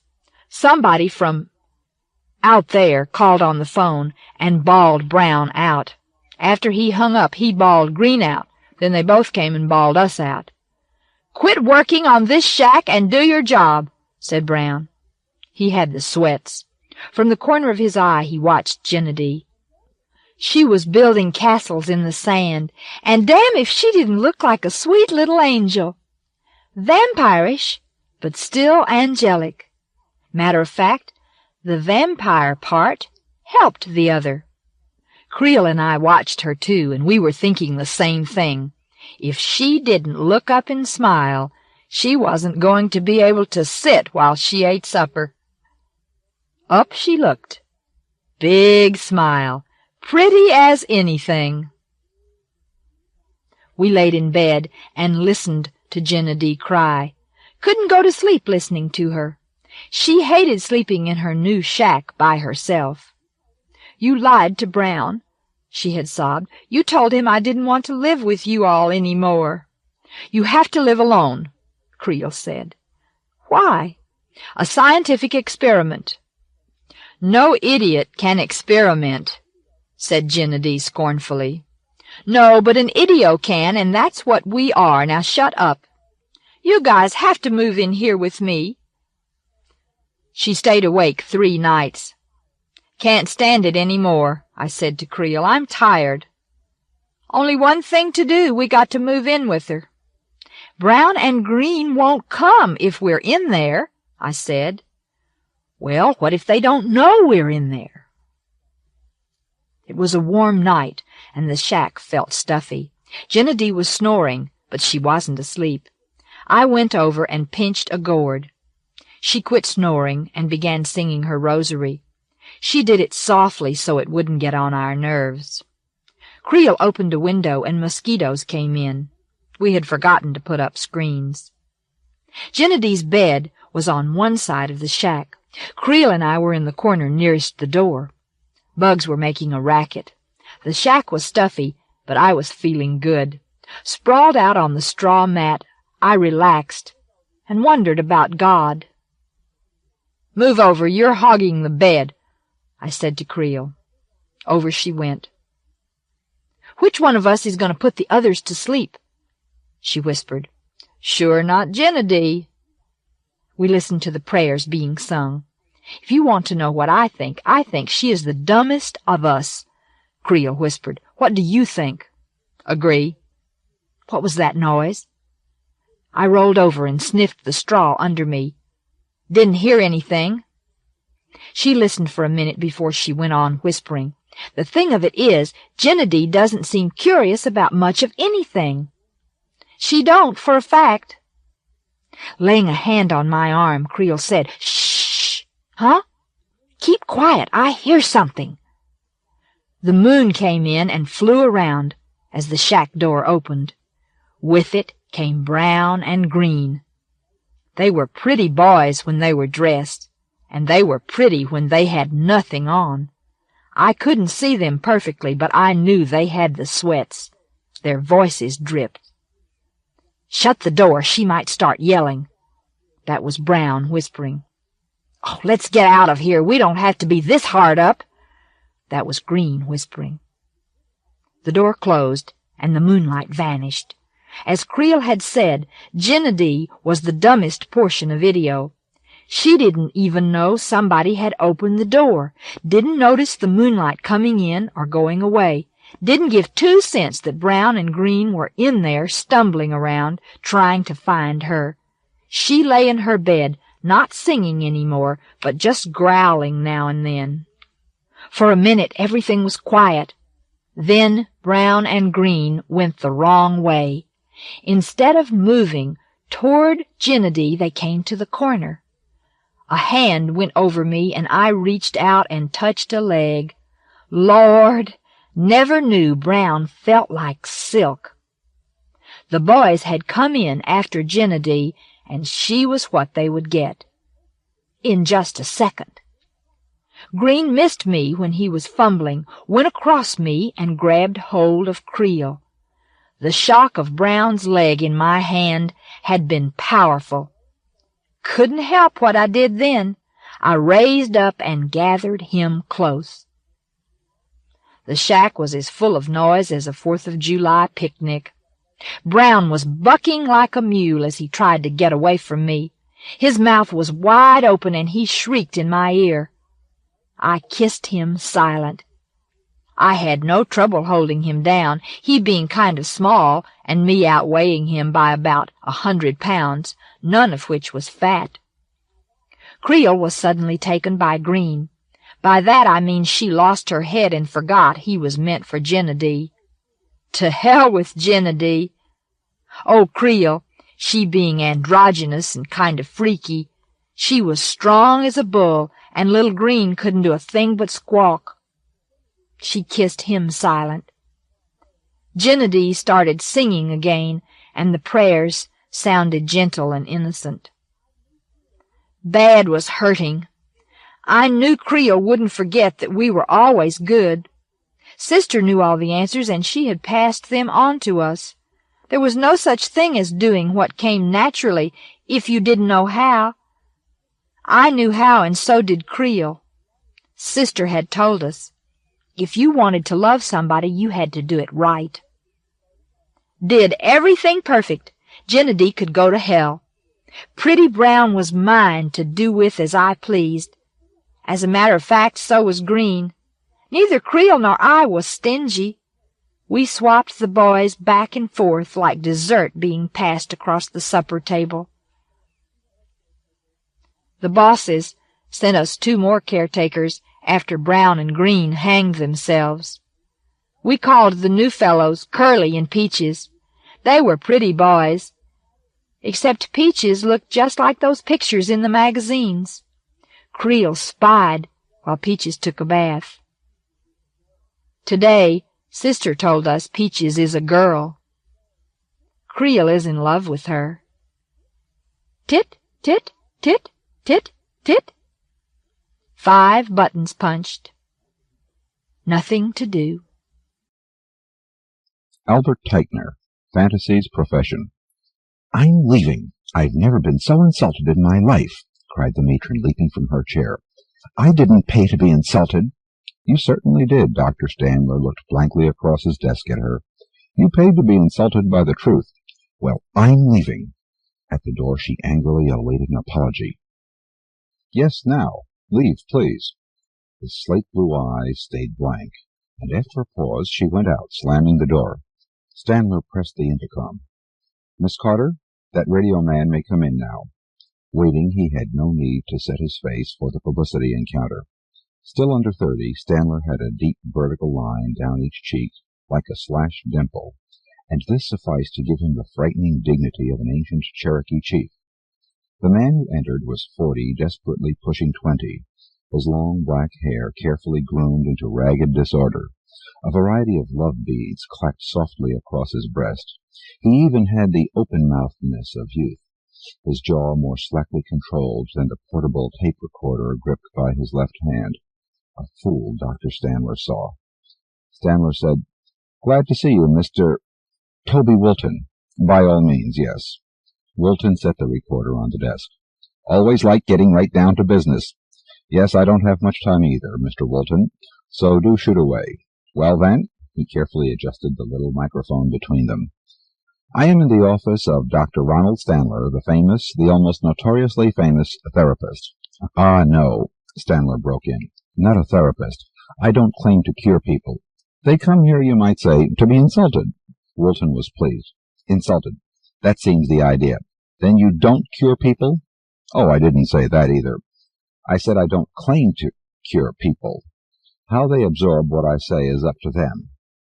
"Then, while we're into a debunking spree, Doctor, may I point out that you are neither a doctor of medicine nor psychology?" "Again, I never claimed to be. My doctorate's in art teaching. But about 2 years ago I realized I'd make a better living telling people the bad news about themselves." Wilton put a clipping on the desk. "You didn't state that at the beginning of your career." "Nobody asked me. When they started to, I told them." "I see you've researched thoroughly. That was my first ad. Ran it many times." "Hardly more than a classified," Wilton told the microphone. "The little headline reads, 'See yourself as others see you.' Then it says, 'For $10 an hour I will look at you and listen to you and tell you what I think are your bad features. No solutions offered, only the starkest worst side of you, the things not even your best friends will tell you.' And that brought in customers right away?" "Customers. There's the proper word. Yes, a trickle, then, with word of mouth, more of them. Only one thing's different today."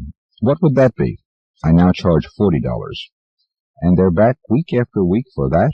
Stanler chuckled. "A few weeks, anyway. Usually isn't that much more really bad stuff to tell after a few encounters. Matter of fact, I'm usually the one who insists they stop coming to end our mutual boredom." "You seem remarkably cold about your clients, Doctor." "Oh, I suppose you could put it like that. But affection doesn't give useful insights. Cold analysis can, treating people as objects of inquiry." Wilton pounced. "Suicides, you know, several clients, 3 they say, are believed to have committed suicide after consulting you." "They could hardly have done so relevantly to this interview before consulting me, could they? We needn't exaggerate, though. If I told you your principal defect, so far spotted, is a desperate need to cling to youth, well, if I said that, you wouldn't be likely to commit suicide just because it seems true, now, would you?" Stanler caught himself up short. Going too far with this upstart. "Of course, Mr. Wilton, I shouldn't have said that. Our whole chat could go down the drain." Wilton frowned, then grinned. "You're likely to be proved wrong in at least my case, Doctor. Well, then, what gives you the skill at probing weaknesses some claim for you?" "Some? Most ex-clients swear by, not at me. Personal recommendations have been my greatest booster, so, generally speaking, I may have done them good after all." "Well, the skill—" "Ah, yes." He pointed at a row of cartoon portraits running all around the room. "Unlike many art teachers, I actually had some talent, but a limited, very unbalanced one. Not works of art, just of cleverness. Poor draftsmanship, indifferent composition, etc. One single talent, the ability to see a face's weak point and bring it violently forward, even in the most beautiful face.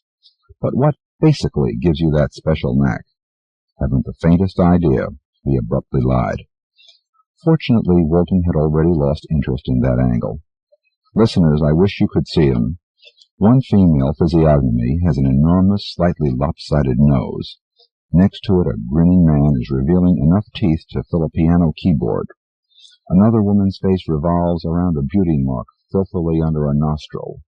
He hesitated. Then, as invariably happened with Stanler's subjects, Wilton had to pick his own scab. "You said I look like a perpetual juvenile." "Try to look like one," he shrugged. "I don't know you well enough to say more. Not much time available, and it would just end all chance of this being broadcast, wouldn't it?" Wilton stopped the reporter. "Nothing will be deleted," he snapped. "Then I may listen tonight?" Stanler nodded, "as I sometimes did before I became so busy." Wilton restarted the recorder. The interview went on for about 10 minutes, then Stanler pleaded the press of business. After Woolton had packed up and gone, he closed his eyes and stared at the dark. In 5 minutes, one more lout to consider.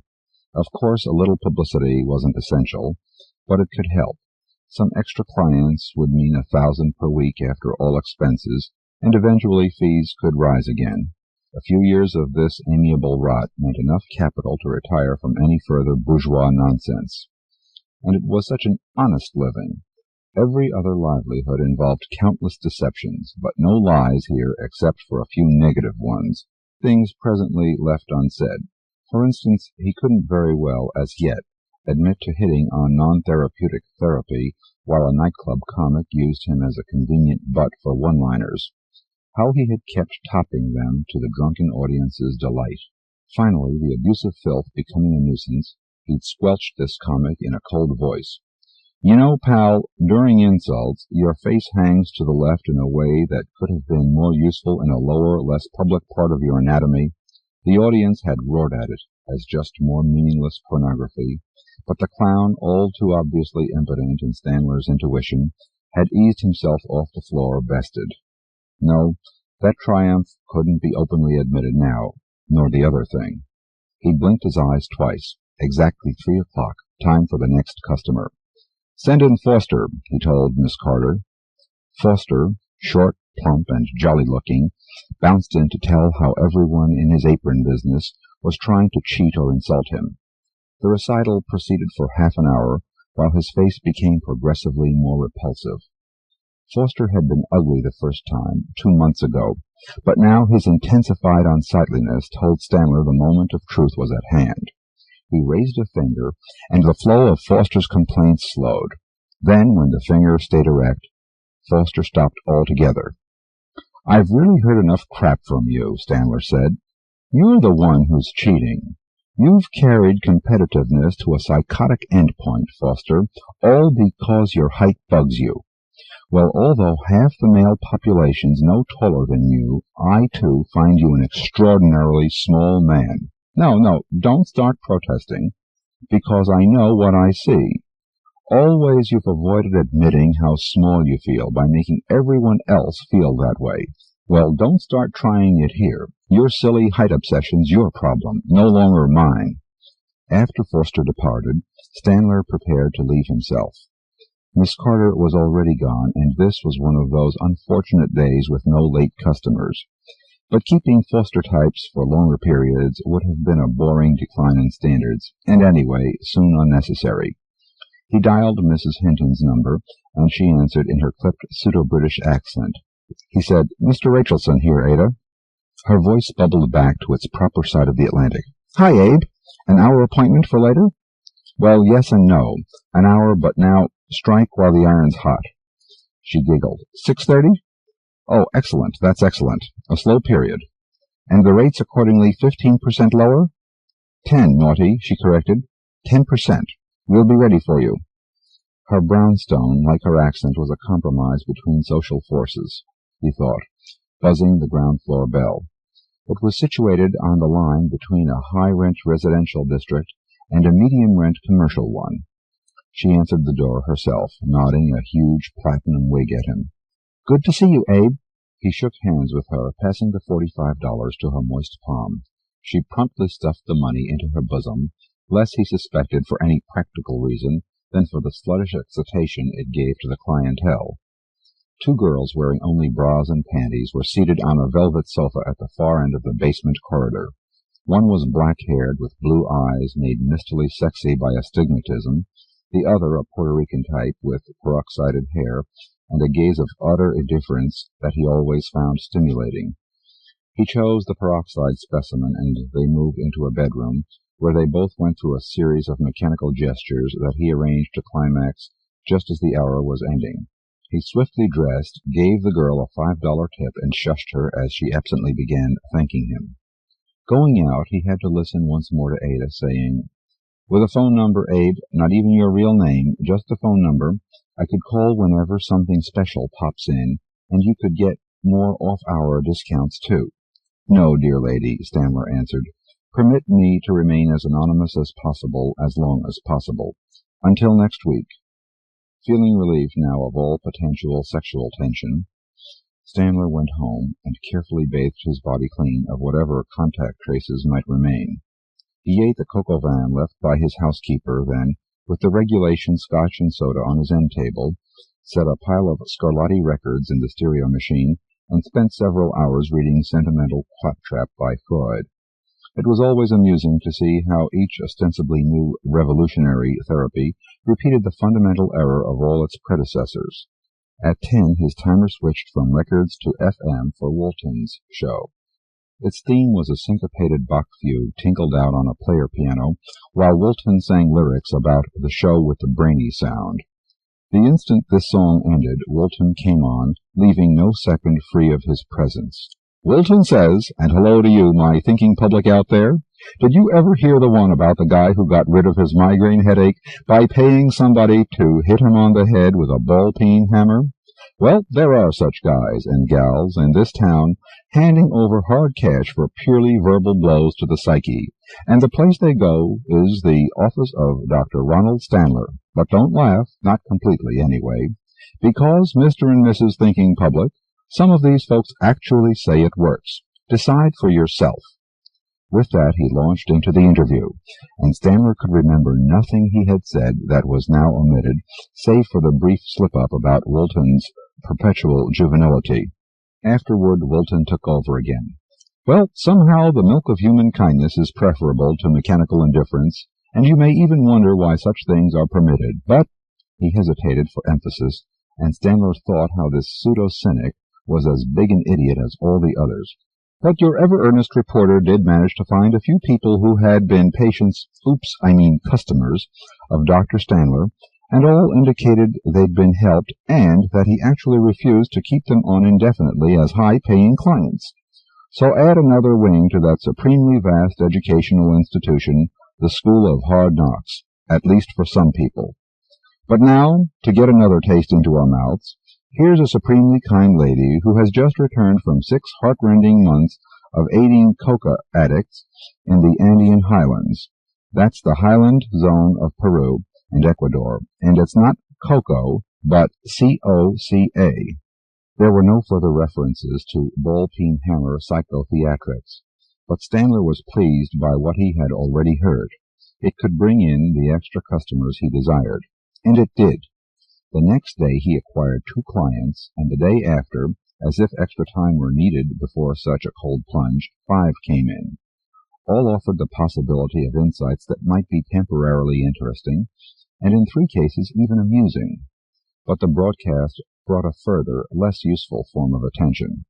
A convention of psychiatrists was meeting at a nearby resort, and it seemed as if all 500 delegates had heard the interview. These doctors were divided into about 50 schools of psychotherapy, ranging from traditional Freudians, Jungians, Adlerians, and Rankians, through electronic processors of sex acts and Jesuit confessors to group care and love scream advocates, but all managed to agree on a resolution condemning Stanler's approach. Manifestly dangerous and pernicious, warranting closest scrutiny by the legal authorities, improper claims to therapeutic value, public should be warned, the whole long statement was in this vein, and Stanler found himself besieged by news people demanding his reaction. To avoid wasting time on your stupid nonsense questions, he told them, always to their pleased what-a-curmudgeon reaction, I am making one statement to everybody. I have never bothered to attack any of the 169 mutually contradictory schools of psychotherapy's claims to cure people, so I cannot see why they bother to attack me when I make no claims to cure anyone. I myself will say nothing more, advising you instead to contact my former clients. All possibilities of liable action by me against anything they say are hereby renounced. Maybe I'll be denounced, maybe not. But, gentlemen, I assure you I don't give a damn one way or the other, and good day to you. The news people protested that former patients would never come forward, so his challenge had to be a bluff. But come forward they did. Within 2 days a score had been interviewed, and while some said they disliked Dr. Stanler personally and never cared to see him again, all, whether liking or disliking him, insisted their sessions with him had been of great value. For Standler, in every case where a name was volunteered, it instantly and intimately evoked the former patient. The intimacy always involved weaknesses that had been at first deplorably human, and at the last merely disgusting. But here they were, supporting him. It would be most touching, Standler decided, if he could be touched. More new customers signed up, at higher fees than ever, and he found room for them by brutally curative dismissals of some current ones. There was no more time for receiving calls of idle inquiry. However, Miss Carter did feel it necessary to pass on one name. Very persistent, she explained. The woman's been on the line again and again. A Mrs. Hinton. Fame, like everything else, is a cross to bear, he muttered. Thank you so much, Miss Carter. When Standler reached her on his private line, she said, Naughty, naughty. I always said it. Claiming Abe was your name. Well, Mrs. Hinton? She was breathlessly pleased with her insight. I just wanted to congratulate you. All those newspaper items, and TV, too, on your wonderful work. It's always been the same with my best girls for the customers. They don't gush, they don't throw their hearts into it. They're technicians. Controlled indifference, that's what does their job best. And yours, too. The parallel may be overdrawn, he sighed. But yes, Mrs. Hinton, perhaps there's something to what you say. Right now, though, I'm most pressed, so until— One thing's certain, she exclaimed. No matter what, I'll never discuss your patronage. Anybody doing so much to fight suffering deserves every consideration. I don't know how to thank you enough, Mrs. Hinton. I'm deeply touched, he said. So until another time. Putting down the receiver, he knew there was unlikely to be another time. The madam was as gushy as the average clubwoman. It was funny, though, to see how universal the misunderstanding, indifference, she'd actually said, indifference, could be. By the last day of the psychiatrists' convention, the doctors were forced to take into account the published encomiums to Standler's rough methods. This was achieved by appointing a study committee of 7 delegates to investigate Standler's approach in detail before pressing further for legal action. As already stated, we are sure the procedures indicated involve perils, a spokesman explained to the press. But being scientists, we are interested in learning anything of potential value, no matter where it may be found. A photograph of this committee appeared in several newspapers. Looking at it, Standler felt certain that one middle-aged doctor, a Jungian analyst, was largely homosexual, and that both the aging Freudian and the chemotherapy enthusiast were obsessional neurotics. So when the group requested a meeting, he readily agreed on the following Sunday. Upon their arrival in his office, he had to revise one assessment from largely to totally homosexual, but the previous, more ambiguous category did not remain empty, as the doctors settled into chairs facing the desk. The leader of the group hysteria sessions, a surprisingly young fellow, was obviously deviant from the slight limpness of his wrists to the infantile pout of his lips. 3 other doctors remained undetermined quantities, and he did not have time to determine what was wrong in their cases. One, a neat woman, was an advocate of cybernetic computer models for the ailing psyche. Another, in his late 50s, was a Catholic psychiatrist, and the third one, as young as the group hysteria man, had been described in one newspaper as a Marxist revisionist psychotherapist. You have come to learn something about me, Standler smiled. The reverse is already true. They laughed, and the Jungian, evidently temporary chairman, said, We're not here because we're impressed with your methods, but because we're impressed with your results and want to bridge the gap if possible.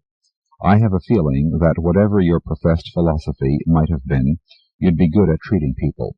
How did you develop what talent you have? Standler shrugged. I don't know much about that myself, just enough.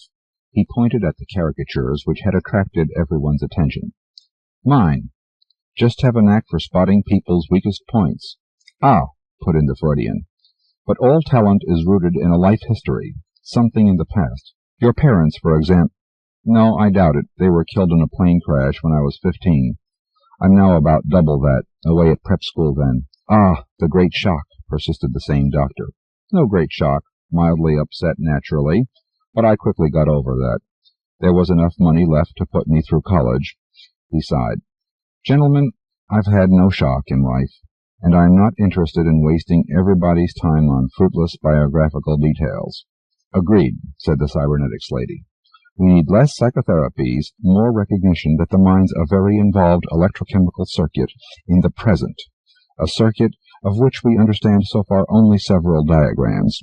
You've hit on a few truths about this wiring, Doctor, and shown the superiority of valid technique over ineffective, well-intentioned love as a curative approach. The group therapist's nose twitched for a sneeze, but Stanler knew from well-worn lines appearing around his nostrils that the sneeze would, as usual, remain unachieved. Ah, said the man. Well, we may often try to bring out aggressions, but they must end in affection between the group members, not some coldly technical mutual manipulation of psyches. No hasty conclusions, cried the revisionist. Technique becomes all-important if devoted to a decent social goal. The ideal for a therapy system is to develop techniques so adequate to patients' problems that any therapist worker can automatically apply them. Oh, no, moaned several doctors. Oh, yes, put in the chemotherapist. Would you rather have a heart operation performed by a relative or by a skilled surgeon indifferent to you as a person?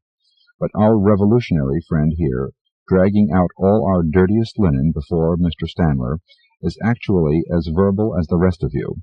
Only fully developed psychochemical treatments will permit cures by a doctor who's totally indifferent emotionally.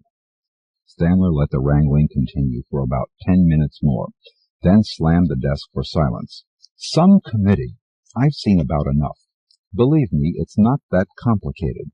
I simply have a talent for identifying people's shortcomings so clearly that they see what I see, and none of you have the slightest understanding of what I've just said.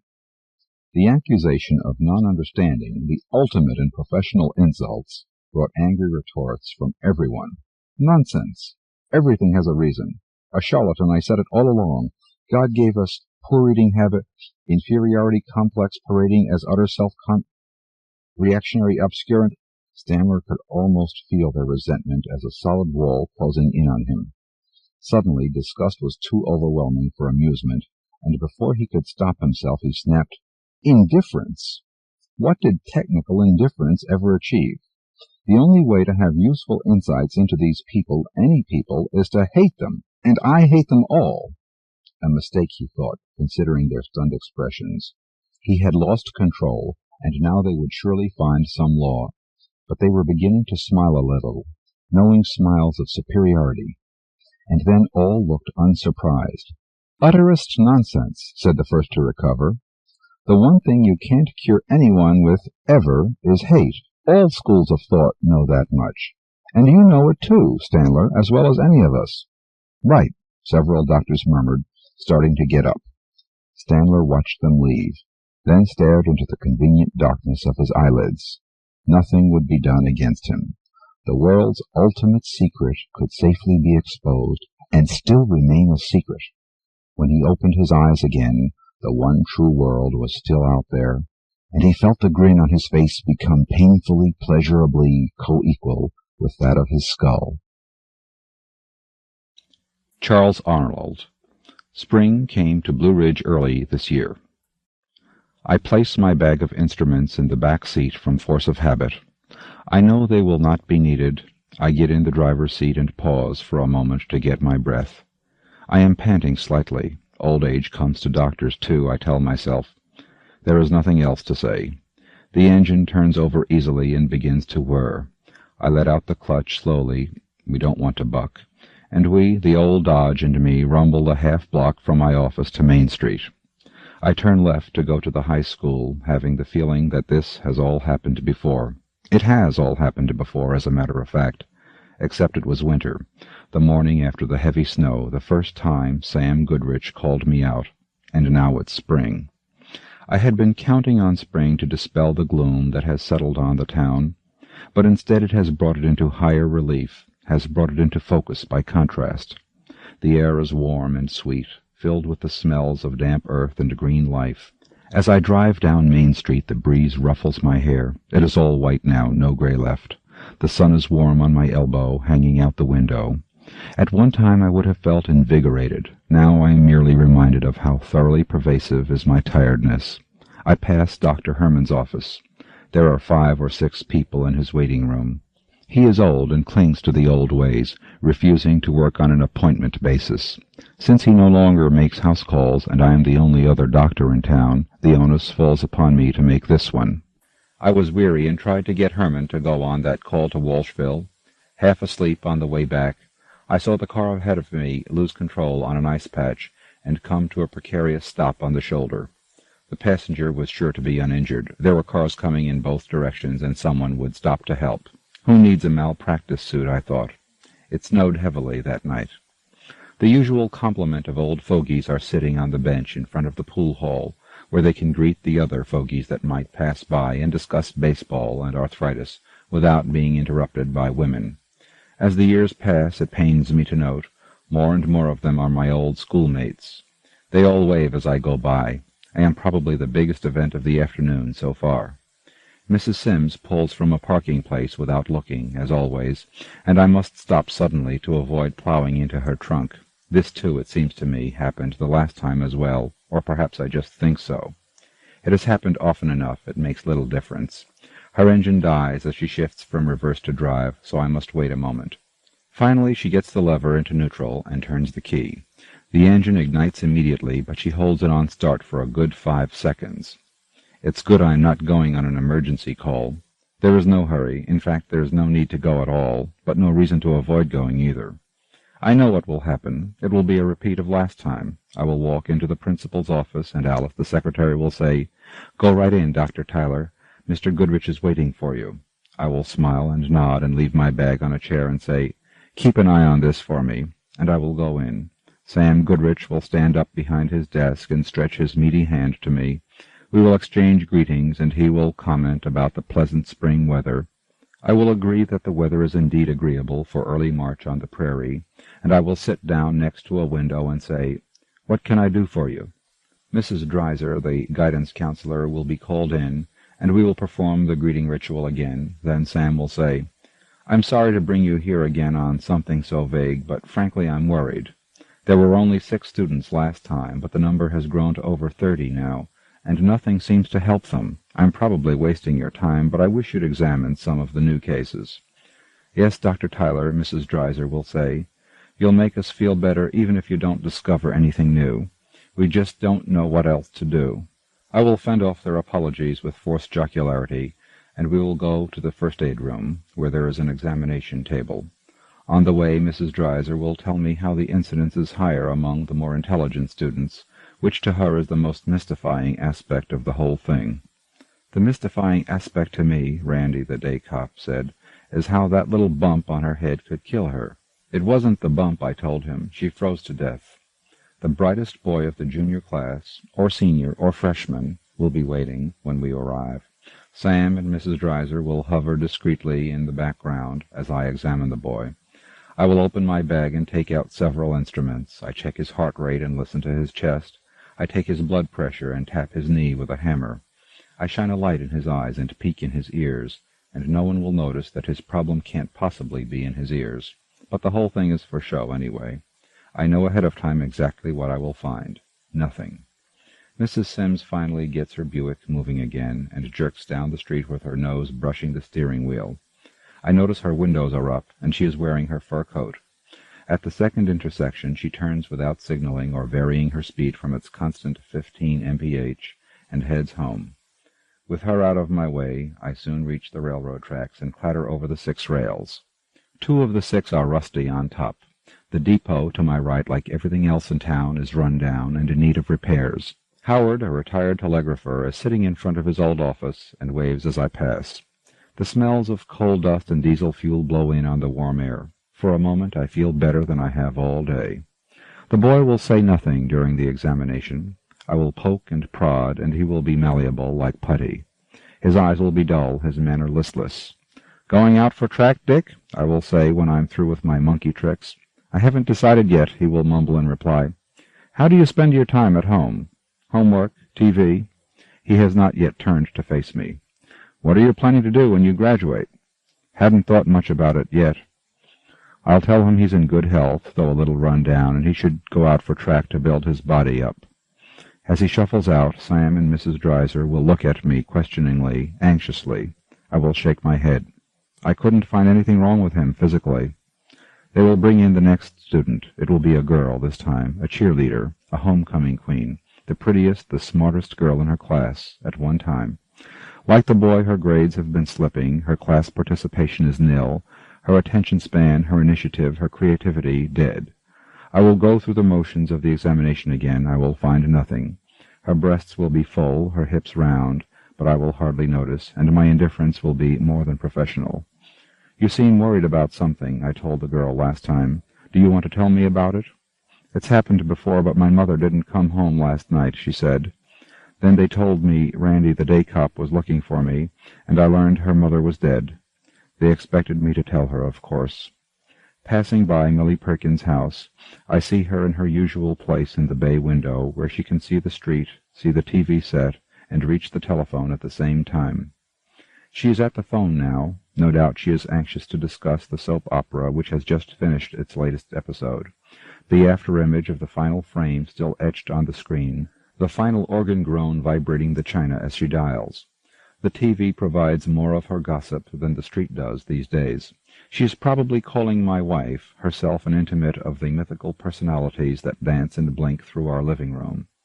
Yes, you did get a call last night, just before you got home, but it came during the last 5 minutes of Gunsmoke, and then Millie was on the phone, and I forgot to tell you. What did the caller say? He said there was an unconscious woman in a car on the road to Walshville. Oh dear, I do hope nothing terrible happened to her. I may examine 1 or 2 more kids, but probably not. We will decide there is little point in it. What is it, Dr. Tyler? Mrs. Dreiser will say. What's wrong with them? It doesn't make any sense, and I, for one, am scared. I don't know, I will say. Can't understand it myself. I've seen people like this many times in my career. It's often a reaction to mourning or a buried psychological problem. Usually the person will come out of it by himself, given time. I've never seen it so lasting or widespread, though. If it's any consolation to you, it's happening all over the country, striking the young mostly, just like here. It started in the small towns, but it's spreading to the cities now. But what is it, Sam will say. The journals have called it various things. I prefer chronic apathy myself. It's as good a term as any. I haven't heard any satisfactory explanation of the cause. Mrs. Dreiser will probably start sobbing. What's going to become of these young people? She will ask between sniffles. Yes, Dr. Tyler, Sam will say. What are we to do? What are we to do? I will hide my face and shake my head and pretend I don't feel like crying myself. I will pretend there never was a time when I was ready for any commitment, no matter how great. Never a time when my hope and confidence and energy were unlimited. I wish I knew, Sam, I will say. I wish I knew. Steve Herbst. Creation of a Future World in The Tracer. From Media, December 1931. Of all the movie's dream worlds, the palaces and exotic places in which we seek an escape from our depression-burdened lives, by far the most fascinating and full of hope is the dream world of the future. Indeed, the opulence of a screen drama is real for the actors alone, but the future belongs to everybody. And yet only a few films have tried seriously to deal with the consequences of scientific advancement and the changes that will result in art and society. Science fiction in the American cinema has lacked realism and has depended as much upon the imagination of the viewer as upon that of the filmmaker. In early September, however, German-born director Francis Rehaga released The Tracer, a thrillingly realistic portrayal of the future. Rehaga has made 7 films in this country in 3 years.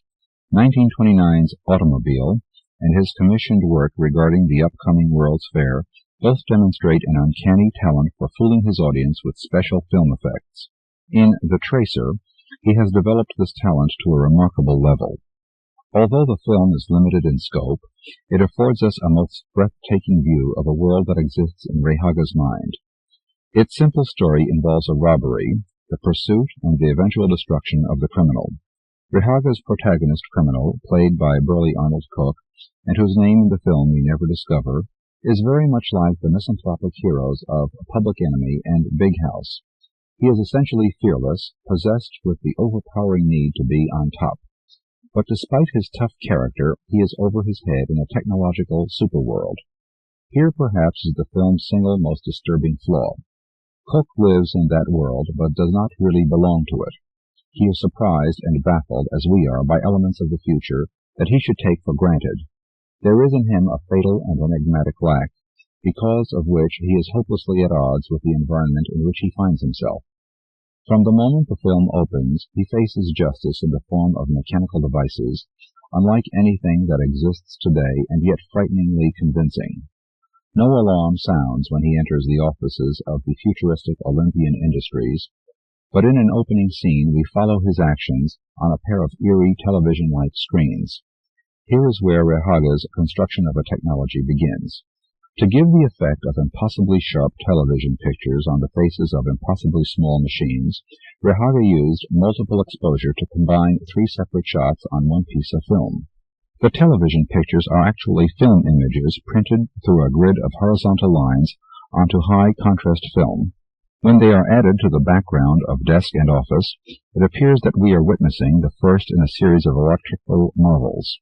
The office scenes also show a whole range of more mundane objects that were completely redesigned for the future. Telephone switchboard, telephones, and typewriters are all streamlined and highly polished, dotted with trademarks and switches to make them seem real. Light fixtures and furniture were created especially for the tracer, out of what architects have said are the materials of the future: chromed steel, hardwoods, and white opaque glass. Wall-to-wall carpeting covers all the floors. The effect produced is glamorous, the appliances expensive yet functional. Director Rehaga had a large staff of designers to help him, but it is the coordination of their efforts and the unity of their styles that creates the illusion of a future world for us. Rehaga's approach was to eliminate the frills of our modernistic art while preserving the simplicity of straight lines and smooth surfaces. The same philosophy of styling was applied to every object in his sets: the frames of doors, the elevator with its push-button controls, the squared man-sized forms that appear to be coin-operated vending machines. Such extensive and precise work must require a great deal of money. Even though many of the design problems were handled by private companies, Rehaga spent over $100,000 building the office sets alone. His outstanding achievement in these early scenes is the awesome dusk skyline of Chicago that we see for a total of under 2 minutes behind the desk of Eric Haller. It is so believable and unusual, in fact, that we may tend to ignore Haller himself, the first man that Cook encounters during the film. We should say a few words about this set. It was constructed primarily out of plywood and extends 50 feet behind the window of Haller's office, and was used only in this final office sequence. A small staff spent 2 weeks building it to Rehaga's detailed specifications. It is in almost no way related to the city's present appearance. When time came for filming, Rehaga sealed off the portion of the studio that contained his model and filled it with smoke. The haze hanging over the city keeps us from making out any detail that might give it away. This effective illusion, sealed off by a window from the clean and brightly lit office interior, takes us once and for all into the future. Simon Stern plays Haller, the business official who has been patiently watching Cook on his television screens. Stern's portrayal of the character is as otherworldly as his surroundings. He never gets up from his chair behind the long hardwood desk, and he is perfectly calm in Cook's presence. When the burglar pulls a gun on him, he only smiles. Clearly, he is so far above the visitor in rank, in resources, and in subtlety that he is beyond fear. But in a way it seems that Haller hardly sees the other man, almost as if there is a barrier between them that makes it ultimately impossible for him to believe that Cook exists. Meanwhile, the future which is on his side, the lofty panorama of the city behind him, arouse an overwhelming jealousy and hatred in his opponent. Before Haller can react, Cook has shot him with his gun. Surprise and disbelief cross his face. Now we see for the first time an almost featureless white box that Haller breathily refers to as the tracer. Haller's blood stains his tan suit. He watches as Cook makes off with the box. The camera allows us plenty of time to appreciate Rehaga's car of the future. It and 2 others were built upon the frames of racing cars, and all are drivable. Cook's car was made by fastening a specially formed sheet metal body to the chassis of a 1930 Alfa Romeo GS sports car, the new body extending far over the front and rear wheels and having a high, solid roof. Pictures of this car have already appeared in magazines. It is truly a dream car. Some additional futuristic touches, extra-wide tires and solid wheel covers, adding to the sleekness of the design, ornamental strips of chromium-plated trim for streamlining, and a wide one-piece windshield. The last of these presented a difficult problem for the production crew. In order to set his cars apart from those on the road today, Rehaga decided to equip them with curved glass on front and back that would follow the shape of the body. His technicians succeeded in producing a number of curved windshields by bending plate glass around carbon molds, and 6 of these were selected for the cars. In addition, Rehaga built a cutaway interior for Cook's car and equipped it with a removable front seat, removable roof and doors, and a molded rubber dashboard that stretches the width of the car. In the dashboard were mounted a variety of manually operated dials, lights, and buzzers, some of which were never used during the actual filming. For road footage to be used in conjunction with this interior set, Rehaga experimented with techniques that would produce an exceptionally smooth ride. That effect was finally achieved by using a camera operating at twice normal speed, mounted on a racing car traveling at 70 or 80 miles an hour. When the film is slowed down, motion is very calm and more like that of a ship than of an automobile. Other driving footage was shot by a camera moving on rails among Rehaga's miniatures, which display the same attention to detail as those he used in his films about the 1933 World's Fair. The miniature models of houses and storefronts, traffic signals, and cars were also combined with movies of the actual cars in motion, using an interesting and effective process. The film of Car and Road was printed frame by frame onto a sequence of paper proofs, which were then pasted over with photographs of the models. Because of the size of the artwork, Rehaga could exercise a great deal of control over its composition and animation. Finally, the completed frames were rephotographed onto movie film, live action and miniatures combined. Cook never finds out the pivotal reason for his downfall, that the tracer on the seat at his side is nothing more than a radio transmitter which will lead the police right to him. This fact we are told by the police captain. In a series of impressive shots, Rehaga shows us the modern police station and its machinery. Like the offices of Olympian, the rooms of the station are decked out with real-looking radios, telephones, switchboards, and in this case maps of a future Chicago. We see the helicopter equipment that locates Cook's car on a suburban highway, and underneath the copter a beautiful painting of lit streets that re-emphasizes for us the scale of Rehaga's imagination. Returning to Cook's level, we pan back and see the lights of a police car. The chase is a masterpiece. Still using miniatures to augment the action, Rehaga leads the 3 powerful cars through an all-out test of their abilities. The police cars with their flashing beacons and the dubbed-in purring of their engines are a frightening spectacle. Rehaga took thousands of feet of film of the pursuit, cars attaining speeds of up to 90 miles an hour. Frequent repairs had to be made during the shooting. The chase scene itself lasts only 16 minutes on the screen, and ends on the parking lot of the supermarket, which is the only outdoor set used in the film. The supermarket was constructed out of concrete, aluminum, and plate glass under the guidance of Graham Keane. It is 30 feet high at each apex and 120 feet across. Its predominant design features are a pair of huge wooden arches covered with 400 square feet each of sheet aluminum and a row of gigantic windows that make up most of the front wall. The parking lot is illuminated by 5 floodlight towers, around which the drivers race their cars, laying rubber on the new asphalt surface and filling the air with smoke. One policeman in the film fires a specially designed pistol with a wide nozzle, and the rear window of Cook's car is shattered. Angrily, his visibility badly impaired, Cook spins his car around. His collision with the first police car was captured by 3 cameras and 2 additional sound recorders. Even so, the sound of the crash was augmented later for the film. Repairs had to be made on Cook's car so that it could be driven. Before Cook can turn the car around, one of the police in the third car fires a tear gas grenade through his back window. Cook charges at the other police car, is deflected, and crashes through the supermarket. We might enumerate 3 ways that a filmmaker has of making his objects appear real. They are 1. by using them, 2, by ignoring them, and 3, by destroying them. The televisions, radios, and automobiles in The Tracer appear real because we see them work. Meticulously constructed appliances that are ignored by the actors, on the other hand, appear real because of the very lack of interest. To the film crew, these objects are works of art, but inside the film they are part of the background of everyday life. Similarly, by destroying expensive machinery and sets that were made for the film, the director tells us that the supermarket is just another supermarket, the cars are just cars, and the man is just another man. Lights in the market are turned on, clouds of tear gas rise from the wreckage toward the high ceiling, and we see Rehaga's last constructed evidence of the future. Early in production, the plan of this sequence was fixed. Rehaga contracted with popular soap manufacturers and with several independent advertising firms and collected more than 100 futuristic package designs.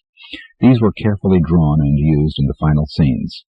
Framed by these fairy tales and by broken glass, the wreckage is grotesque and an intrusion.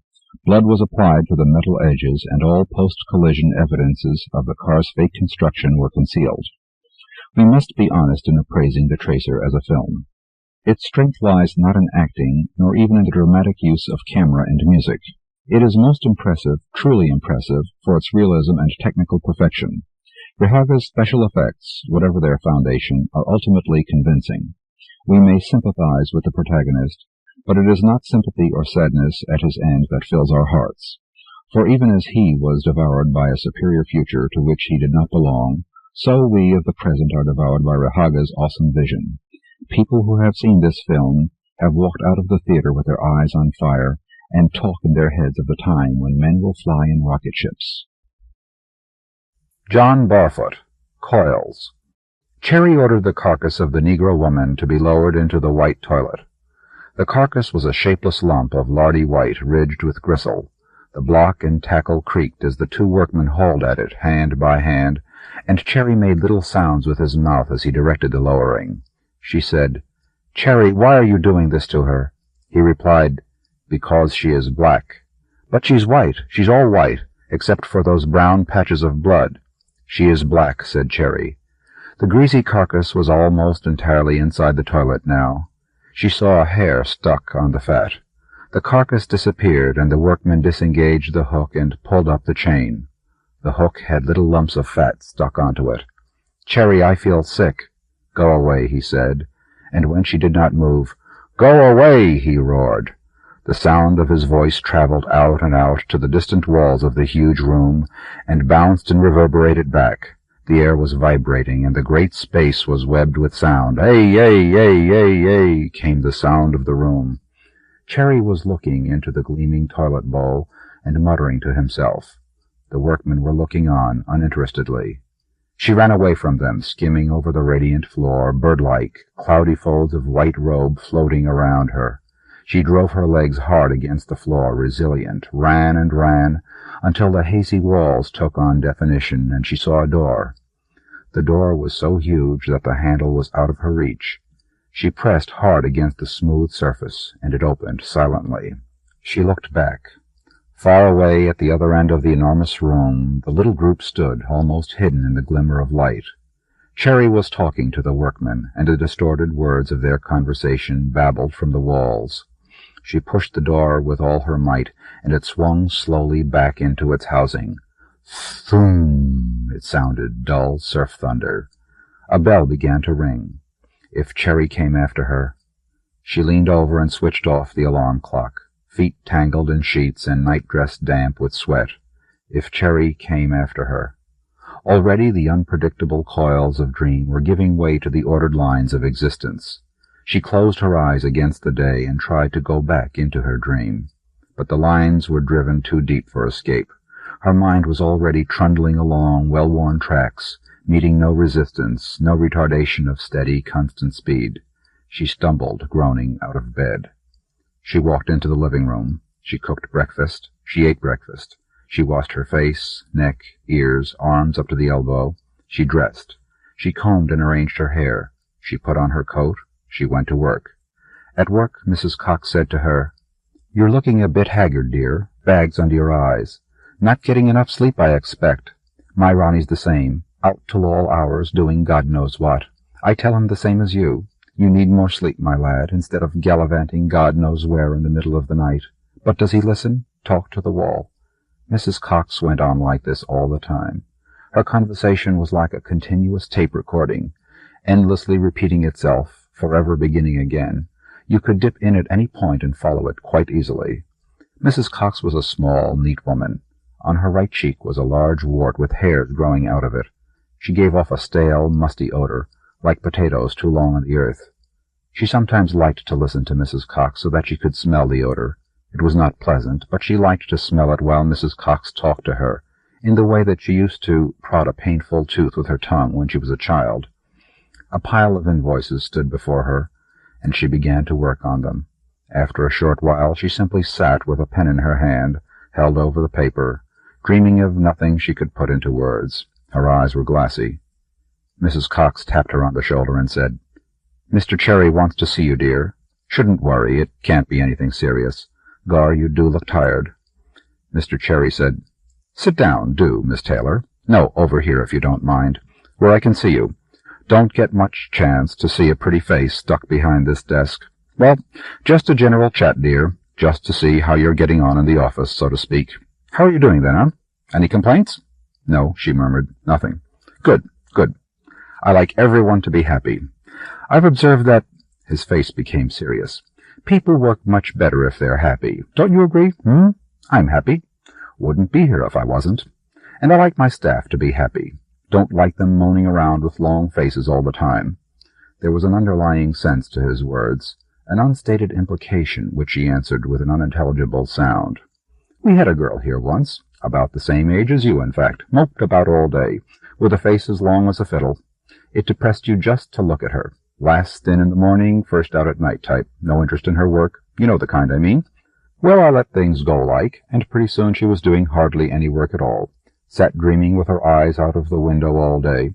Mrs. Cox got sick, having to do most of her work for her, and I got sick, listening to Mrs. Cox's complaints. Outcome of it was I had to sack her. Told her she was no use to the firm, getting a decent wage for nothing." He paused and gave her a straight, honest, North Countryman's look full in the face. "I've never had to do that again so far. Learned my lesson, so to speak.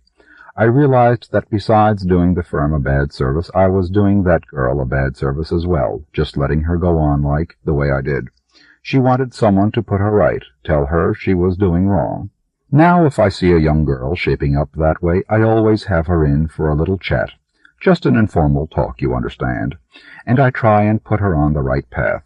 Suggest a few little pointers, you know. It's never failed yet." Silence. Then he laughed heartily.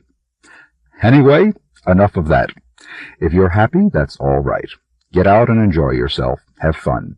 I wish I had your life in front of me. Yes, I do. Okay then, Miss Taylor? That's all I wanted. Just an informal talk, just to get to know staff better, you know. Feel free to pop in any time you've got something on your mind. I'll do my best to help you." "Thank you, Mr. Cherry," she said. Beans on toast and a yogurt for tea. Read for half an hour. Stare at the wall for half an hour, hugging her legs against the heat from the electric fire. Records, magazines, and a bedtime cocoa. "The lecture tonight," said Mrs. Cox, "is entitled Time and Humanity. Dr. Cherry will speak for approx half an hour, and there will be a short period for questions afterwards. Dr. Cherry." There was a spattering of light applause, in which she joined automatically. "Thank you, said Dr. Cherry, waiting modestly until the clapping died down. "The subject of my lecture tonight is one which might easily daunt any man. Time, in one form or another, has been studied or conjectured upon since the I was going to say, since the beginning of time." He paused for polite laughter. "But of course we cannot imagine any beginning to time or to space, for the two are sides of the same coin, so to speak. An infinity of time and space, an endless pool in which we, finite, short-lived, rude creatures of decay, dwell. Or perhaps a more apt metaphor would be that of a rushing river carrying us irresistibly onward for eternity." The pedantic words walked jerkily on stilts above her. She gazed at Cherry's face, at the blue jowls, the thick, pudgy ears, the folds of neck hanging over the white collar of his shirt. Something tickled her hand. She looked down and saw a mouse on her knee, nuzzling her folded hands. She gently disengaged one hand and stroked the little furry nose of the mouse. It narrowed its eyes with pleasure and sat perfectly still. But it has not been proved that there is something eternal in man, something to correspond with the endlessness of the cosmos, something that is not tumbled and rushed downstream by the river of time, but sails calmly on its surface, completely at home. She took a pin and drove it firmly into the little humped back of the mouse. The skin dimpled at first, and then the point penetrated and the pin sank easily into the flesh. The mouse wiggled its tail quietly with pleasure. She stuck another pin into him, gently pressing the head flush to the surface of his body with her fingertip. And yet there are those who fight against time. I have shown you how it is necessary for men to order their existence into patterns, to have each thing happen for a set and known duration in time. I have shown you how it is imperative that a day be organized into little precise packets of time. And yet there are those who fight against this, those who do not see that the only defense, the only security against chaos is order. You have met them. I have met them. They are a well-known type, the last in the morning, first out at night type, so to speak. She stuck more pins into the mouse, who remained still under her gentle hands. The pins were quite well spaced out over the little body, and so she began to fill in the spaces between them. Soon there were whole patches where she could run her fingers over and feel nothing but the rounded heads of the pins, no flesh or fur at all. She resents order. She gets on the bus in the morning, and she tries to play games with time, tries to stretch it out. And how does she do this? She retreats to the only place where time is plastic and subjective. She retreats into dream. She dreams time away, making no use of its precious, irrecoverable substance. There was no more room left for pins now. The mouse was a little shivering, silvery creature, a metal-flesh mouse. No room for pins on the body. She took a pin and drove it tenderly into one of the tiny black eyes. There was a pop, and a little bead of blood appeared. The mouse quivered with ecstasy, and then lay still as she pierced his other eye. Pop. Eyes of silver beads, body of silver foil, only the tail was flesh. She cut it off with a pair of sewing scissors, and the mouse froze into metal immobility. With the immobility of the mouse, an awareness came to her senses, and she realized that the room was silent. She looked up. Cherry and Mrs. Cox and the students were all looking at her. They had been looking at her for some time. "You were not paying attention. What were you doing?" asked Cherry. "What were you doing?" he roared, when she did not answer. Mrs. Cox strode up to her and pulled the metal mouse from her hand. Cherry looked at it with horror, and there was a gasp from the students. Cherry held the little mouse up in his big hand, and it began to bleed. Each little pinprick poured out blood, so that his hand was red.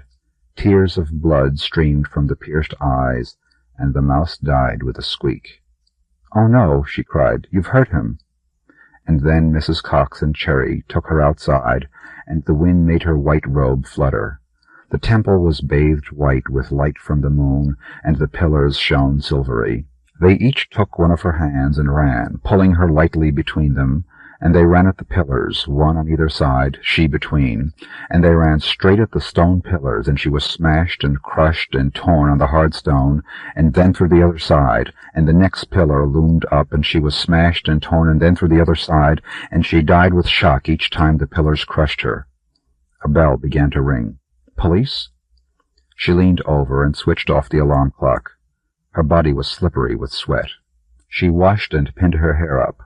She put on her white robe. She walked to the bus stop, bird-like, cloudy folds of white robe floating around her. At work, Mrs. Cox said, "You're looking a bit haggard, dear. Bags under your eyes. Not getting enough sleep, I expect. Went to Dr. Cherry's lecture, did you?" She ignored her and began her work. "Mr. Cherry wants to see you, dear. Shouldn't worry. It can't be anything serious. Gar, you do look tired." Mr. Cherry said, "Sit down, do, Miss Taylor. Just a general chat. Nice robe you're wearing, by the way. It's come to my notice that your heart isn't exactly in your work. You know, last in the morning, first out at night principle. and I just wanted to have an informal talk with you." The droning words buzzed sleepily above her. She felt a tickling on her hand. She looked down and saw that a little mouse had crawled onto her knee and was nuzzling her folded hands. She proceeded to stick pins into the humped flesh of his back. "I know you resent order," Mr. Cherry was saying, "but you must know that human existence has to be ordered into little precise packets of time. Everything must have a known duration. It's obvious, isn't it? Of course it is. And if there's going to be any defense, any security against chaos, everybody must live inside those little packets, because that means order. And order defeats chaos. Everyone, mark you.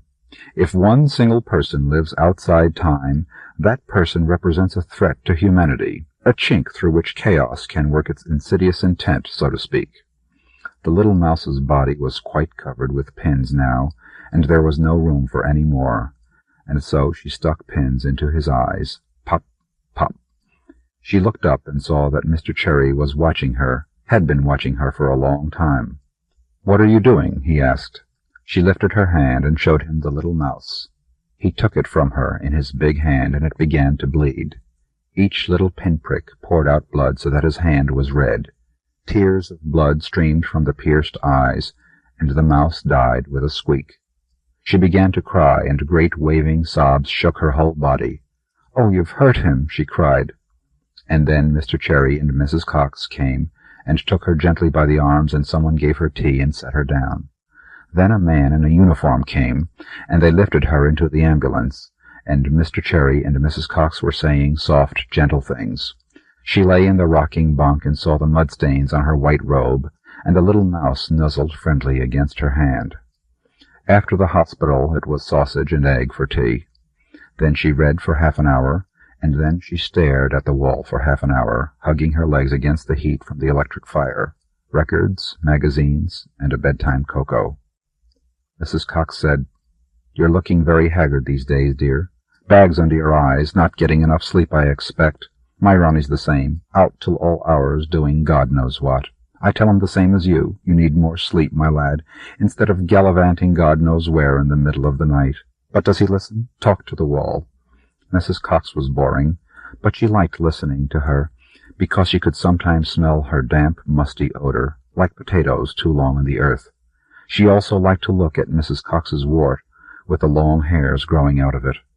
She began to work on the pile of invoices in front of her. After a while, she simply sat with pen in hand, dreaming. The invoices were exactly the same as the ones she had checked yesterday, and they were the same as the ones she would check tomorrow. She dreamed of unpredictable things, coils and spirals that led nowhere, instead of straight lines that led to clearly signposted destinations. "Mr. Cherry wants to see you, dear," said Mrs. Cox.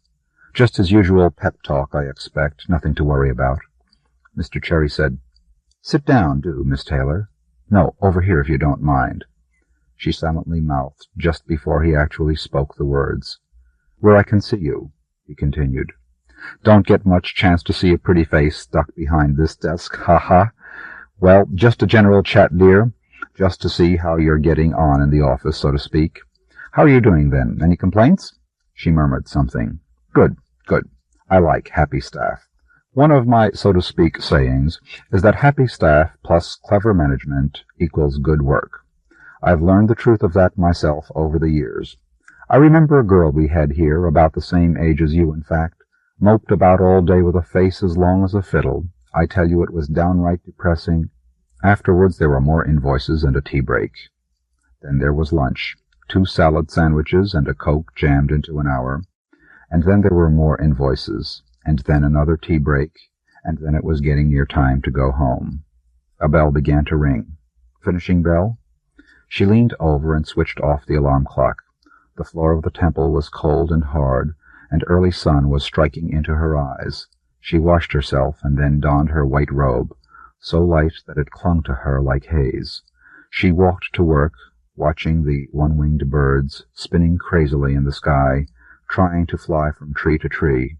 At work, Mrs. Cox said, "You shouldn't try to attend all of Dr. Cherry's lectures, you know. You're not getting enough sleep. Bags under your eyes. In fact, Dr. Cherry's noticed it himself. Said he wanted to see you as soon as you came in. You'd better go now." She walked along the corridor to Cherry's office. The floor and the ceiling and the walls of the corridor were white. It was hard to see in the dazzling radiance where floor ended and walls began, or whether there actually was a ceiling or simply a continuation of the walls. The corridor curved very slightly, so little that it was hardly noticeable, except as a change in the quality of the sourceless light. She looked back, only white. Nothing behind her but white. There was complete silence, a vacuum of silence. Only the rustle of her white robe and her breathing made any sound. The sounds were sucked dry by the silent vacuum. She walked on. Cherry's office could not be much farther. She stopped. There was a faint susurration behind her, a soft, deep-drawn hissing. She listened closely and made out the sounds of breathing and rustling clothing. She turned, but there was nothing behind her. She walked faster and again stopped. Holding her breath, she heard the soft sound still behind her, the breathing sounding more labored. She began to run, her body almost formless in the dazzling light, the corridor curving gently away ahead of her. She ran and ran, driving her legs hard against the floor, panting painfully. The corridor turned before her on its unseen axis. At last she could run no more and stopped to listen. The sound was still there, but it did not seem to be coming from behind. She looked before her. A figure in a filmy robe walked slowly along the corridor, almost formless in the sourceless radiance. The breathing and rustling behind her began again as the pursuer caught up. She ran forward, not wishing to be caught, not wishing to catch up with the white figure ahead. The corridor curved and suddenly came to an end. She saw an exit through which the white-robed figure was disappearing. She ran forward and reached the exit. The breathing behind her grew louder and louder. She looked out of the end of the corridor into an enormous room. Not far from where she stood was a white toilet, and Cherry and two workmen stood near it. Something bulky lay under a sheet, and the white figure stood looking at it. Cherry ordered the carcass of the Negro woman to be lowered into the white toilet. The carcass was a shapeless lump of lardy white, ridged with gristle. The block and tackle creaked as the two workmen hauled at it, hand by hand, and Cherry made little sounds with his mouth as he directed the lowering. The mouth of the white figure opened. The breathing behind her came closer and closer. The mouth opened, the tongue stirring for speech. She looked behind and saw a figure in a white robe, and as the coils tightened around her, she said, "Cherry, why are you doing this to her?" Sonya Dorman, Time-Bind. At school they had called me Lightfoot, which saved me from being called Brain or Filmworm or something like that.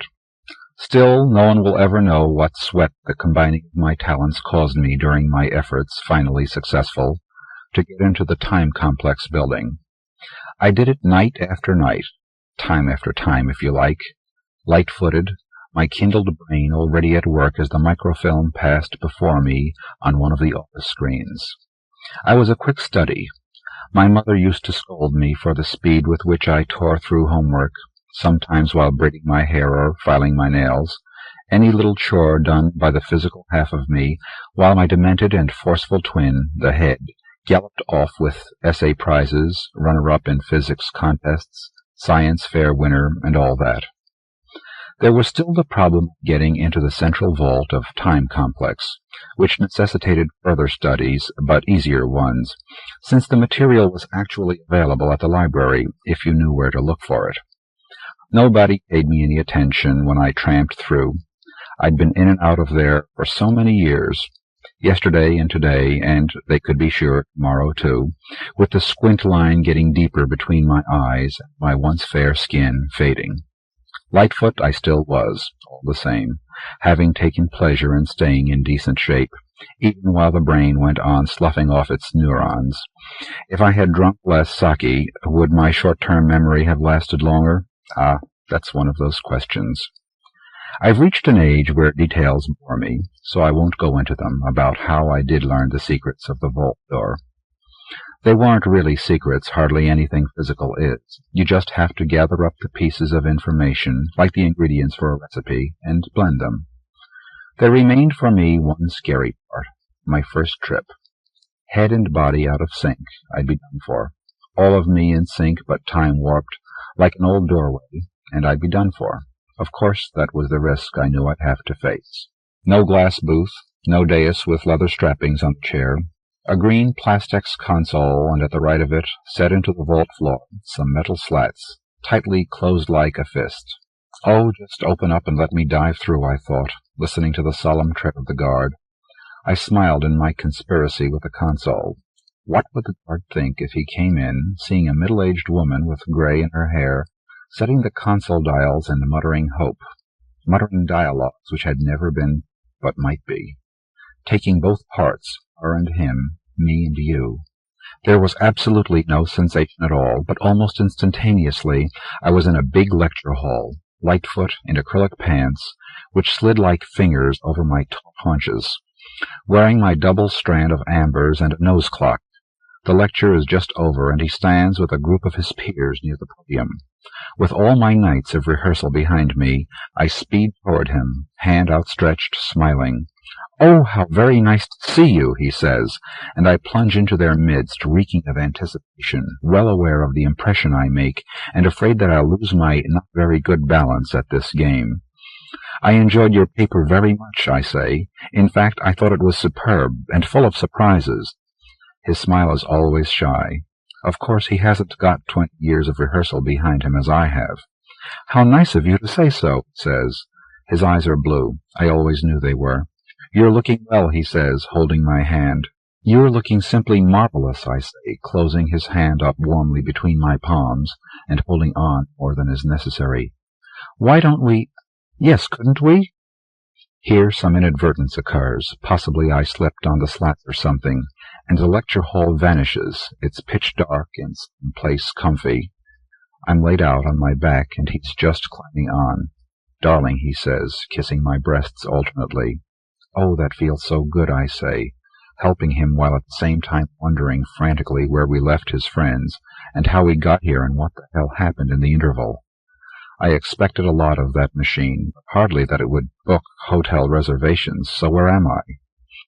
There is a tremendous sound of hammering, and before he even has time to roll off, I'm poured back through the years to stand beside the console, hearing the noise in the corridor outside the vault door. It was just that damned guard drumming out a new dance step, which echoed highly magnified through the alloy archways. After I caught my breath, which took a while, I checked the time, I checked the dials. There was no explanation for what happened, for the timing to be so badly off. There hadn't been time for any conversation. I mean, I never found out how he really was, whether he was working up a new paper. Obviously, there was a lot about this business I still had to learn. Back to the library. Back to the Lightfoot entry, to all those offices upstairs in the Time Complex building. The next trip would have to go better. At least we should chat about the weather, and how his cactus collection was coming along, whether the old man Cephalocerius senilis had blossomed yet, that kind of thing, like two real people with a relationship which we'd never had. I thought it would take me a week to check out each step and find out where I'd gone wrong. It took me more like 3 weeks, during which I accumulated a lot of tension and several splitting headaches, but didn't dare take any pills because they'd slow down my thinking. I'd just have to manage until the job was done. I was determined to work it out. Convinced finally that I had it figured, I went back wearing my no-skid, best grip sandals to prevent slippage, just in case that was part of it. We are cantering side by side, he on a bay gelding and me on a small chestnut mare. My shining black hair streams out behind me. He is wearing a hard derby. Up the languorous slope in slow motion, green hill against fiery blue sky. There at the top the white fence bars to be jumped. Side by side we'll sail over. I collect the mare between my knees and glance over at him. He smiles. His eyes are gray and beautiful. He raises his riding crop to the brim of his hat with a nice little salute to me as I take the mare up on the snaffle. Up she goes like a bird over the fence with her hind legs tucked up neat and nice. Only we keep going, straight out into the blue, sailing away on a perfect level. Desperate, I crane my neck. Behind me there is the fence on top of the hill. There are hedges and trees. There, far below me in a lovely meadow, he canters away on the bay horse. What has happened this time? I want to know. I yank on the reins, but she sails on out like a rocket through the purest of blue skies. The air is hitting my nose and making me dizzy. We're so high up I can see the curve of the earth. Hey, this is dangerous! I'm about to yell when that mare puts her head down and bucks me off. I sat up on the steel slats, sweating with rage and fright. No sound of the guard. How much time did I spend in that fruitless effort? My watch had stopped. That figured. Back to the library stacks. As I passed the green plastics console, I resisted an impulse to kick in its panels. I couldn't do that because I intended to get some good out of it yet. "You look thin. Are you losing weight?" several people asked me during my next course of study. Well, what did that mean? That I was too fat, or that the weight loss emphasized certain boniness, or that they saw a faraway look in my eyes? A long-ago look, perhaps?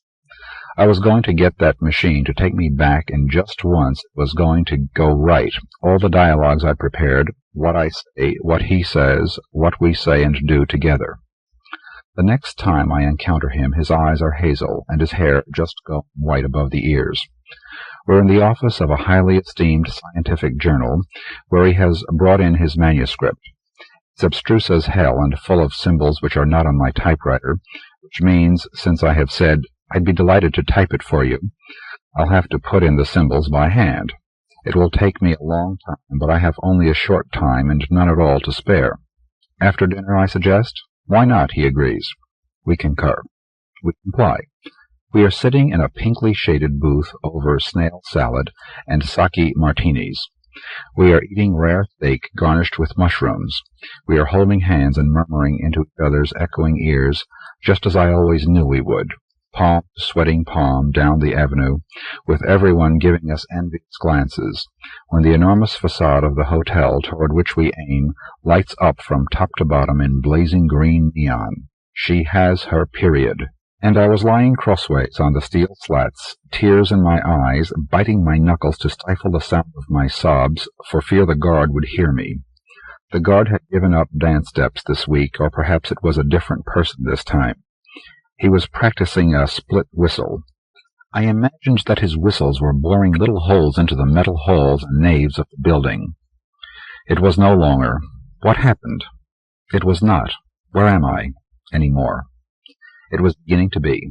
Why am I in such a fix? After the amount of work I had put in on this private project, I would see it through. This time, as I passed the console on the way out, I reached over and slapped one of its panels, although that didn't provide me with much satisfaction.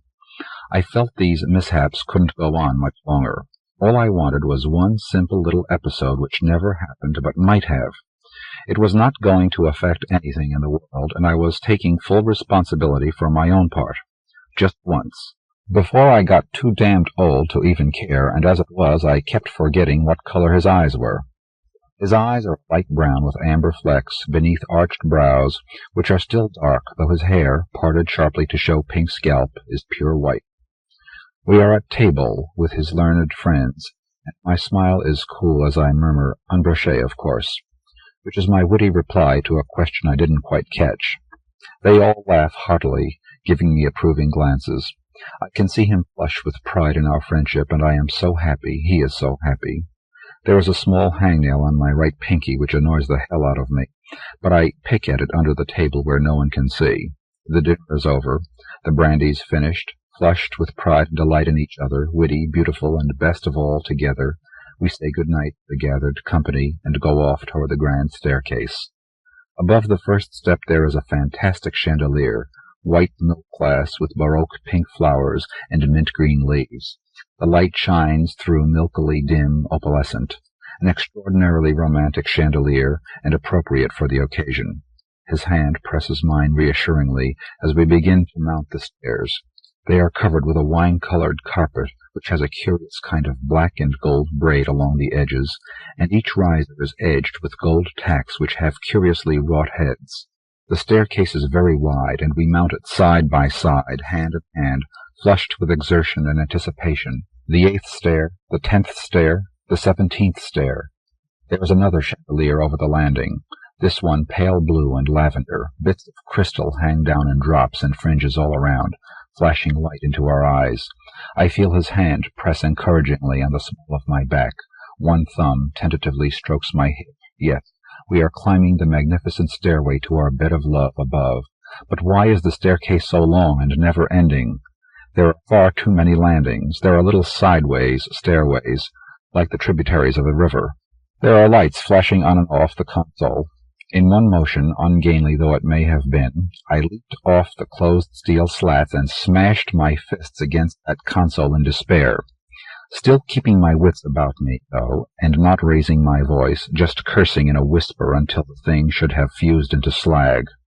The lights on the console went out, and it stood cool and silent.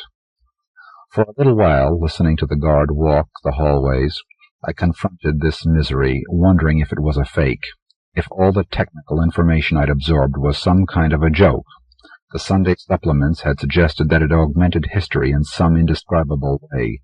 The commercial programs variously described it as time machine, history machine, truth factor, truth detector, headless marvel, and in one case the whiz-bang, to which the physicists objected, saying it cheapened the concept of time travel. I had studied every paper on the concepts and the hardware. I had set the dials correctly. I had experienced no discomfort in traveling. What happened when I got there, then? Everything seemed to be all right at this end. I'd give it one more try before I settled down into sniveling about my aches and pains and declined into imbecility over a sake on the rocks. The guard was neither dancing nor singing. He sounded like yet another person, with a light but rather brittle step, as if he were an elderly man doing the rounds. Perhaps they had different shifts. I'd have to be more careful, for without having any such amusements as singing, dancing, and whistling, this guard might be far more alert. I'd take a week to check everything out, to double-check it, to rest my head and soak my body, or perhaps the other way around, anything that might help. Anything, damn it. I would have one night of delight with him before it was too late, and that wasn't much to ask. A night, a week, 6 months, a good relationship for a year, was that asking too much? It wasn't as though I hadn't been considerate the first time around, knowing he was preoccupied with professional matters, that he had serious attachments, and I wasn't then any too sure of myself, any more than I was now sure of what color his eyes had been. It is too dark to see what color his eyes are, and anyhow they are closed. He is snoring, and has put his pajamas back on. I lie there in a bitter and resentful daze for a few minutes, then snap on the lamp. A 40-watt bulb, it doesn't do much for the cracked walls and peeled paint of our hideout. Huh? He says, putting one skinny forearm across his eyes to shield them, and he snores again, deeply. He sleeps with his mouth open. After a moment, I raise my own forearm and regard the large pores and liver spots with the dismay of recognition. Good God, how long have I been here? I turn my head on the moldy pillow and look at his sparse white hair, the white stubble beginning to appear on his chin, the skeletal fingers of his hand limp against his own shoulder. Good God, what if I don't get back? Back to my studies, to my 1-mile jog every morning. Well, it's just half a mile these days. To the quiet simplicities I really enjoy. What if I live here now? It seems to me the time has passed alarmingly, and this isn't at all what I had started out to do or be, nor him either, when his eyes were blue or hazel, and he was becoming famous. And for how long, I'd like to know, is he going to lie there and snore? The vault door snores and rasps as the guard comes in. The room lights up as the blinking console lights flicker and go out. I'm lying on the tightly closed steel slats, clasping my aching head with both hands. He comes over and takes me by the arm, pulling me to my feet. "What are you doing in here?" he asks, more surprised than angry. "It's impossible for unauthorized personnel to get in here." "No, it isn't," I say. "Not if you really put your mind to it." I turn around out of his grasp and kick the console, but not hard enough to injure myself. As you get older, you have to be more crafty about these expressions of emotion. Now, he says, "don't do that. You're not even allowed in here." "Yes, but," I say, turning around to him. And there he stands. His hair is white and his eyes are still blue. "What are you doing here?" I ask, stunned by his presence. Did he pop up between the slats right behind me? I wonder. "I've worked here for years," he says, regarding me kindly but firmly. "Why do you ask that?" "What about all those papers, the ones I offered to type for you, the lectures, the dinners with all your peerless friends?" He smiles and guides me toward the door with one skinny hand on the fat of my back. "Oh, that," he says, smiling. "Yes, those days. I was promising. I certainly had ambitions, but it turned out I wasn't good enough after all. I do remember you vaguely. Do you want some coffee? I have a thermos." "Well, thanks," I say, sort of lingering, to glance back at the vault room where I'd failed so badly. "Aren't you going to arrest me?" "Of course. I've already sent in the word. I still don't understand how you got in there like that." Sipping his coffee, I say, "They used to call me Lightfoot." "Did they? Nicknames are funny things. They used to call my wife Fickle, but it was because she had freckles. She says it started with her school friends calling her Freckles, but gradually—" And he launches into an interminable account of his wife's past, and goes on and on until they come to take me away, a whole squadron of slim men in squeaky shoes, whose eyes are any color I don't remember. Everything considered, they handle me gently. Their sergeant says, "You're charged with breaking and entering. Understand your rights?" Rights, yes. But breaking and entering what, I wonder? Re-entering somewhere? Breaking in or breaking out? They put me away in a cell where I dozed for the rest of the night. In the morning they released me, my lawyer insisting I had not broken any law. If he only knew how right he was, though if I'd been able to follow my intentions, some laws would have lain in shards. They rarely sentence you for your intentions, though. Perhaps they figure you can do that for yourself. So there I was, free to go home to my film screen and warmed sake, and I found that's what I wanted, though I wouldn't have said so years ago, when I knew whether his eyes were brown or gray. C.L. Grant. "Everybody a winner," the barker cried. Perhaps the sound had only been a trick of the wind, but the girl on the beach turned slowly, searching for the gull she might have heard cry. There was no hope in her face, and though her eyes squinted against the glare, she saw nothing but colors bleached and colors charred, and the only thing that moved with her was the wind in early spring. She wore slacks and a heavy green sweater hastily snatched from a fallen mannequin. There was a darkly stained kerchief, and her shoes she held in one hand. Attractive once, now she was thin, and there were coarse lines that deadened her face. She was tired, and as she walked slowly south, she tripped over nothings in the sand. There was a pier charred and splintered, where the ocean's roar was magnified, and hurled itself back at her with the odor of salt and dead fish, and the rotting slime that covered the pilings. She hesitated as if bracing to run, then bit at her lips and forced herself to walk, out of the white sun into the gray, where the cruel wind became cold. With one hand at her throat and breathing deeply, she looked straight ahead toward the sand on the other side. Then she stumbled. As she put out a hand to steady herself, the wind shifted a piece of blackened cardboard. There was a man underneath, and she screamed when she saw the crabs. "Oh, God!" was not a prayer, but a cry for release as she ran into the open, seeing nothing, and hearing only the sea until the pier was lost behind her, and ahead the wheel. She slowed until relief forced her to her knees while she stayed at the boardwalk, lined by rusting metal benches, and beyond them, facing blindly toward the water, the empty stands dwarfed by the once domed building in their midst. The wheel. The "Please don't leave me on top" Ferris wheel rose through the shambles. It looked as if it were being devoured, but it was a memory. The wind died. The girl slumped forward to her hands and cried. And when the time for weeping has passed, she brushed her hands against her legs and rose to her feet. In spite of the sun, the sand was cold, and the benches somehow looked warm. She took one step toward them and saw him. He was sitting almost directly above her, head down, his arms folded across his chest, still enough for death. But when he grunted and shifted, she cried out without thinking. He looked up. For a moment they stared unbelievingly at each other, and before he could speak, she turned and fled. "Hey!" he shouted, jumping to his feet and vaulting to the ground. "Hey, wait a minute! Wait, please!" His voice covered the waves, his feet crunching in the sand thundered in her ears as she ran. Suddenly she slipped, tumbling over a sharp incline just as a wave broke beneath her.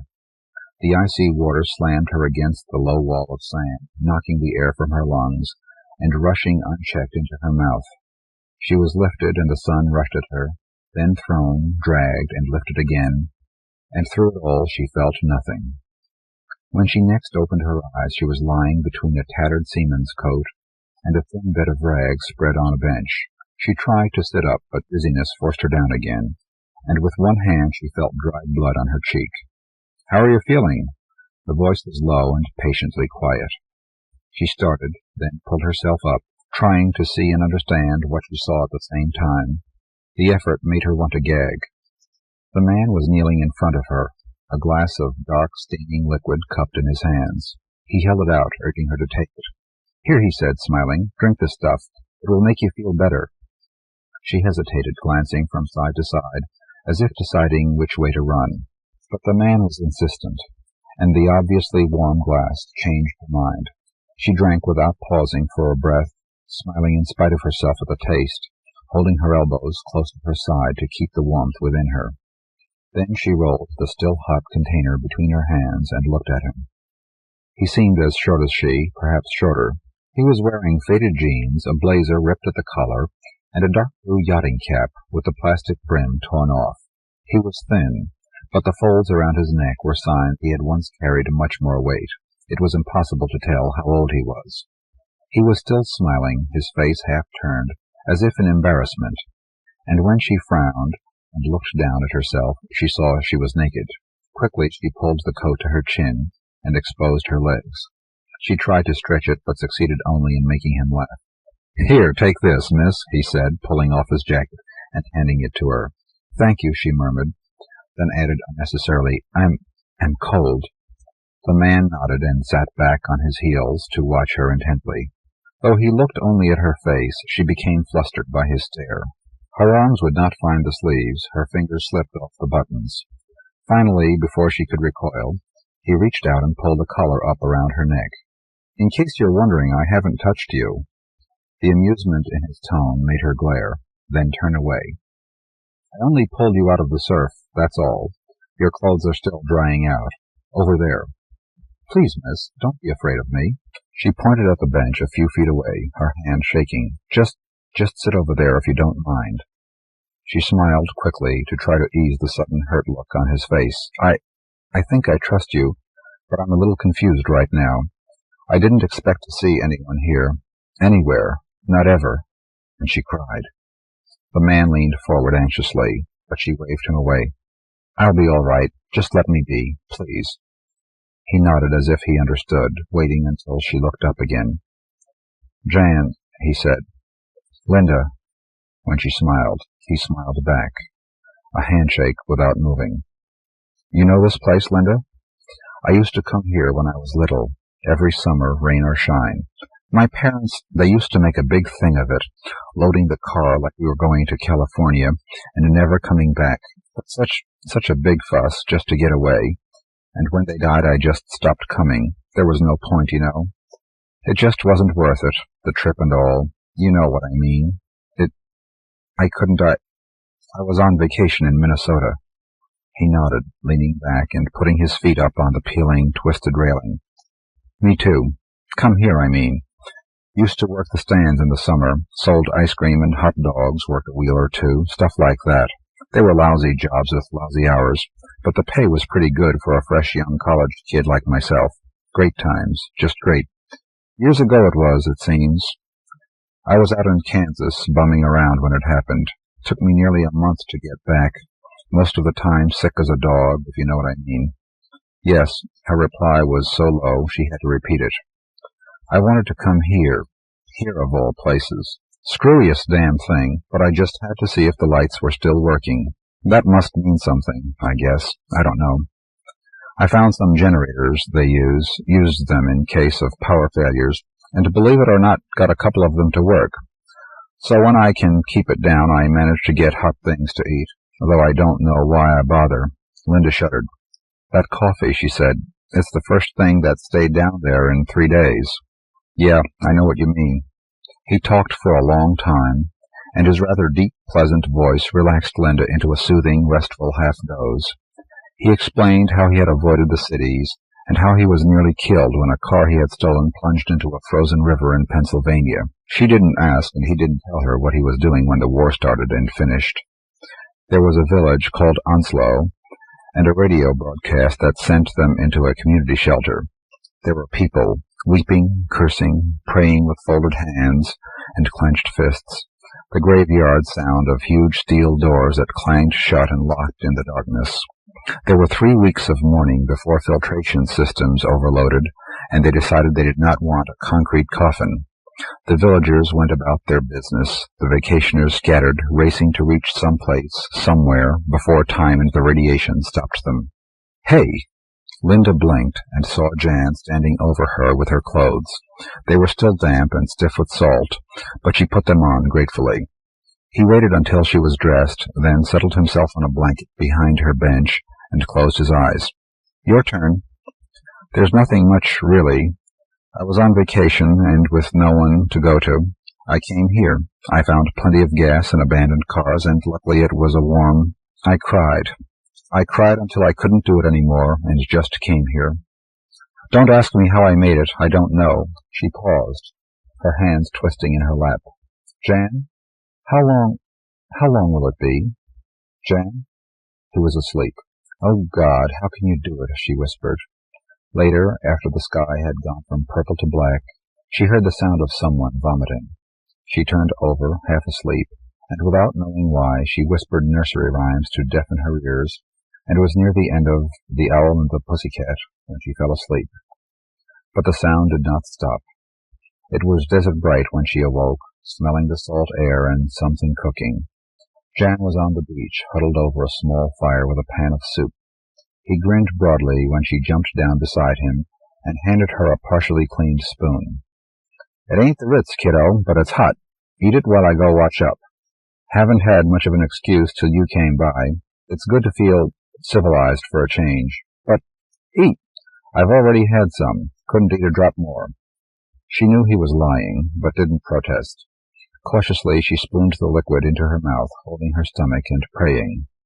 When she finished, they climbed back to the boardwalk, peering through the shadows at the times they had had when the sun was warm and the beach crowded.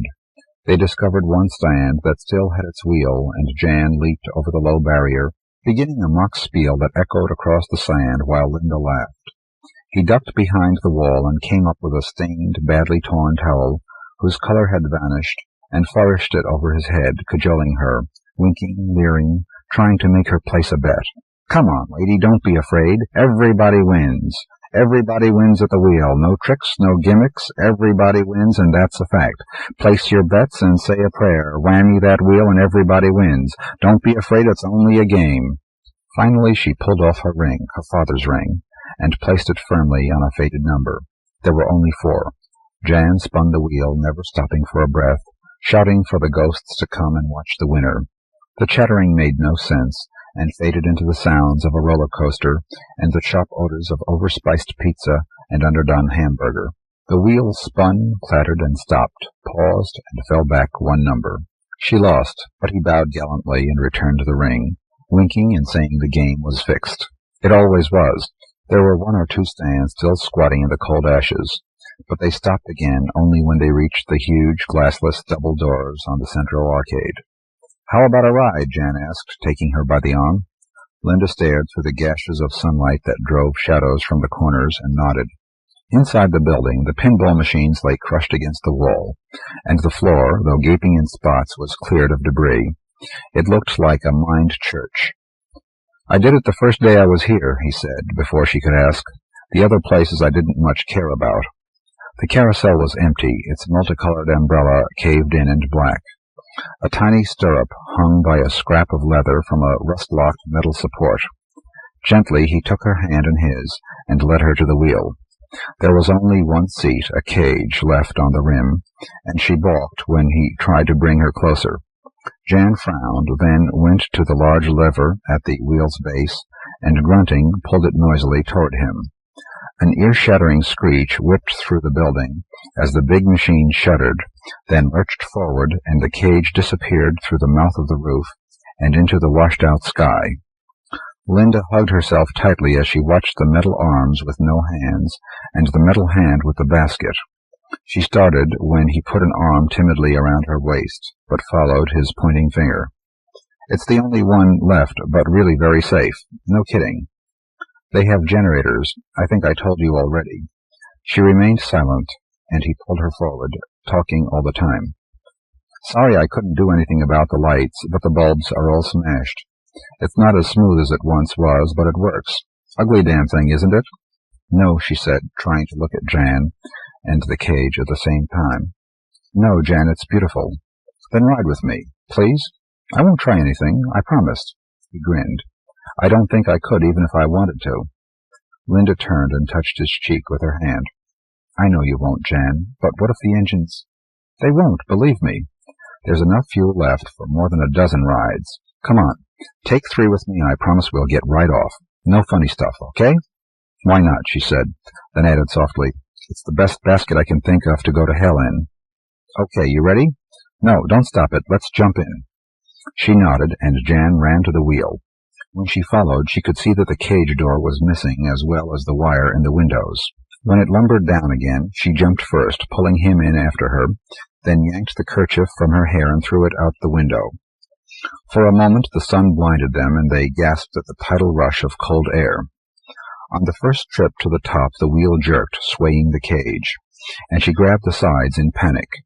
But the ragged mouth of the roof swallowed them safely, and she leaned against Jan and watched the waves feed on the beach.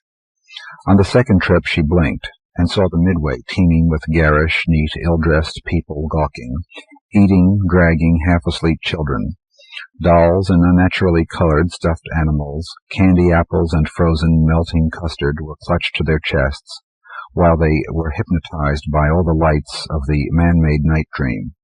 On the third turn, Jan held her hand, saw what she saw, and baseball caps jammed down over pink ears, model planes, blue-red white cotton candy, fringed holsters, shooting gallery with dripping gray candles, and pockmarked ducks.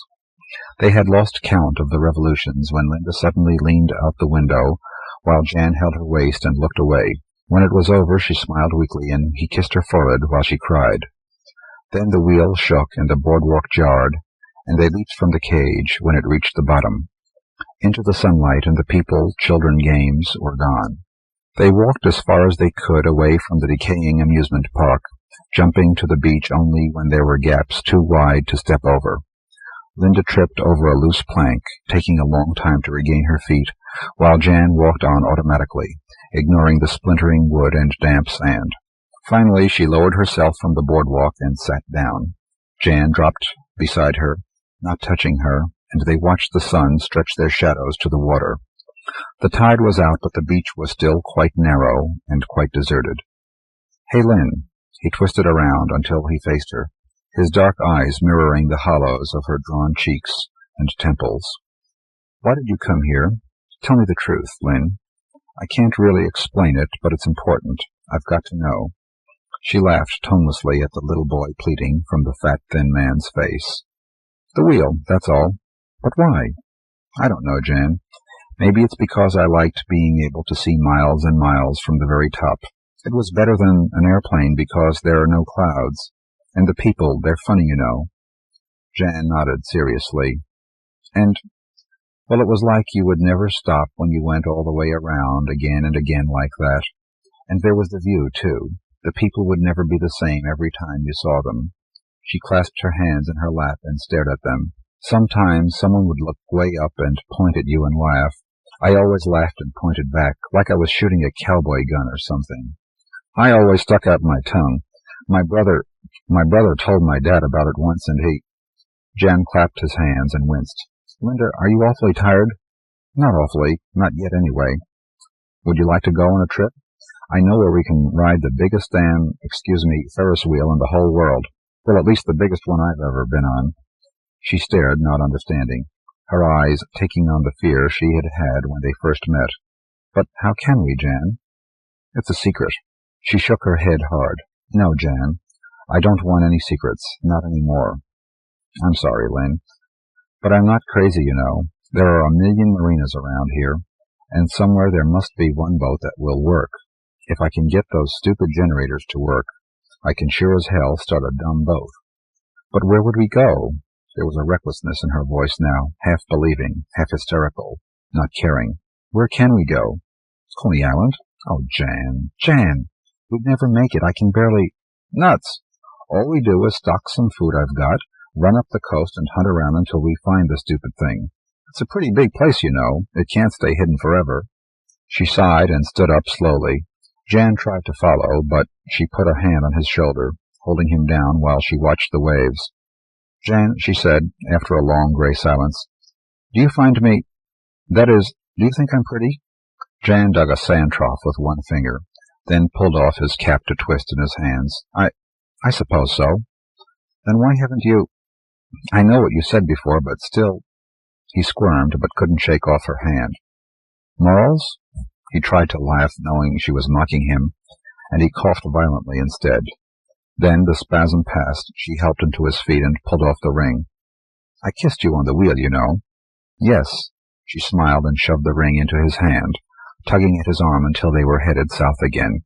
The sun's fading glare blinded them, made them weave a stumbling dance, tempted by the warm blackness beneath the boardwalk. The sea became loud, the almost colorless sky disturbingly near. "I want to go," she said suddenly. "Let's hurry, Jan. Please hurry." And she began to run, leaving him to stare after her. Then he chased her, running, slowly, panting. "Hey, Linda," he called, waving one hand over his head. "Hey, Linda, your ring." "You won. I lost, remember?" she shouted back over her shoulder. "But—" He tried to increase his speed and nearly tripped over a broken shell. "But, Linda, the thing was rigged. The damn game was crooked." "I know," she laughed, and fell, and the wheel rolled colorfully through the dome, blinking red, yellow, blue, and all the people were smiling. And when Jan picked her up and carried her, they could smell the cotton candy. Doris Piserchia. Naked and afraid I go. Last night I dreamed I took a grain of dirt and examined it with a super microscope. I could see a cell in the dirt. The chromosomes lay in a pattern that tapered to two familiar designs, XX. The Earth was female. I screamed, I screamed, I screamed. She looked miserable, so I didn't laugh, merely told her she was in a fine state of health, and that the pregnancy should be a breeze. Her name was Rose Willis, and she wasn't one of my regular patients. She was attractive and young, and probably worked as hard as any of us when she wasn't marching up and down Main Street with the man-haters. I showed her no reaction when she sat up on the examination table and called me a chauvinist pig stud. Mean, mad, and terrified, that's what she was. And if it hadn't been for the last part, I would have matched her with the other two. As it was, I didn't want her to leave while she felt so low. She was no infant, about 21 or 2, but right then she looked as if she had been hit with a battle-axe. Broke and hungry and afraid, she stayed to talk, rested on the table, and told me things I didn't believe. She said I was the 5th doctor she had seen, that none of the others would x-ray her to locate the tumor. They had told her the same thing I did. She had a growth, but it wasn't the kind that would kill her. Would I x-ray her? Somebody had to do it, she said, and no matter what it turned out to be, she would feel better just knowing. I had the idea that without more evidence, she would go on refusing to acknowledge her condition. Not that it would have mattered in the long run. She wouldn't be able to lie to herself after she started to show. She seemed to be a decent person, a bit secretive, yet somehow disarming, and she was very confused. It would be no strain on my time to give her the added proof of an X-ray, since 2 of my afternoon appointments had canceled. Besides, I was curious. Afflicted with humanity's most common malady, she behaved as if she had been created immune. Still, she was a stranger and could be mentally unbalanced. Girls became pregnant every day, and this one had no business bullying me into doing something so unnecessary. Well, not exactly bullying. Converting was a better word. She just wouldn't quit, and before she finally ran out of breath, I was halfway convinced that she was eaten up by tumors. So I took the picture, and it turned out to be what I'd said in the first place. The presence of the fetus made argument redundant. She was, in her own words, knocked up, and I was a slightly disappointed medic. More confused and tense than ever, Rose Willis wouldn't go away. She warmed the examination table and bent my ear for another hour. What I heard was a not too unfamiliar story. She hated men, but it was a superficial hatred. The group got their hooks in her when she was 15, and since she had nothing else to do, she went along with them. Not all that she did was phony. Plenty of things made her indignant. But this wouldn't stop her from getting married eventually, and she said as much to a friend. The friend squealed, and the group put her in isolation for a month. "Nothing like that really works on us," she told me. "We think what we want to think. If I make up my mind to be reasonable, I can figure out almost anything. I could be a nymph or a fag or an iceberg, but it would never touch the real me. I'm way inside looking out, and someday I'll see what I want. When I do see it, I'll go after it. Duty is a pain in the ass. Once I make up my mind that it's worth it, fine. Then I'm a dandy lackey. But it really depends on how much static is threatening. I bide my time when it looks like it'll be too much to handle. You pig-studs think we're soft, or you think we're like you. You just don't know."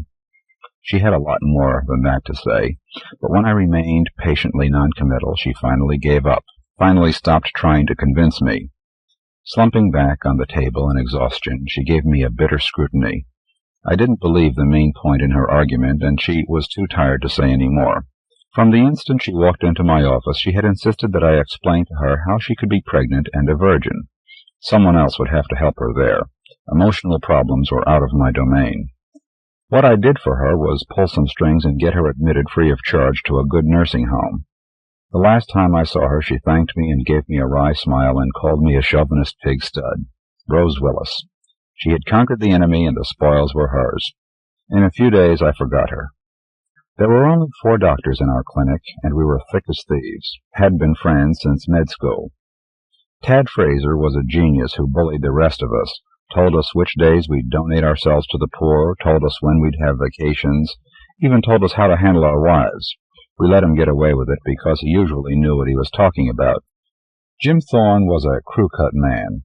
Everything worthwhile could be had only by conforming. I don't know if he really believed this, but he said he did. Wally Cohen and I worked our cans off and were grateful for anything good that came our way. Fraser was upset because his wife was pregnant. She had been a real slob, weighed nearly 200 before he made her spend 6 months at a reducing farm. 3 weeks ago she had come home in good humor and looking unrecognizably svelte, and then she dropped the bomb by mentioning that her factory must be out of kilter because she had missed 2 periods. You could get an ovum by running a Wellman hose into a fallopian tube and irritating the ovary. Polly Fraser spent a few days screaming the house down. Then she showed up at the clinic and demanded to be examined by all 4 of us. Fraser threw her out, but she was back the next day. Fluently profane, she let it be known that there was something wrong with her factory, not her morals, and that she was ready to shell out 100 eggs to prove it.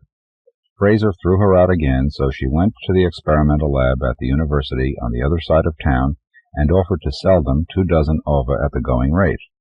The staff collected the ova, after which Polly stole the receptacles and brought them back to the clinic. She dumped them in Fraser's lap and told him he would either examine them or she would get all her friends and boycott the place. I don't think she expected anything to come of what she did. She was scared and disoriented and acted on impulse.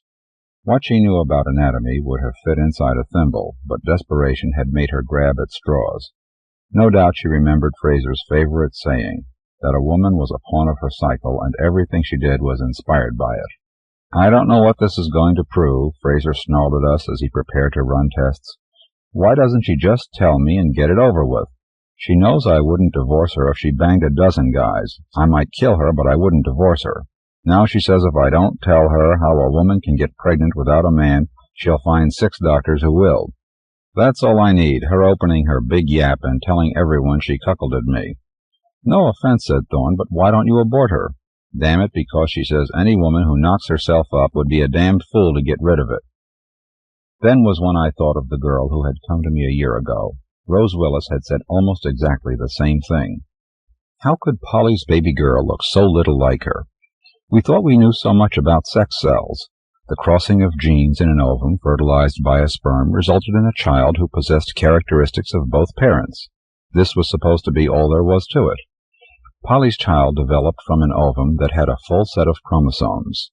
Of the 2 dozen ova, 3 had proved to be mutated. The genes in these 3 were strung out on the chromosomes in tiers or layers, huge numbers of them, and crossing seemed to take place spontaneously. This crossing was not confined within a single tier. All layers appeared to be involved, which indicated that nature was tapping an almost infinite supply of human traits.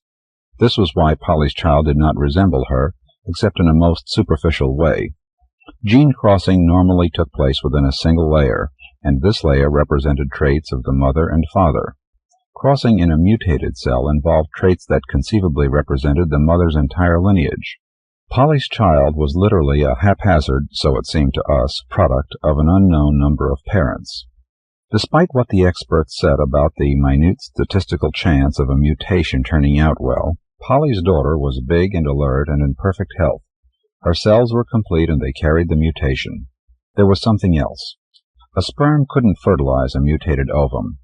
Polly continued producing ordinary ova. In fact, most were normal, but the others remained aloof to sperm and indeed defied detailed explanation. We hadn't discovered, for instance, why one mutated ovum began to develop embryonically while others didn't. A pack of the libs marched in the street. Fraser was frightened. His deep voice left him that day as he pulled back the window curtain to look down at the women, and it never returned. Always after that he spoke in a hoarse whisper. "Say that again," he said, and Thorne repeated himself. "Suppose there's a trigger that has been in them since the beginning. Call it a defense mechanism. It activates when the species is threatened, or when they finally raise their heads and gaze over the stack of diapers, or when some part of their brains develops, or when we've done enough conquering and we aren't essential anymore, or maybe their marching is doing it, or it could be nothing more than an emotion which has been pretty alien to them, united rage." Fraser seemed to grow weaker. Leaning against the sill, he stared at the street as if a monster were there, searching for a sign of life. "Why not?" said Thorne. "It sounds unscientific," I said, and for a moment I thought Fraser was going to come over and hit me. "You have to admit that this is the first time in history they've ever been united in anything," said Thorne. "We've kept them quiet," Wally said. "Isn't that what we've done, barefoot and pregnant? I mean, never before have so many of them been enraged at the same time." "United in rage?" Fraser's eyes were wide open and staring, but he saw nothing in his line of vision. I knew he was looking at specters. Pregnant virgins had to be showing up in other parts of the world. We had waited to see what would happen. Weeks went by, but there wasn't a whisper of it in the newspapers. The medical journals poured in, and we learned that the abortion rate was rapidly increasing. The answer was plain.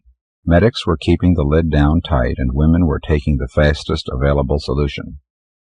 Was I ever afraid of women? Had I always been afraid of them? There were so many who made me laugh, or who annoyed me, or who disgusted me.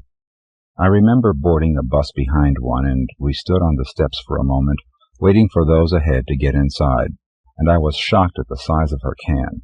I had forgotten all about the conspiracy and simply stood on the steps staring at the awesome human rear at my eye level. My first sensation was, as I said, shock, and then came amusement. And then I told myself that their rears were bigger than ours because they had that all-important function, and then the sickness of remembering made me nearly lose my balance.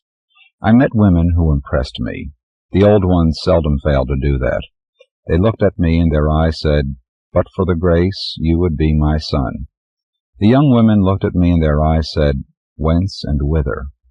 I remember Wally saying to me once, "I envy the lion. He has an easy life. She does all the work and he sleeps and makes love." It was a few weeks after the conspiracy had been organized that Jim Thorne said to me, "I keep thinking of fleas. The dog keeps them safe and warm and fed while they torment him. Then one day the fleas jump off his back and go away to build themselves a house. He watches them go, and all of a sudden he drops dead. They were the only reason he was alive." Later I met Wally at JoJo's and we had a beer. "I'm hearing things these days," he said. "Sometimes out of a clear blue silence I hear swords clashing, bugles blowing, horses snorting. Not loudly, just echoes, as if they're coming from the other side of the world. Sometimes I hear other sounds, but mostly it's war. We were so good at that. I'm terrified when I hear those echoes, but I feel something else at the same time. My heart begins to pop and my legs twitch as if they're eager to mount up and ride." People like Fraser were apprehensive by nature. They invented fear when they had nothing to be afraid of. Let something really frightening come along, and Fraser's kind went off half-cocked, but with a lengthy, logical-sounding argument to justify their behavior. The committee was made up of 50 medical men, all from our area. Our intent was to maintain the status quo of silence at least until we could find out what was causing the mutation. Of course, Fraser wasn't the only one who was insane those days. What we should have done was publicize the situation, but none of us thought of that. A particular group of libs that prowled the streets near the clinic consisted of young married women who were all known to us. In fact, any one of them might show up at any time in one of our offices as a patient. They were a vocal group and had succeeded in getting just about everything they demanded from the local government. Now they were protesting because other groups weren't getting the same kind of satisfaction. Fraser came out with the news that none of the women in this group were pregnant. In this he was correct, but the conclusions he went on to draw were purely insane, or so I thought. He convinced the committee that the mutations were occurring only in libs, and that when the libs were given what they demanded, their cells didn't mutate. I don't know how many committee members even half believed this, but nobody slapped Fraser down, and from then on the conspiracy included the sanctioning of almost anything a member felt like doing. Primarily, we were supposed to become dedicated ass-kissers. The libs were to be given everything they wanted, and any politician who ignored the committee would find himself out of a job or worse. Wally complained, "I can't take this seriously. I can't remember when I've heard grown men discuss such a stupid subject." "What's stupid about it?" said Fraser. "There are only 50 of us. How can you expect us to make all women contented? We'll do it a town at a time. First we make it work here, then the process spreads." "My God, do you realize how long that will take?" said Wally. "If it works? You dumb clod. This has to be an immortal project or no project at all. Don't sit there and whine to me that you'll be dead in a few decades. What do I care about you? You'll work on this for the rest of your life the same as all of us, and long before we're gone the new generation of men will be hard at it. Don't you see that it can't possibly work? What do you want us to do, give up without trying? Even if we're lucky enough to stabilize the situation for the time being, it won't stay that way. Nature is pruning us out.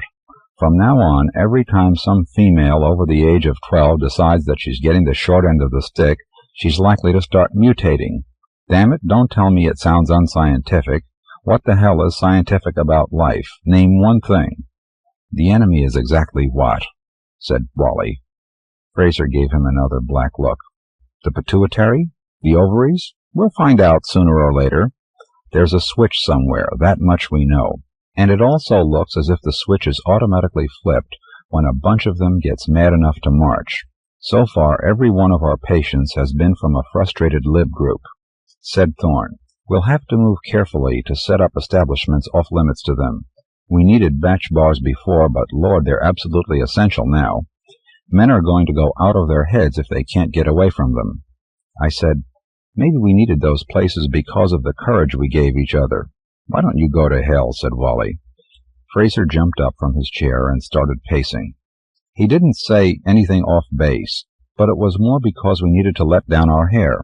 Goddamn, we carried the world while half the species was outside of things, right? Wally shook his head. "I never went to batch parties or bars. Practically everything I did was done with my wife. I lived in two worlds. One was work, the other was living. And I'd have dumped the first any time I could." "To them you're a chauvinist pig stud," Fraser told him. Never did I have more than a momentary urge to kill anyone. The old defense mechanisms always leaped to the fore and smothered the desire. Such mechanisms were a protection, a wall, an obstacle that had to exist, because if I had obeyed the urge I would have had to acknowledge that the step I'd taken from the cave was imaginary. To dwell in twilight is the destiny of man. Will those damned fleas hop off and go build a house? Now I have an urge to kill, and it isn't momentary, but is with me day and night, and the defense mechanisms regard it with indifference. I want to kill my mother, not the bewildered flesh who gave me body, but the other one who said to me thousands of years ago, "You think, therefore you are. Go now and conquer." She is an infidel. She told me she loved me, but she never said she loved another more. Wally and I were alone together for a few minutes before a meeting, and he said, "I'm highly offended by the whole idea, and I tell myself I shouldn't be. Objectively speaking, what everyone really wants is for the race to continue, right? What does it matter to us what the man of the 30th or 60th century looks like, so long as he isn't a monstrosity? Our egos have been shafted almost the same as they would be if we found out the man of tomorrow was going to be black or oriental. No matter how you look at it, we're mostly sitting on our heads and thinking with our asses. Thorne came, then Fraser, and we sat for a while and looked at each other. Fraser was bitter and blunt. "We even opened up the solar system for them," he said. "Do you suppose that had something to do with the switch flipping? Look at all the machines they'll have to help them. Oh, you can bet they won't have too many wars. I always said they were different from us." "You know what always bothered me?" Jim Thorne said. "I liked to see them primping or playing bridge or cutting one another, but I got uneasy when I saw them talking quietly." Wally sat looking bewildered. "We loved them. My wife. They were wrong when they said it was only sex. There were some, sure, but my wife is different. That house is her, and I'm full of her, and she's so much my world. I wouldn't exist without her. Oh, God, I mean, what's the purpose? What kind of human being is it that has no mate?" Said Thorne. "More and more I think of the differences between us. Out loud I agreed with a lot of the bull, but honest to God, privately I thought we were all one thing. Now, well, how are we different?" "What makes you think sex requires two partners?" said Fraser thoughtfully, and we looked at him in disgust. "Go to hell," he said. "What is really awful is that they don't know it's happening," said Wally. He stared at Fraser. "You like killing them, don't you? You're a son of a bitch. That poor woman you put to sleep like a damned cat the other day didn't know what was going on. Don't tell me it was her or us. I'm not willing to equate my life with a horde of helpless girls who are as much a product of nature as I am. You'd better get busy and do the same thing yourself. And the babies, too. They aren't human.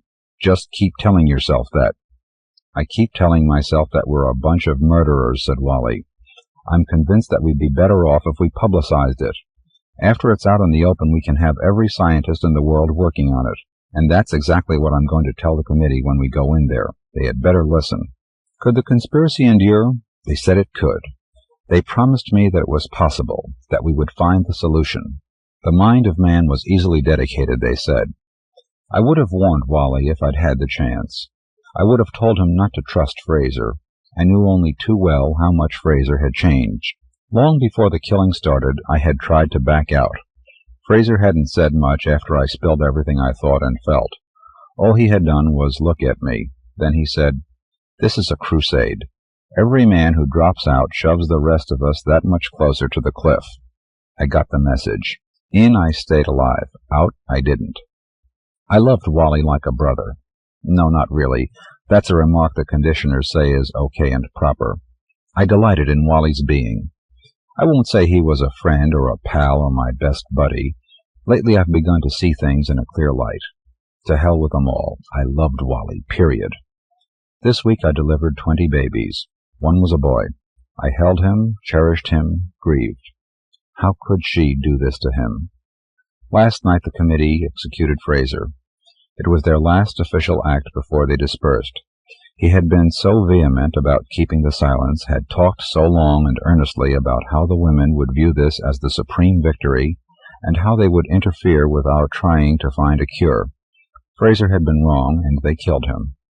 There were too many female medics and scientists, and the whole thing suddenly blew wide open. It didn't matter.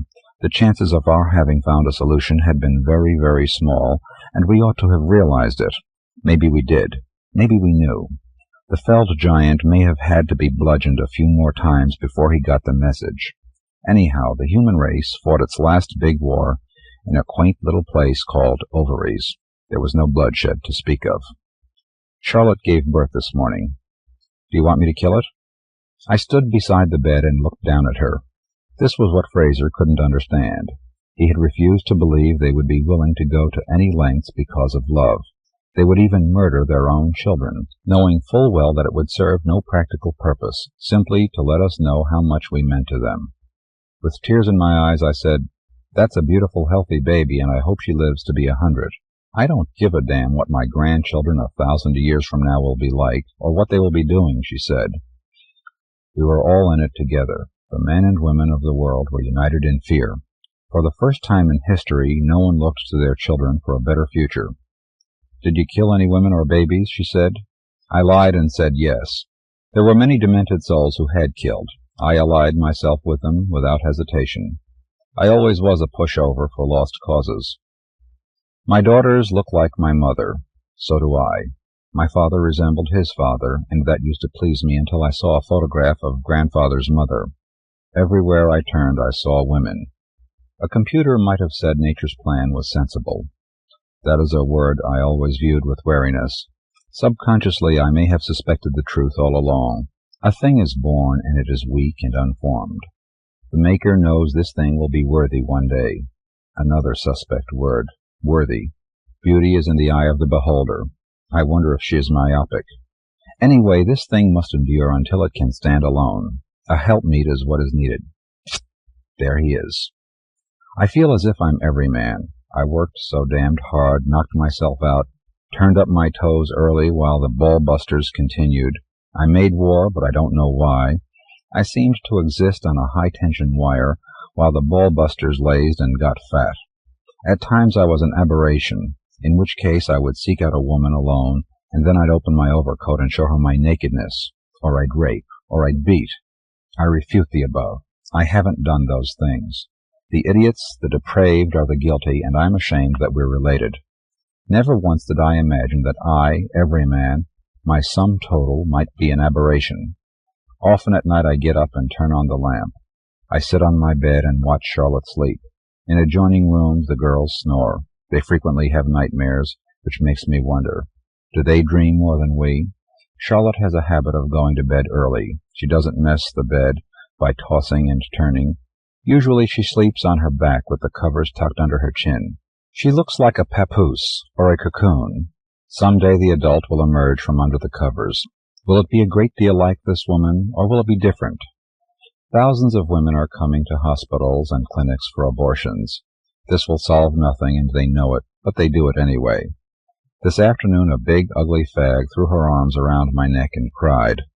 Little ones sit on curbs and watch with sad eyes. Rarely do I go out, but what a group of women gathers and silently follows me. Teenagers come up to me and stare. They look so stunned. Jim Thorne is cracking. He bought a rifle, and in the evenings he stands by his upstairs window and draws a bead on every woman who passes by. So far he hasn't pulled the trigger. I've been going to visit my mother a great deal. I sit on the floor beside her rocking chair and rest my head in her lap. She fondles my hair, and sometimes she weeps and tells me everything will be all right. I feel at peace with her. Like me, she is a thing of the past. Life, time, have abandoned both of us. For neither the sun-lover nor the sun will there be a tomorrow. I stand in the middle of my house and listen to the darkness. It is all around me. Outside a low breeze sweeps along the street. I'm cold.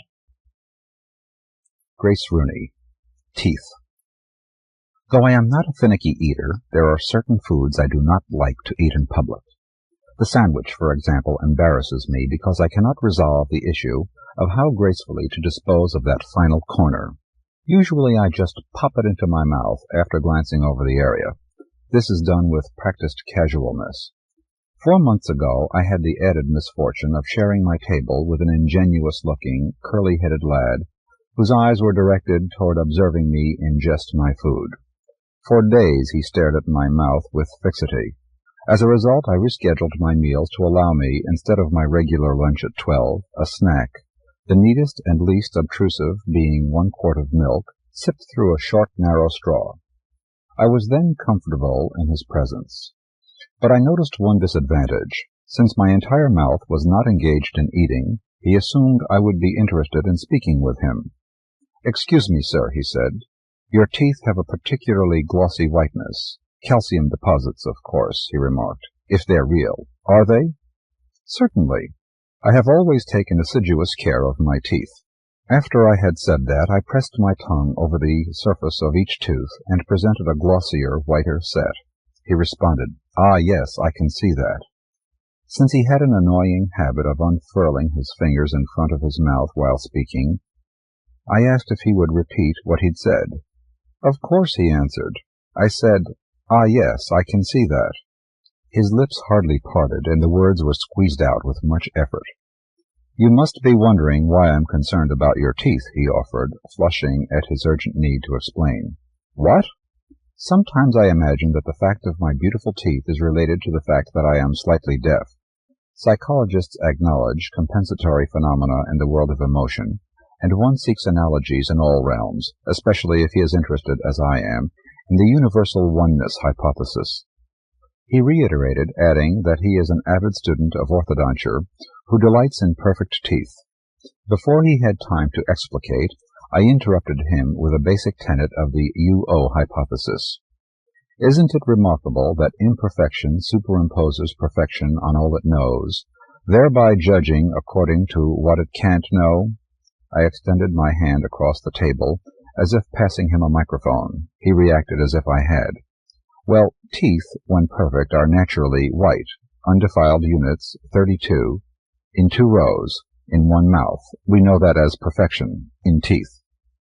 Giving him the complete white effect, I interjected good-naturedly, "or the least imperfection, in teeth." "Your teeth are the most beautiful I've ever seen," he emphasized, "and for a man your age, why, enjoying them, I've been unable to eat. I don't suppose you have any cavities, no fillings either, I bet." "From overindulging in sweets, I have one surface filling in my wisdom tooth. It's gold. Look." He leaned heavily on the table and scrutinized my gold filling. Then, like one in ecstasy, he lowered his eyelids and scanned all of the teeth. If my jaw had not tired, I'm certain he would have stayed longer, marveling at their perfection. For a short interval, neither of us spoke. The silence bound us. "I wouldn't mind exhibiting them," I said. This delighted him so much that I suggested he take photographs of my mouth's interior, and perhaps X-rays of individual teeth. I made an appointment with him for the next morning at his studio, and he left me, both of us in good humor. Before starting for his apartment, I brushed my teeth 3 times, first with cow brand baking soda, and then twice with Dresch, the ADA-approved paste.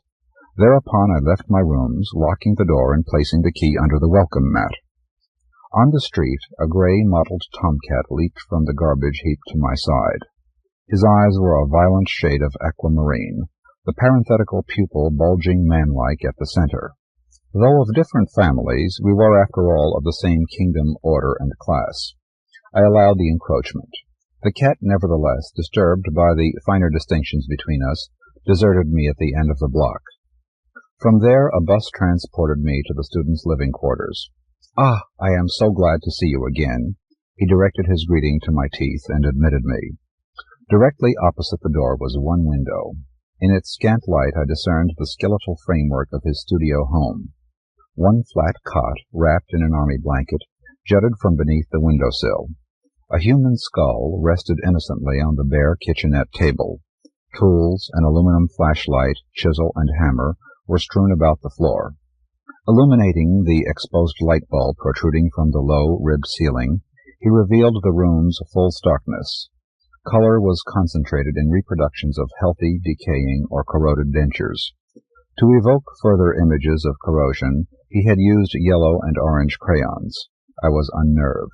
Where were his books, his signs of practice, the chalk pieces, fine carving knives? How could he study under these conditions, dismal, ill-lit, cold? "Please make yourself comfortable," he said. Unfolding a chair, from which had been scratched the name of a funeral home, he settled it beneath the light. "Thank you," I stammered. "May I have a glass of water?" "Would you prefer a shot of whiskey with it?" he asked. Hoping that it would settle my nerves, I accepted. My eyes followed him to the peeling doors of the cabinet above the table. From it he removed a pint of whiskey and 1 shot glass. After measuring out full capacity, he emptied the whiskey into a 6-ounce cheese glass, added water, and brought the drink to me. "Won't you join me?" I asked. Rubbing his nose with the palm of his hand, he answered that he didn't care to drink in the morning, yet I thought I had detected liquor on his breath when he met me at the door. The whiskey had an acrid taste. I gulped it down, and he offered me another. Since I was still disturbed, I accepted. After 2 more drinks, I felt warmer, more relaxed. "My dear young man, how can you survive under these conditions? You must need many things. Have you enough to eat?" I was beginning to feel paternal toward him, and concerned myself with means of assisting him. "Have you a position?" I'm a student. That's my sole job at the moment. A student needs his mind and sources of stimulation. Presently you intrigue me and serve, as it were, as a text. I could understand that the reality of perfect teeth was more satisfying than a text's substitutions. Truly, I was warmly disposed toward him. How he flattered my teeth, how I revealed more and more of them, laughing open-mouthed at inappropriate times, exposing even the gums. But what harm could mutual enjoyment bring? Suddenly I was struck by a peculiar oversight. I had never seen his teeth. Moving closer, I raised my eyes to his face and waited for him to speak.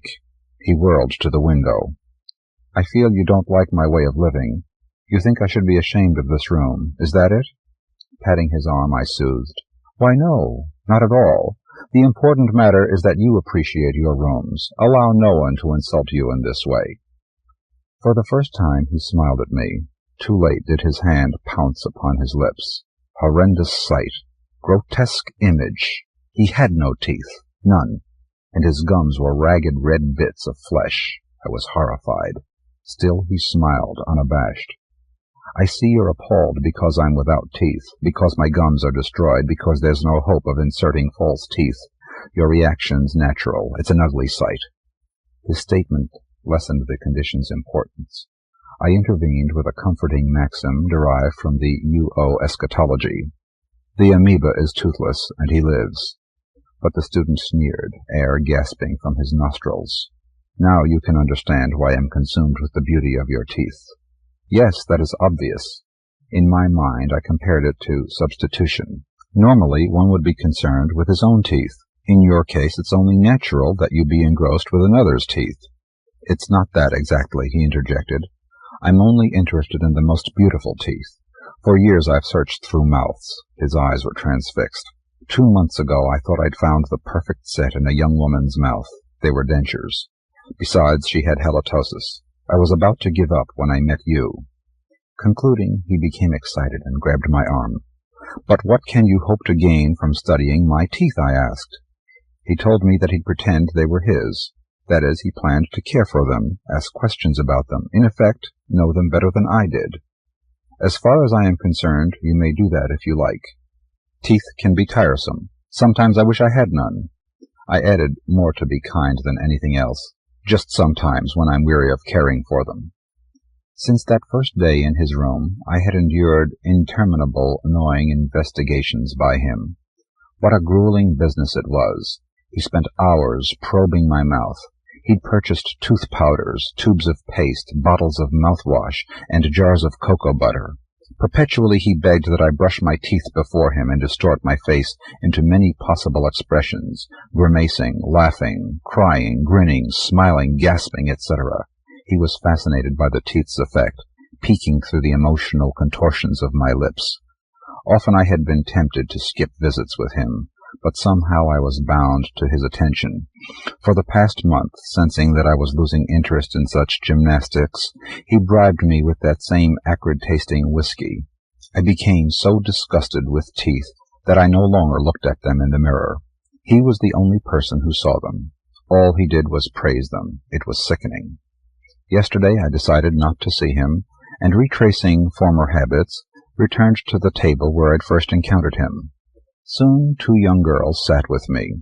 For a while I was oblivious of them, and then I began to sense their eyes on me, or rather on my mouth. I couldn't stand it. Yes, I know that I have beautiful teeth. You needn't bother to tell me. I know I have beautiful teeth. I know all about it, thank you. With that I hurried away, not having finished eating. Outside I looked at them through the window. They were jubilant. Stupidly I stuck my tongue out.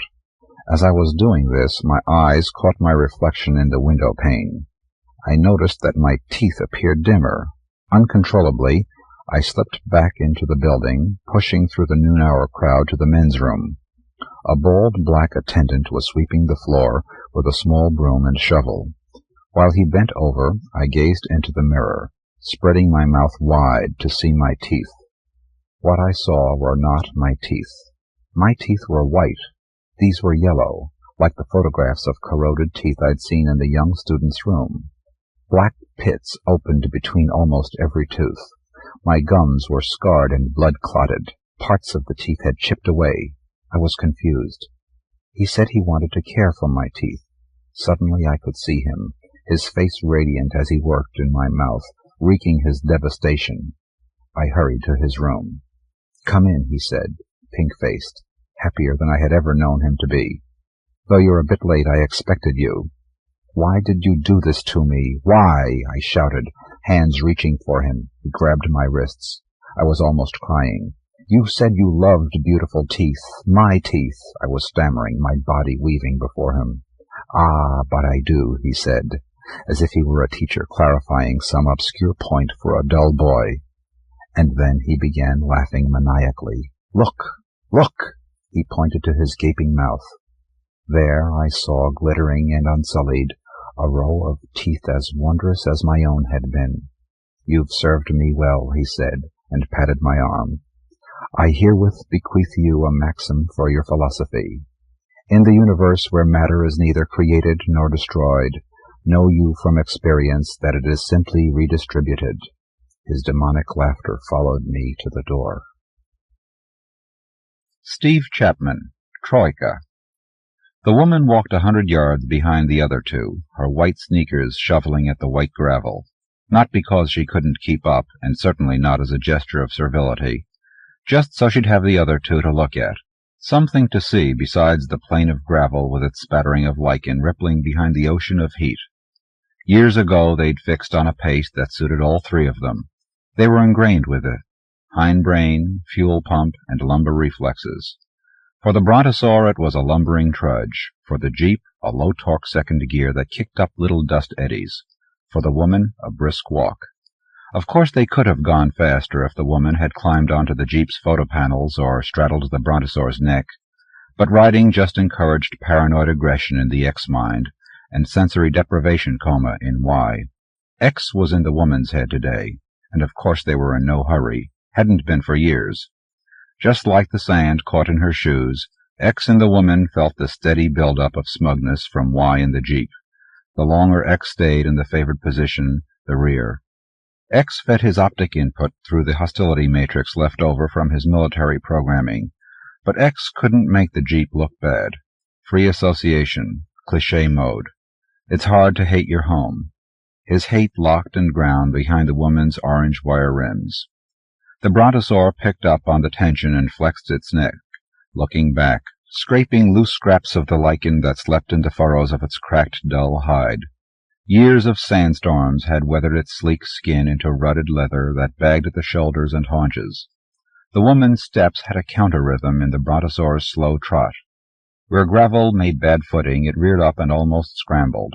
Nothing stranger, subverbalized X, than a swamp lizard out on the flatlands. Perhaps not. X remembered the same thought from years ago.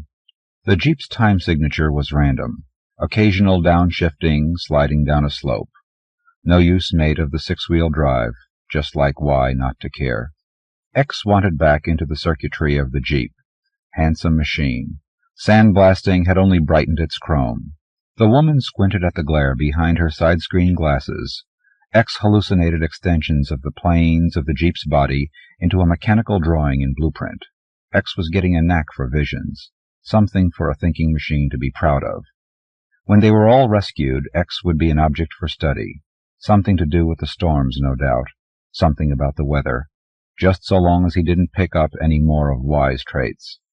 X tucked the woman's hands into the armpits of her coveralls. The wet heat made her forearms feel cooler. X remembered enjoying the sensation some time ago. Forearms. By hinges on upper arms, by ball and socket on torso. Receptors for heat, cold, contact, pressure. Interrupt. Not worth reviewing, really. Temporary accommodations. During the next hour, the woman caught up with the jeep. She leaned down to the sound pickup by the headlight and said, "I shift." By this X meant, "Years ago when we started, I was the jeep, not you. I don't want you ripping up my transmission, not bothering to use third. Or would you rather pretend we all hold equal claim on these bodies we share? It's not my sanity, you dumb cunt. I shift." The brontosaur's heavy eyelids tensed against a dusty breeze. Its bony pumpkin head, where the O-mind often lived, craned over behind the curve of the woman's shoulder and whispered through teeth like a pebble garden, "Soon." By this O meant, settle your minds, do not argue, do not say things. There is so little left to say, the suns are both low. We will go a little farther, as far as the sand I can see now when I stretch up my dark old tunnel, my neck. Then we will grow close and wait for the mindstorm to rip XYO from jeep and woman and lizard. The storm is soon. O could sound like a memory of water, even when O was limited to the grating frequencies of the jeep speaker. And when O was in the woman, she would lie on a lake of lichen, and her hands would dance like ghosts of starfish. The jeep whined and kicked into third gear. The speaker rasped, "How long, O?" Just like Y to make a fuss. Just like Y to cause trouble. I will stick to this mind wherever it goes. I will not love either of you. That is how to survive closeness. That avoids confusion. Where the orange sand lapped up to a shore of white gravel, the brontosaur stopped and grazed on the spongy lichen. Its feet left shapes like wide leaves that faded as the blue plants sprang back to their stiff ruffles. X used the woman's knife to scrape new lichen off the jeep's photo panels and started it into a small fire with the solder gun from the toolbox under the jeep's fender. Y let low static rumble from the jeep's speaker while she submitted to the grooming. The brontosaur chomped intricate shreds of blue-green, blue-green. The speaker buzzed in falsetto, "How much farther from here, Daddy?" A joke. I can even recognize her stupid jokes now. The speaker broke into shrill squawking. Y was trying to cry. Third time today? Now, X spat through the woman's pulpy mouth, and X meant, Y has upset herself again. We'll have to huddle for a long time. The more composed we can get, the less pain from the storm. O and X could get along very well without the endless, tireless whimpering of Y. I hope the storm drops her into the woman's body. That's where she belongs. That's where she started. And that's where she's most unhappy. It's time we huddled. Now. The woman laid her wet, small-boned torso across the jeep's hood, her cheek pressed to the windshield, close to the computer behind the dash. The dinosaur curled around them, neck and tail coiled over them. His giant green eyes shut tight. Sand trickled down through the wrinkles around his jaws. The suns shone orange as ever. The wind hissed no louder than ever. All three felt the daily storm close in. Standard program exceeds octane 18 only when lube. My brain is a leathery starfish that scratches and scrapes in my skull. Save me, let me never come back into any of us, just like the cunt brain. Time and then time. I weep, I tear my hair, I beat my breasts. You'll run out of tears, you'll run out of hair, your breasts are sagging. We all have time, and time enough. I rip my clothes, I bleed, I eat my insides. You don't have the guts. Time for a dolphin, for a lizard, for a cancer, for XYO. Help me, save me, no not you, or you no help. We lizard metal breast, wheel lip, leather who. XYO, the letters once, whatever, now each other torn loose in a direction inconceivable as out to a fish in water, sideways for a jeep, death to a woman. And all fall, clutching without arms or wheels, no jaws into... Wait. O in Brontosaur for the fourth time in a row. X revs his engine. Y she trembles and gasps. Tears sit quietly on the jeep's hood in the dusk. The Brontosaur touches the crusty bottom of his chin to the sandy coveralls on the woman's narrow back. Peace, O murmured, and O meant, after so long it should make no difference. Are you sure that X is right? Do you really think he remembers where we started, which bodies we started with? I'll tell you a story. I remember that this lizard is a reconstruction from extinction, a man-made beast of burden cultivated in a vat of nutrient broth. One of a crop of neuter plow animals. This I remember with my hindbrain. My forebrain, I remember, was a transplant from a dolphin. I remember an ocean. Starfish stirring up the sand, turning out their insides. Fields of brown kelp, swaying, rubbery like lichen. A herd of others like me, close to me but never merging like XYO. Touch and love, but never complete. Here with time for completion, we hate and stay apart. And remember an ocean, rocks that touched without knowing, kelp that slept without knowing, starfish that loved without knowing, an ocean. Have you enjoyed my story? I cannot say I have not imagined it all. You are such a little thing, you should not fret. The orange sand sucked up her tears as she ran away from them. One of the suns set. Headlights glaring, the jeep dug in and patched out and rammed through 3 gears to run her down, hacking a laugh rattle at top volume. His fenders shoved into lizard flesh. X could never understand the old giant's speed. Cancerous bag, let's see you stick your tail up your bitch. The woman held to the brontosaur, kneeling against it, fingers buried in its bark. She pushed her hand into the rough orange sand and rubbed it across her cheek. She bled very little and didn't scratch her glasses. The dinosaur worked up a bolus of food from its second stomach. The woman chewed it slowly, pushing her hair out of her face, and rested against the beast's neck. Finally she took a deep breath and said, "Parade, anyone?" O smiled weakly, thinking that the extinct face he wore was ill-equipped for smiling. But then O had picked up many strange habits on the trip. At times, like the solar-powered jeep, he was afraid of the dark. "Yes, a parade," X bellowed with decibels that shook his speaker grill. "And a speech." While they marched in the ritual figure 8, X orated, "Yes, and yes, and yes, we represent, here we are a symbol, of course, for a good reason, explicable, immense, enormous, the ever-onward troika of progress, surely man, machine, and nature bound into eternity until death do us in. I thank you." No, thought O, we are not important. We are only stranded. It is a strange situation, but not unusual. No one ever admits to being one leg of a starfish, as we used to say in school. She wrapped her arms and legs around O's foreleg, and O whispered to her another lesson in the Buddhist religion, the way of acceptance, O's way back to the lizard from the storm, the lessons which O's keepers taught to the lizards of O's crop, to accommodate them to slavery, because the karma of the keepers was the wheel of greed. O told why she was part of everything. Y arranged ruffles of lichen on the sand and said she didn't want to be.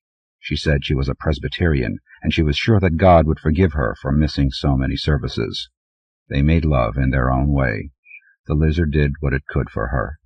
"Don't dream," she said, and managed a small laugh. Y meant, "Remember when I told you that if you ever had one of my bad dreams, you'd roll over and crush me?" She tried to think why it was funny. O was sleeping. X never slept. "And remember how when I carry you on your back, when you're in me because I said you said and I knew you meant, you know, we must be rescued. Or find an oasis of some kind. What if they find your tumorous carcass and me, smashed and smashed again by 6 wheels, and far away the jeep broke down where my hands weren't there to fix it? They wouldn't even know how far we've come. They'd never know how we came to this, how long. What if we forget how we came to this?" It was hard for them, and it took a long time. Dennis Etchison, Black Sun. I live on a hill. Tonight the dark came too soon. I was down cutting the grass for the landlady, and I came up for a drink of cold water about 7 o'clock. The wind started blowing over from the east side of town then. I had to stop by the back door. All of a sudden my face and neck were cool. The wind was from the cemetery. I closed my eyes. It smelled sweet and damp and full of roses. Inside, the house was filling up with blue shadows. Shyla never liked that time of day. The living room. Sitting in the rattan rocking chair. How to tell you? Begin anywhere. "I think I'll kill myself tonight," she sighs. "There's nothing else to do." I stop long enough to manage a wan smile. There's always Scrabble, but in a little while. I almost have Series 2 licked. What do they want to know now? State the nature of your belief. I read from the 150 form, and state whether or not your belief involves duties which are to you superior to those arising from any human relation. Nosy. Explain how, when, and from whom, or from what source you received the training and acquired the belief. I wonder, asks Shyla, why they don't just ask you to define the universe and give 2 examples, in 25 words or less. Don't exaggerate. They give me 2 whole blank lines here. I watch her as she shifts her hip and lays her long legs up on the madras coverlet. She has to be moving every other second now. It's the macrobiotics, part of the natural high. That's Section 3, I believe, I tell her, cracking my cramped knuckles. You've been through this yourself, haven't you?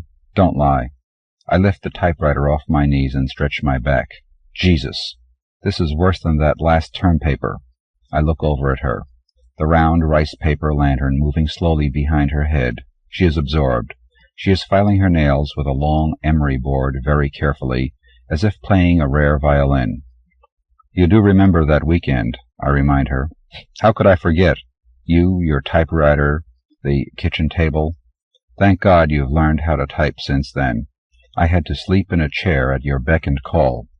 The bamboo wind chimes are tinkling outside the window. I pluck off my glasses, rub my eyes, and make a truce with myself again for a time, trying to get a fix on her through the blur. When do you— What's his name? Dr. Soul. Ha! With a name like that he must get more word-of-mouth business than he can handle. I raise my hand. Don't. I know he comes recommended. I was the one who turned you on to the whole thing, remember? But when do you see him next? Her glance has grown needle-sharp now since the diet. Tomorrow night, 7. I feel myself moving closer to her. Her hands fold together like slender, pale fish. I'm sorry, David. I love you. I see her slip up to her outer level, a silent click. I think we both do. She tries. My eyes clasp hers, and my hands her warm cheeks, and then I bend to kiss her mounding stomach through the cloth. I am aware of my hair again. What are you worrying about? She asks as she touches it. Nothing. The No, of course not. She waits a beat. The CO thing. I start to answer again, but her fingers tighten on my head. I know it's getting to you, her tone, strangely serene, as if separate from the words. It's nothing. Nothing, she says then, is something inside out. I have to look up. The dark eyes slip back to that other place. I can't help trying to press deeper into them. This is one night. The horror lies in that there is no horror. I sank back into the dry, distended hand of the chair crackling, accommodating me. Out somewhere the crickets began to chirp, a sound like the clicking of poker chips. Rocking, trying to rock. I held my breath. I couldn't smell then, or see. I tried not to feel, only the motion and the story. I remembered our first week. My 2S had expired that quarter. The first days of our relationship were like the first bites of a watermelon before you hit a seed. It started at Santa Monica. She was walking out of the sea, and the sunlight was firing blinding bolts around her silhouette, and I stood transfixed and just watched her come up to meet me. The next day my eyes peeled burned skin. She said she had run away from a place where they wrapped her in wet sheets. When she found out I lived in Silver Lake, too, she asked me if I had a car. I told her I didn't, and she moved into a new apartment 10 miles away just to test me. I was the one who gave her the book, along with Albion Moonlight and From Bindu to Ojas and some others. Of course you will blame me, as you should, naturally. It started with a visit to his office in Little Tokyo. You know the type. Monday night Zen classes served up with brown rice. The following night another course. The regimens. Something. I didn't go. The vigil at the friend's house, a WRL meeting, maybe a counseling session somewhere, or hours alone just going over and over my duplicate file. I don't remember. When she came home I had turned down the bed. Afterward she shook herself like a puppy coming out of sweet grass and smiled around the house and left her hair down the rest of the night. In the morning she woke me to announce that she had dropped something. We searched the floor for her last pill, more valuable than a contact lens. It couldn't be insured. She wished it had been an IUD. Later she tried to drink a bottle of Jergens lotion while I was out mailing a letter to the board. It smelled so good, she said, just like burnt almonds. After the form was filed, I had to beg the usual collection of imminent piety reference letters. Then the reclassification, 1A, no surprise. It did not take long. The Justice Department is no longer involved. Then the appeal. Then the request for a personal appearance. Then the letter requesting an appointment with the government appeals agent, a composed Larry Blyden impersonator who knew nothing. A formality. I can no longer remember when her thinness first became frightening. Then the personal appearance and the 2 counselors along as witnesses. Refused admittance, of course. One more detail duly noted in case of a court test. The refusal to reopen the classification. Then the appeal to the county board, where it is said the rubber stamp falls like a blade every 11 seconds. then the filing of Form 151 with the local board, followed by their refusal to reclassify and rewind the appeal procedure for another replay. Then the pre-induction physical, follow the colored stripes up and down the stairs, and get in line for short-arm inspection. Later, the fellow next to me bit his lip and spat blood into the beaker, and it almost worked. Then the appeal to state headquarters, their reply. Then the letter to the national director. She spidered her fingers around cups of mu tea, talked rapidly of tests in darkened rooms and small bottles and extractions. Then the first set of induction papers. Then the change of address through a front in San Francisco. Then the flight up to the local board there for a transfer of induction, $11.43 each way on PSA. Then the national director's refusal to intervene. Then the new induction date in Oakland. Then the transfer back down here. Then the letter from the Friends counselor pleading for a new hearing. Then the letter requesting another appointment with the appeals agent, adjusting his glasses with sweaty fingers, handshake clammy. Then the new induction date. Then a final transfer back up to the Oakland Induction Center. Shyla. It grew more and more difficult for her. I don't know how it happened. I don't even know what happened to her. Her condition was not enough for a 3S under the new law. For a time I thought of her like the place where I had met her. Storms rend the sea, but never change its hardness. If anything, she seemed to be growing softer, more sensitive. That was good. I thought that. One night, coming home from there like so many other nights, looking up and seeing her halfway through the bead curtain, her body like one of those starving African children, bloated belly and pencil-thin wrists. I stand and take her hands. "Hey, your gloves are cold," I tell her. "I'm not wearing any." I breathe on her fingers. We sit. After a while I say, "How is—" The way she looks, I don't want to press it. "He's pleased with my progress. He said so. The examination—" She creates a little pull at the corners of her pallid mouth, but her eyes lid over. Her finger makes a fine tracing around my jawline. "David," she pronounces. That is enough, I think. Then her lashes fly together, and I can feel the strain growing as it draws together in her. It feels something like desperation. "David, let's get out of here." Her eyes open. She is unbelievably sanpaku, I notice, and for some reason, though I know better, much better, I get a cold rush in my chest. Now, tonight.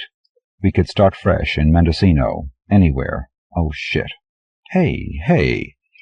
I see she is struggling to stay ahead of herself. I can't have it this way. I want to get out of here, out of L.A. We have to, don't you see? This place is some kind of necropolis for the waiting dead. She shudders unbelievably.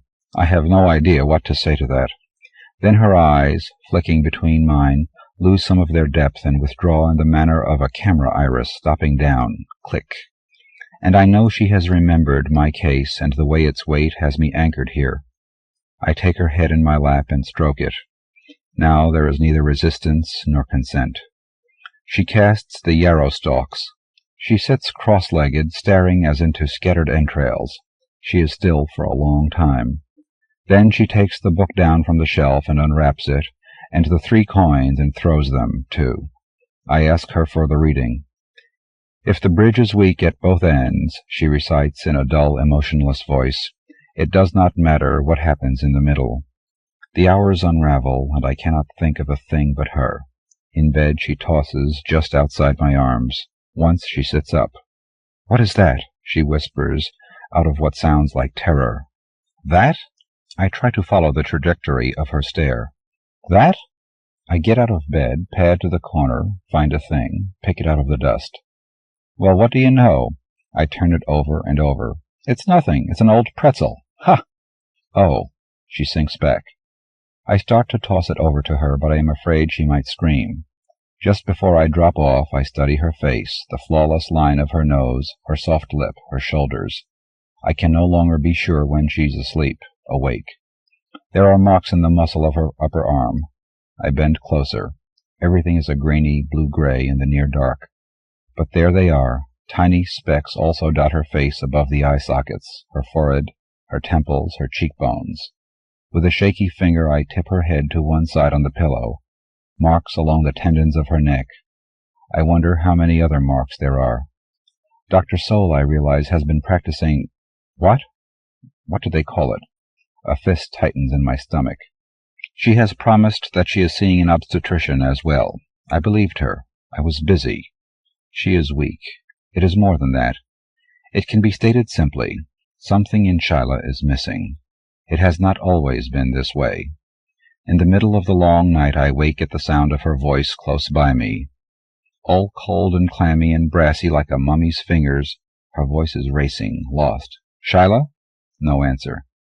I try to sleep some more, but I keep listening to her dreams. It is as if I need to hear them. I wonder what happens when the dreaming stops or goes mad. Morning, and I come out of it to find her on her back, staring into the mottled pattern the sun makes on the ceiling. I kiss her. No response. I feel like a man who has awakened to find himself bound in cement. I blow the spider web of hair off her forehead. "Sleep okay?" "For a while I couldn't," she replies. "The moon on the bottom of the bed wouldn't let me." I blink, resume breathing. "But I thought I heard a voice calling me," she goes on. Then in the dark I heard a voice answer, "Yes?" I can't even shudder.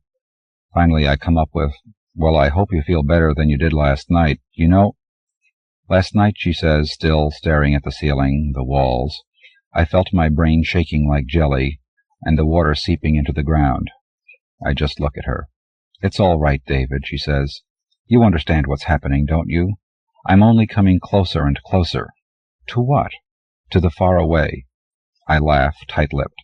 I try to think that it is beautiful to have a woman who knows things she will never tell me. I try. She must know. I have to believe in her. I have to return the belief. She grew thinner and thinner. I continued to fight my case. The time came, almost came. Mostly I remember the shadows of the leaves on the trees covering the walls of the living room in a moving black wash through the glass. Shyla on the couch.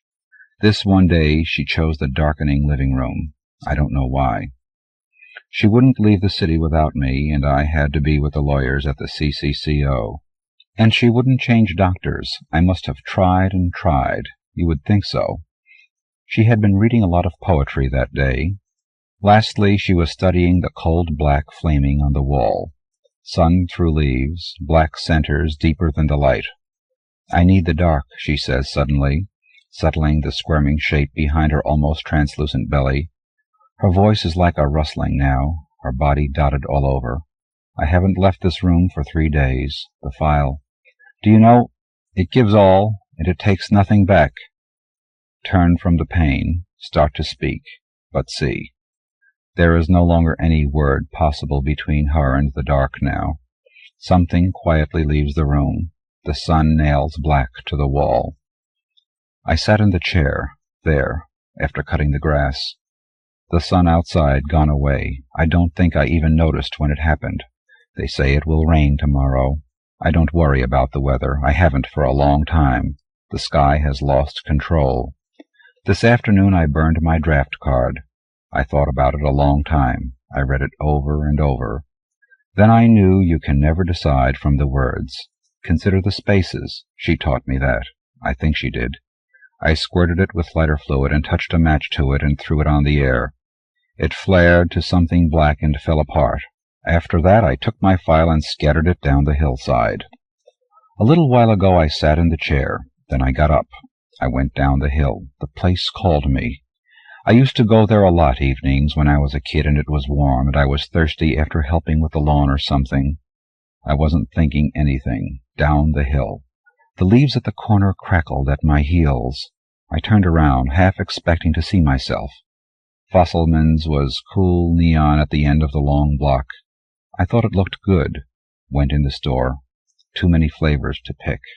Got in line. There was a girl in front of me with a snowy streak put in her hair. She turned around and looked at me, and the second time she smiled. But I just turned away.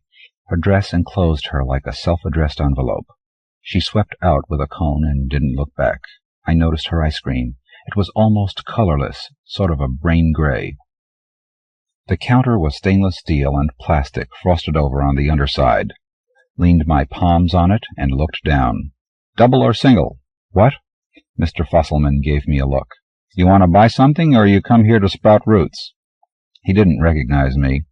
The hair, the way I don't care any more. Maybe he did. Maybe he did. Right then a chill touched my face, and I knew that I didn't want anything there. I turned and clipped over the waxed linoleum squares, past the wrought-iron chairs, the peppermint shaft, and the cardboard boy licking it so patiently. It was cold outside, but a cold that numbs without a chill. I rolled up my sleeves and then threw away my jacket and started east across town, stripping off my shirt, everything, as I went, through all the yellow and red lights, stepping on every crack all the way. Tomorrow I will find him in among his sharp gold needles and small bottles. I will take them all back from him, and I will kill him and read his bloodstains like a Rorschach test and find an answer. Then I will come back here. They will never find me when they come looking, if they do. I have left everything behind. Maybe I will live here, in the trees and bushes, the lawn and the shadows of the shrubbery, and the headstones. Maybe I will. William F. R.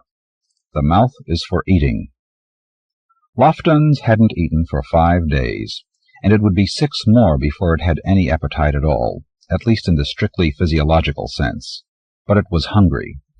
The inner lining of its mouth twitched and contracted impatiently as it paced the small hotel room, ridiculously small for a person used to the spacious chambers of the Ansrals villa, and finally resolved to assuage its appetites. It went to the door and fastened the lock, and then began to search the room for a suitable object. A melon would have been perfect now, but melons were all but unobtainable on this pygmy colony. Without fruit, without proper meat, it would have to make do. Its eyes moved slowly around the walls of the narrow room, searching, contemplating, discarding. The low mattress was too large. The night table, although of about the right size, was an impossible shape, with 4 long, pointed legs, quite unappetizing. Then it spied one of its own bags standing near the closet, round, smooth, and hard, with just a bit of flexibility. It leaned down and emptied the bag carefully onto the floor, its heart speeding in anticipation.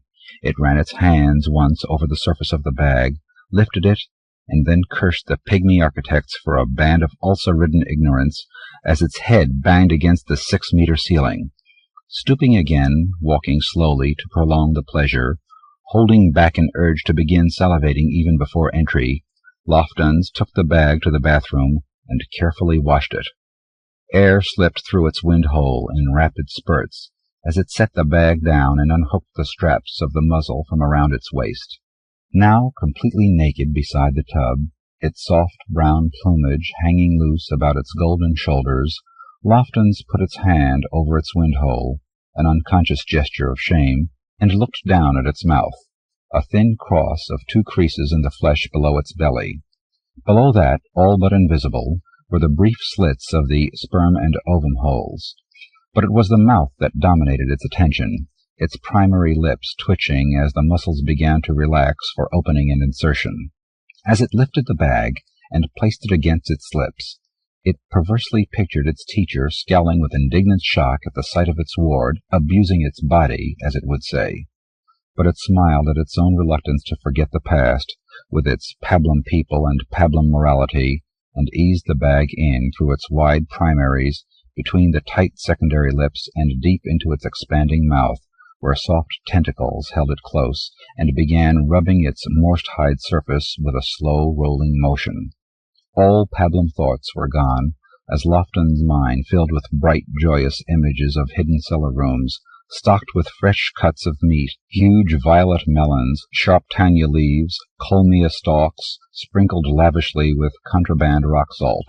Its eyes rolled toward the ceiling, its hands hung loose at its sides, and its saliva flowed unchecked around the bag, as it imagined that the mild, musty taste of morst was, instead, the sweet and delicate inner meat of a Pantof's melon, raised under the sun and open sky on secret farms in the West, smuggled across the strait, and bought from an anonymous grocer in some dingy corner by the river. Strong muscle, strengthened by 10 circuits of clandestine chewing, rubbing, piercing, and mashing, hugged the bag until its 2 indented sides nearly met. Burning air coursed in forceful gulps through Lofton's open wind-hole as it held back an urge to go on to the second digestive stage.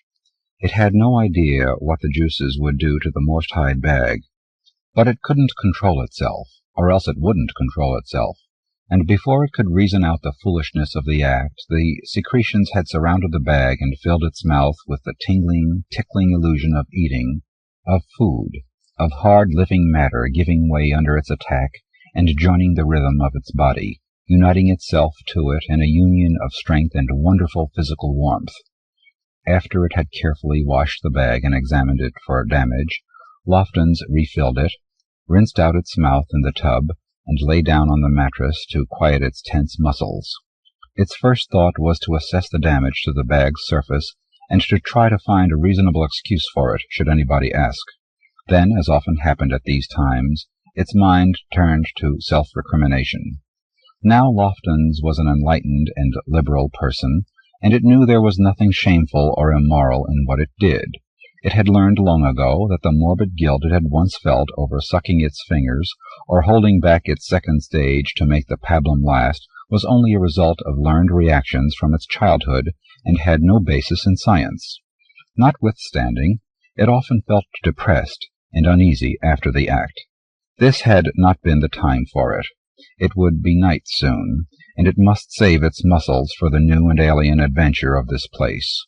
Wasn't that, in fact, why Lofton's, considered a person of high moral character by its pablum-spined colleagues, had applied for transfer to a colony in the Terran sphere of influence?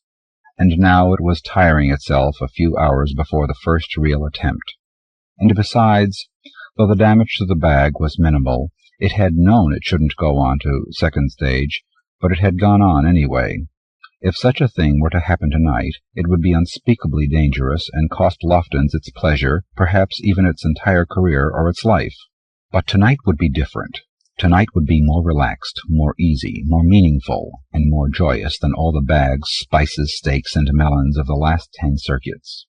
The times were changing, but they were changing slowly. The most optimistic claimed limited legalization would come within 5 circuits.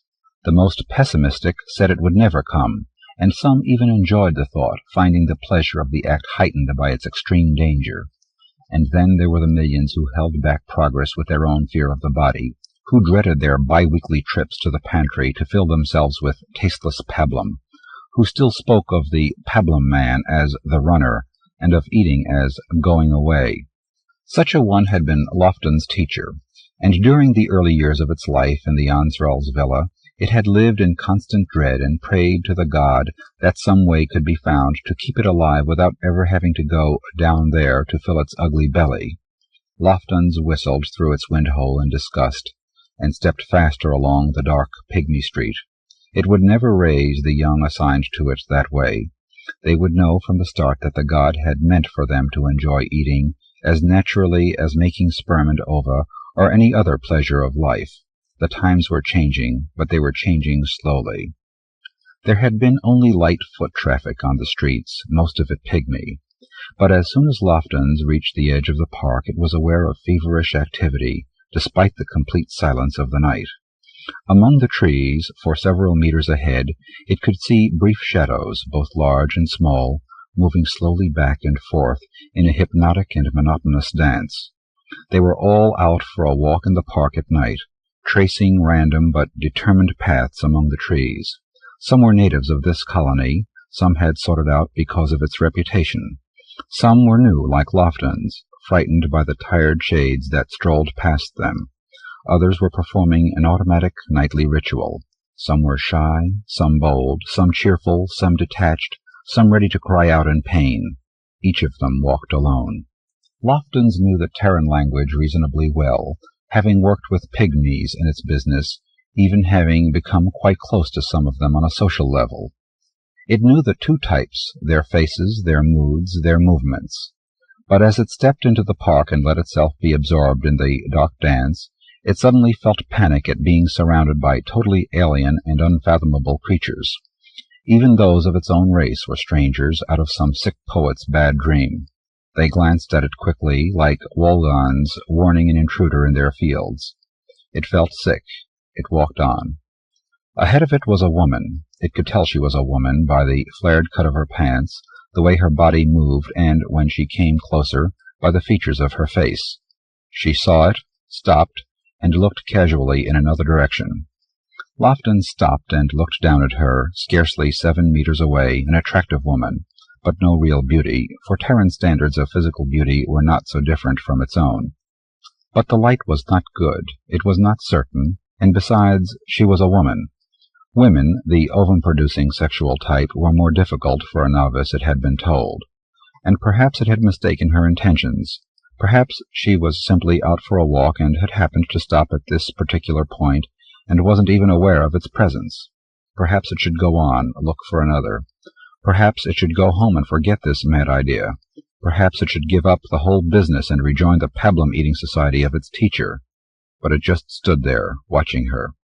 She turned and raised her eyes to its, moved them down its face to its wind-hole, down its chest, rested them on the spot where its muzzle would be below its coat, and then looked it straight in the eye with a vague sort of smile on her lips, formed by moving them up at the corners. On her lips, on her mouth, a smile. The very thought of her mouth in the middle of her face, smiling, breathing, and talking, by the God, talking, filled Lofton's whole body with such a thrilling sense of discovery that it could not move for a number of seconds. Then it turned away from her, down a darker path, shaking and uncertain. It stopped and leaned against a tall tree, not knowing which way to walk now, or how to select, to approach, to suggest, not knowing the proper rituals of ascent before this thing could be done. It stood for several minutes, watching a bright star quite close to being eclipsed by a rather small moon, before it noticed 2 things. The first was a man, a pygmy of the sperm-producing type, who was standing several meters off, watching it. The second was the fact that it had unconsciously folded its hands over its muzzle in a rather suggestive and derisive gesture. It folded its arms, wondering if their position hadn't been interpreted as a very obvious come-on. The man sauntered over to it, looked up, and grinned, "Nice night." He seemed not to expect a reply, but just stood there, looking up and chewing. Yes, chewing something lazily in his half-open mouth. He was a very attractive, dark-skinned man, with a look of confidence beyond his merits, and he liked Lofton's, that was evident. His eyes were busy admiring its slick golden skin and deep violet eyes. His face was busy saying the obvious, with a twist of the mouth, a cock of the head, and he was appetizing, quite appetizing. Discretion had become an automatic part of Lofton's life since it had first searched out the banquet crowd by the river, so it didn't even think about secrecy when it led the man in through the garage entrance of the hotel and up the back lift to its room. Its mind was involved with half-remembered passages from cheap books it had read, images of fruits wiggling and squirming of their own accord, pictures of people self-consciously sliding their hands into others' mouths, and questions, too many often-asked questions. Was this what it really wanted? Or was it just a crazy way to occupy its mind and body, and shelter them from the demands of life? Would it be, after all, disappointing? Would it know what to do at the right moment? And what would it say? As it was, not a word was spoken. As soon as they entered the room, even before it had locked the door, the man began to strip. Lofton's followed him, stripping off its drab tunic and pantaloons, and stood by the mattress dressed only in its muzzle, looking down at the man's naked body, small, yes, but remarkably like its own, narrower in the middle, but with 2 arms, 2 legs, a head with eyes and a wind-hole, not unattractive at all.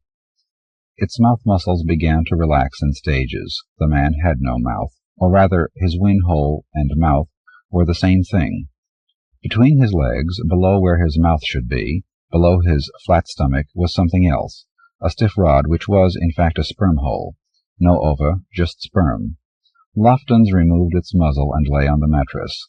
The man climbed on top, and began to slide his legs into its mouth, which opened wide to receive a meal such as it had never had before. And gone were thoughts of fruits, of cherries, of melons, of spices. Gone was the frightening urge to go on to second stage. Relaxing, exploring the curves and surfaces of this moving morsel, Lofton's began very slowly to salivate. New sensations, new shapes, New tastes all gave way in importance to the uniqueness of a shared experience, for it was shared. Only the man's head and arms lay outside, and his eyes were wide, fastened on Lofton's own, empty of their brash cockiness, soundlessly crying against his loud, uneven breathing for something more that Lofton's did not quite understand, as his body twisted and pushed, rolled and slid deep in its kneading mouth, building power to the moment, to the mad surge of giving, of feeding. He didn't stay long afterward. He bathed, smoked a cigarette silently, dressed, and left. They said goodbye only, and Lofton's lay, drained of energy, its muscles aching with pleasure on the mattress, not disappointed, not ashamed, but sad. And it thought about tomorrow night, about a different one, maybe even a woman who would stay perhaps a bit longer, who would be perhaps a bit warmer. Another night and another meal. For there is nothing like a good meal, but a meal, it seems, is always so very short. Gardner R. Dozois. Flashpoint. Ben Jacobs was on his way back to Skowhegan when he found the abandoned car. It was parked on a lonely stretch of secondary road between North Anson and Madison, skewed diagonally over the shoulder. Kids again, was Jacobs' first thought. More of the road gypsies who plagued the state every summer until they were driven south by the icy whip of the first nor'easter. Probably from the big encampment down near Norwich Walk, he decided, and he put his foot back on the accelerator. He'd already had more than his fill of outer-staters this season, and it wasn't even the end of August. Then he looked more closely at the car and eased up on the gas again. It was too big, too new to belong to kids. He shifted down into second, feeling the crotchety old pickup shudder. It was an expensive car, right enough. He doubted that it came from within 20 miles of here.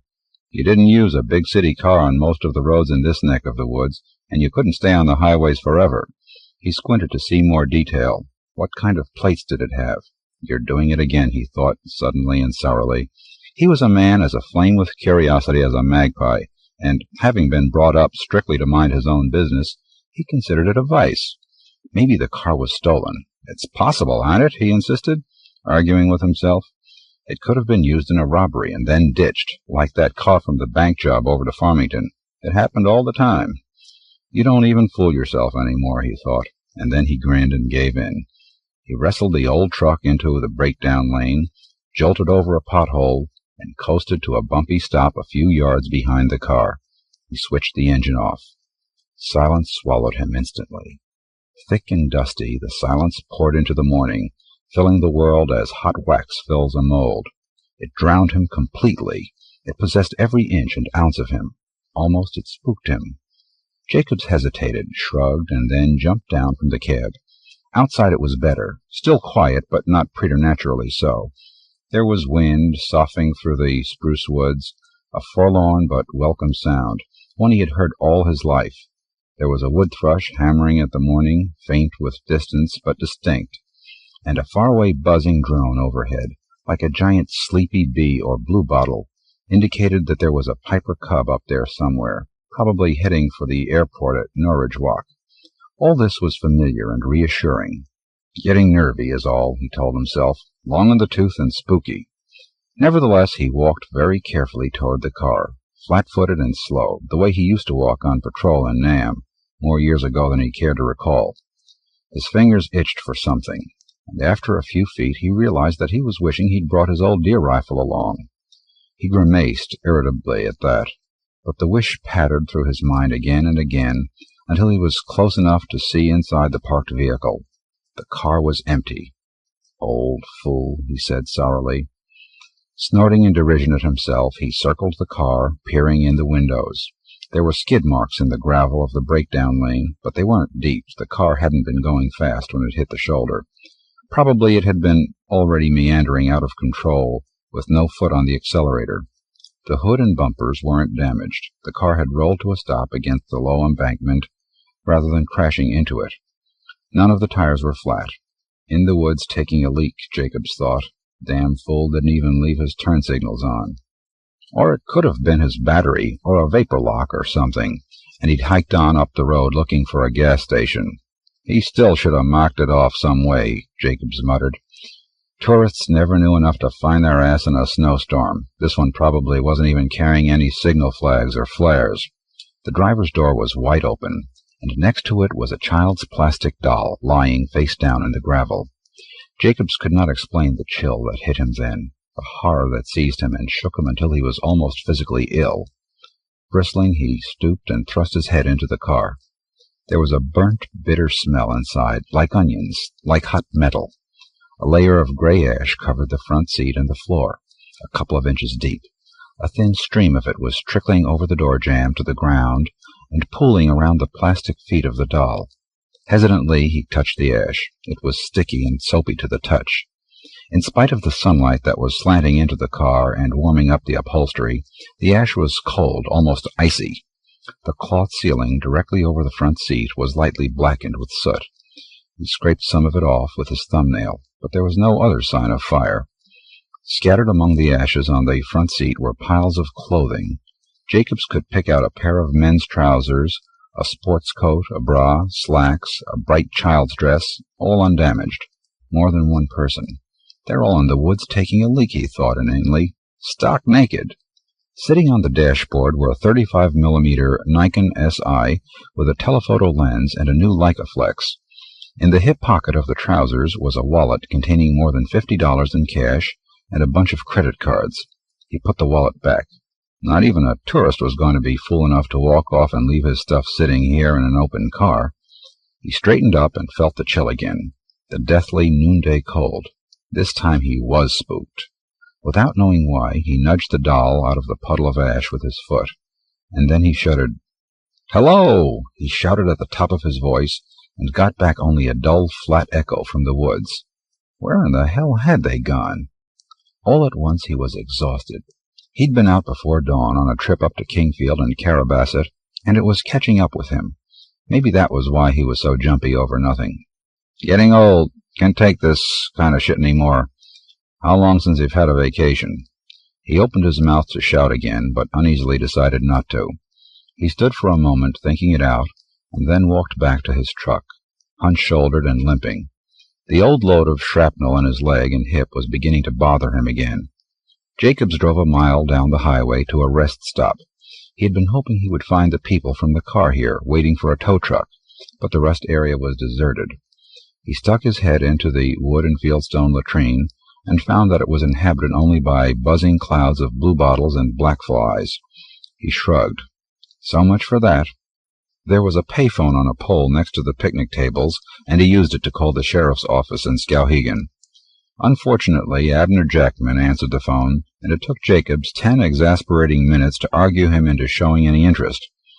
"Well, if they did," Jacobs said grudgingly, "they did it without any clothes." "Gobble, gobble, buzz," said the phone. "With a kid?" Jacobs demanded. "Buzz, gobble, fizz, buzz," the phone said, giving in. "Yeah," Jacobs said grudgingly. "I'll stay there until you show up," and he hung up. Damn foolishness, he muttered. This was going to cost him the morning. County Sheriff Joe Riddick arrived an hour later. He was a stocky, slab-sided man, apparently cut all of a piece out of a block of granite. His shoulders seemed to be the same width as his hips. His square-skulled, square-jawed head thrust belligerently up from his monolithic body without any hint of a neck. He looked like an old snapping turtle, ugly, mud-colored, powerful. His hair was snow-white, and his eyes were bloodshot and ill-tempered. He glared at Jacobs dangerously out of red-rimmed eyes with tiny pupils. He looked ready to snap. "Good morning," Jacobs said coldly. "Morning," Riddick grunted. "You want to fill me in on this?" Jacobs did. Riddick listened impassively. When Jacobs finished, Riddick snorted and brushed a hand back over his close-cropped snowy hair. "Some damn fool skylark, more'n likely," he said sourly, shaking his head a little. "Okay, then," he said, suddenly becoming officious and brisk. "If this turns out to be anything serious, we may need you as a witness. Understand? All right." He looked at his watch. "All right. We're waiting for the state boys. I don't think you're needed any more." Riddick's face was hard and cold and dull, as if it had been molded in lead. He stared pointedly at Jacobs. His eyes were as opaque as marbles. "Good day."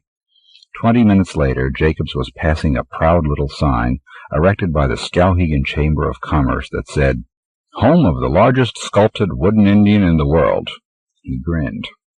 Skowhegan had grown a great deal in the last decade, but somehow it was still a small town. It had resisted the modern tropism to skyscrape and had sprawled instead, spreading out along the banks of the Kennebec River in both directions. Jacobs parked in front of a dingy storefront on Water Street in the heart of the town. A sign in the window commanded, "Eat." At night it glowed in imperative neon red. The sign belonged to an establishment that had started life as the Colonial Café, with a buffet and quaint rustic decor, and was finishing it 20 years and 3 recessions later as a greasy lunchroom with faded movie posters on the wall, owned and operated by Wilbur and Mina Phipps, a cheerful and indestructible couple in their late 60s. It was crowded and hot inside. The place had a large number of regulars, and most of them were in attendance for lunch. Jacob spotted Will Sussman at the counter, jammed in between an inverted glass bowl full of donuts and the protruding rear end of the coffee percolator. Sussman, chief staff writer for the Skowhegan Inquirer, stringer and columnist for a Big Banger Weekly, had saved him a seat by piling the adjacent stool with his hat, coat, and briefcase. Not that it was likely he'd had to struggle too hard for room. Even Jacobs, whose father had moved to Skowhegan from Bangor when Jacobs was 3, was regarded with faint suspicion by the real old-timers of the town. Sussman, being originally an outer-stater and a foreigner to boot, was completely out of luck. He'd only lived here 10 years, and that wasn't enough even to begin to tip the balance in his favor. Sussman retrieved his paraphernalia. Jacob sat down and began telling him about the car. Sussman said it was weird. "We'll never get anything out of Riddick," he said. He began to attack a stack of hotcakes. "He's hated my guts ever since I accused him of working over those gypsy kids last summer, putting one in the hospital. That would have cost him his job, except the higher echelons were being foursquare behind their dedicated law enforcement officers that season. Still, it didn't help his reputation with the town any. We don't tolerate that kind of thing in these parts," Jacob said grimly. "Hell, Will, those kids are a royal pain in the ass, but not in these parts," he told himself. "Not that. There are decent limits." He was surprised at the depth and ferocity of his reaction. "This on Alabama," he said. "Might as well be, with Riddick. His idea of law enforcement's to take everybody he doesn't like down in the basement and beat the crap out of them." Sussman sighed. "Anyway, Riddick wouldn't stop to piss on me if my hat was on fire, that's for sure. Good thing I got other ways of finding stuff out." Jed Everett came in while Jacobs was ordering coffee. He was a thin, cadaverous man with a long nose. His hair was going rapidly to gray. Put him next to short, round Sussman, and they would look like Mutt and Jeff. At 48, Everett was a couple of years older than Jacobs, just as Sussman was a couple of years younger. He was considered to be scandalously young for a small-town doctor, especially a GP. But old Dr. Barlow had died of a stroke 3 years back, leaving his younger partner in residency, and they were stuck with him. One of the regulars had moved away from the trough, leaving an empty seat next to Jacobs, and Everett was talking before his buttocks had hit the upholstery. He was a jittery man with lots of nervous energy, and he loved to fret and rant and gripe, but softly and good-naturedly, with no real force behind it, as if he had a volume knob that had been turned down. "What a morning," Everett said. "Jesus H. Christ on a bicycle. Excuse me, mine, I'll take some coffee, please. Black. I swear it's psychosomatic. Honest to God, gentlemen, she's a case for the medical journals. Dreams the whole damn shit bundle up out of her head just for the fun of it. I swear before all my hopes of heaven, swap me blue if she doesn't. Definitely psychosomatic." "He's learned a new word," Sussman said. "If you'd wasted all the time I have on this nonsense," Everett said fiercely, "you'd be whistling a different tune out of the other side of your face, I can tell you. Oh, yes, indeed. What kind of meat do you have today, Mina? How about the chops? They good? All right, and put some greens on the plate, please." "Okay? Oh, and some home frieds, now I think about it, please, if you have 'em." "What's got your back up?" Jacobs asked mildly. "You know old Mrs. Crawford?" Everett demanded. Lives over to the island, widow, has plenty of money. 3 times now I've diagnosed her as having cancer, serious but still operable. And 3 times now I've sent her down to Augusta for exploratory surgery, and each time they got her down on the table and opened her up and couldn't find a thing, not a goddamn thing. Old bitch is hale and hearty as a prize hog. Spontaneous remission, all psychosomatic, clear as mud. 3 times, though. It's shooting my reputation all to hell down there. Now she thinks she's got an ulcer. I hope her kidney falls out right in the street. Thank you, Mina. Can I have another cup of coffee? He sipped his coffee when it arrived and looked a little more meditative. Of course, I think I've seen a good number of cases like that, I think. I said, had to prove it when they're terminal. Wouldn't surprise me if a good many of the people who die of cancer, or a lot of other diseases for that matter, were like that. No real physical cause. They just get tired of living. Something dries up inside them. Their systems stop trying to defend them, and one thing or another knocks them off. They become easy to touch off, like tinder. Most of them don't change their minds in the middle, though, like that fat old sow.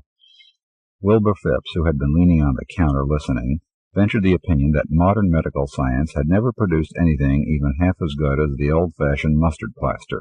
Everett flared up instantly. "You ever bejesus try one?" Phipps demanded. "No, and I don't bejesus intend to," Everett said. Jacobs turned toward Sussman. "Where you been this early in the day?" he asked. "I'd like you to haul yourself up before noon." "Up at the factory, over to West Mills." "What was up, another hearing?" "Yep, didn't stick. They aren't going to be injuncted." "They never will be," Jacobs said. "They got too much money, too many friends in Augusta. The board'll never touch them." "I don't believe that," Sussman said. Jacobs grunted and sipped his coffee. "As Christ's my judge," Everett was saying in a towering rage, "I'll never understand you people, not if I live to be 200. Not if I get to be so old my ass falls off and I have to lug it around in a handcart. I swear to God, some of you ain't got a pot to piss in, so goddamned poor you can't afford to buy a bottle of aspirins, let alone pay your doctor bills from the past 500,000 years, and yet you go out to some godforsaken hick town too small to turn a horse around in proper, and see an unlicensed practitioner, a goddamn backwoods quack, an unmitigated phony, and pay through the nose so this witch doctor can assault you with yarb potions and poultices and stick leeches on your ass, for all I know." Jacobs lost track of the conversation. He studied a bee that was bumbling along the putty and plaster edge of the storefront window, swimming through the thick and dusty sunlight, looking for a way out. He felt numb, distanced from reality. The people around him looked increasingly strange. He found that it took an effort of will to recognize them at all, even Sussman, even Everett. It scared him. These were people Jacobs saw every day of his life. Some of them he didn't actually like, not in the way that big city folk thought of liking someone, but they were all his neighbors. They belonged here. They were a part of his existence, and that carried its own special intimacy. But today he was beginning to see them as an intolerant sophisticate from the city might see them. Dull, provincial, sunk in an iron torpor that masqueraded as custom and routine.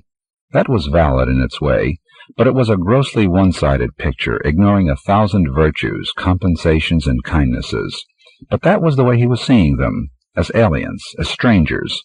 Distractedly, Jacobs noticed that Everett and Sussman were making ready to leave. "No rest for the weary," Everett was saying, and Jacobs found himself nodding unconsciously in agreement.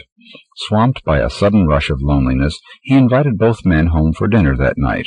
They accepted, Everett with the qualification that he'd have to see what his wife had planned. Then they were gone, and Jacobs found himself alone at the counter.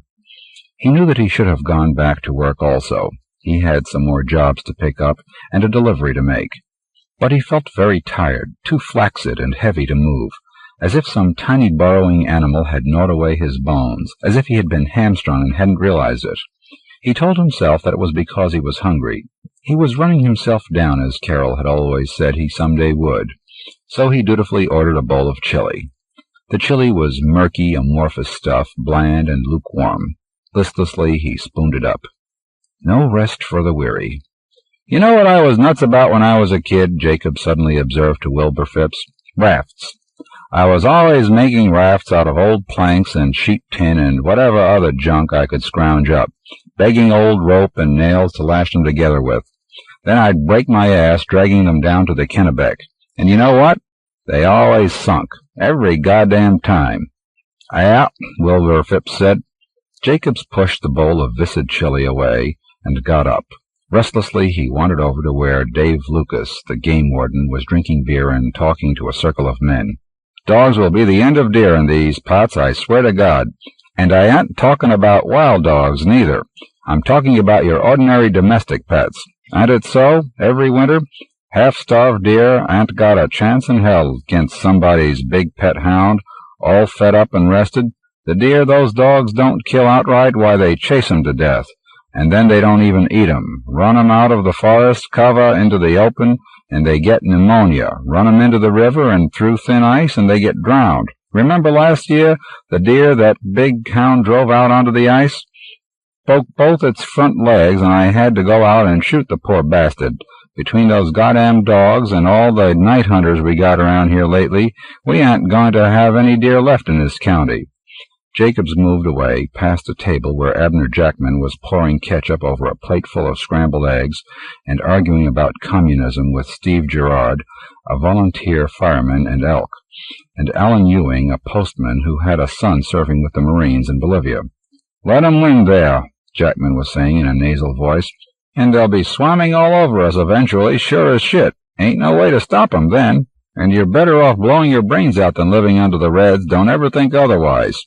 He screwed the ketchup top back onto the bottle and glanced up in time to see Jacobs start to go by. "Ben," Jackman said, grabbing Jacobs by the elbow, "you can tell 'em." He grinned vacuously at Jacobs, a lanky, loose-jointed, slack-faced man. "He can tell you, boys, what it's like being in a country overrun with communists, what they do to everybody. You were in Nam when you were a youngster, weren't you?" "Yep."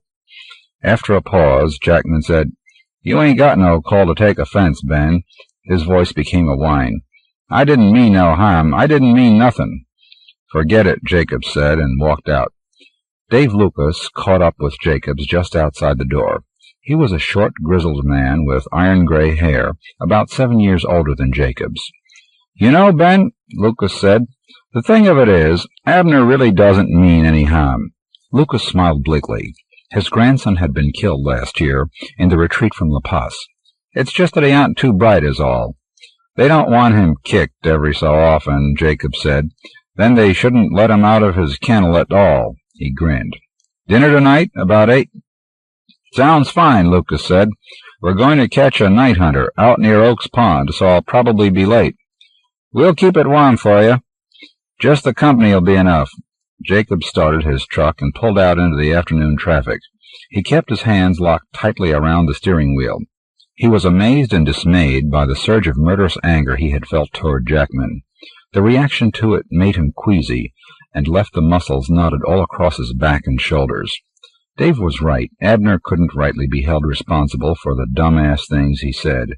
But if Jackman had said one more thing, if he'd done anything than to back down as quickly as he had, then Jacobs would have split his head open.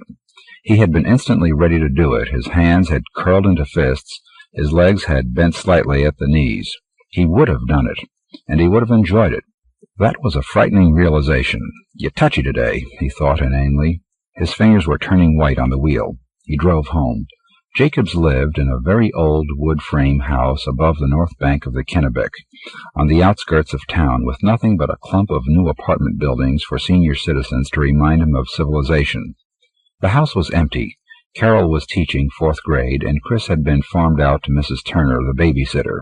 Jacobs spent the next half-hour wrestling a broken washing machine and a television set out of the pickup and into his basement workshop, and another 15 minutes maneuvering a newly repaired stereo-radio console up out of the basement and into the truck. Jacobs was one of the last of the old-style Yankee tinkerers, although he called himself an appliance repairman, and also did some carpentry and general handiwork when things got slow. He had little formal training, but he kept up.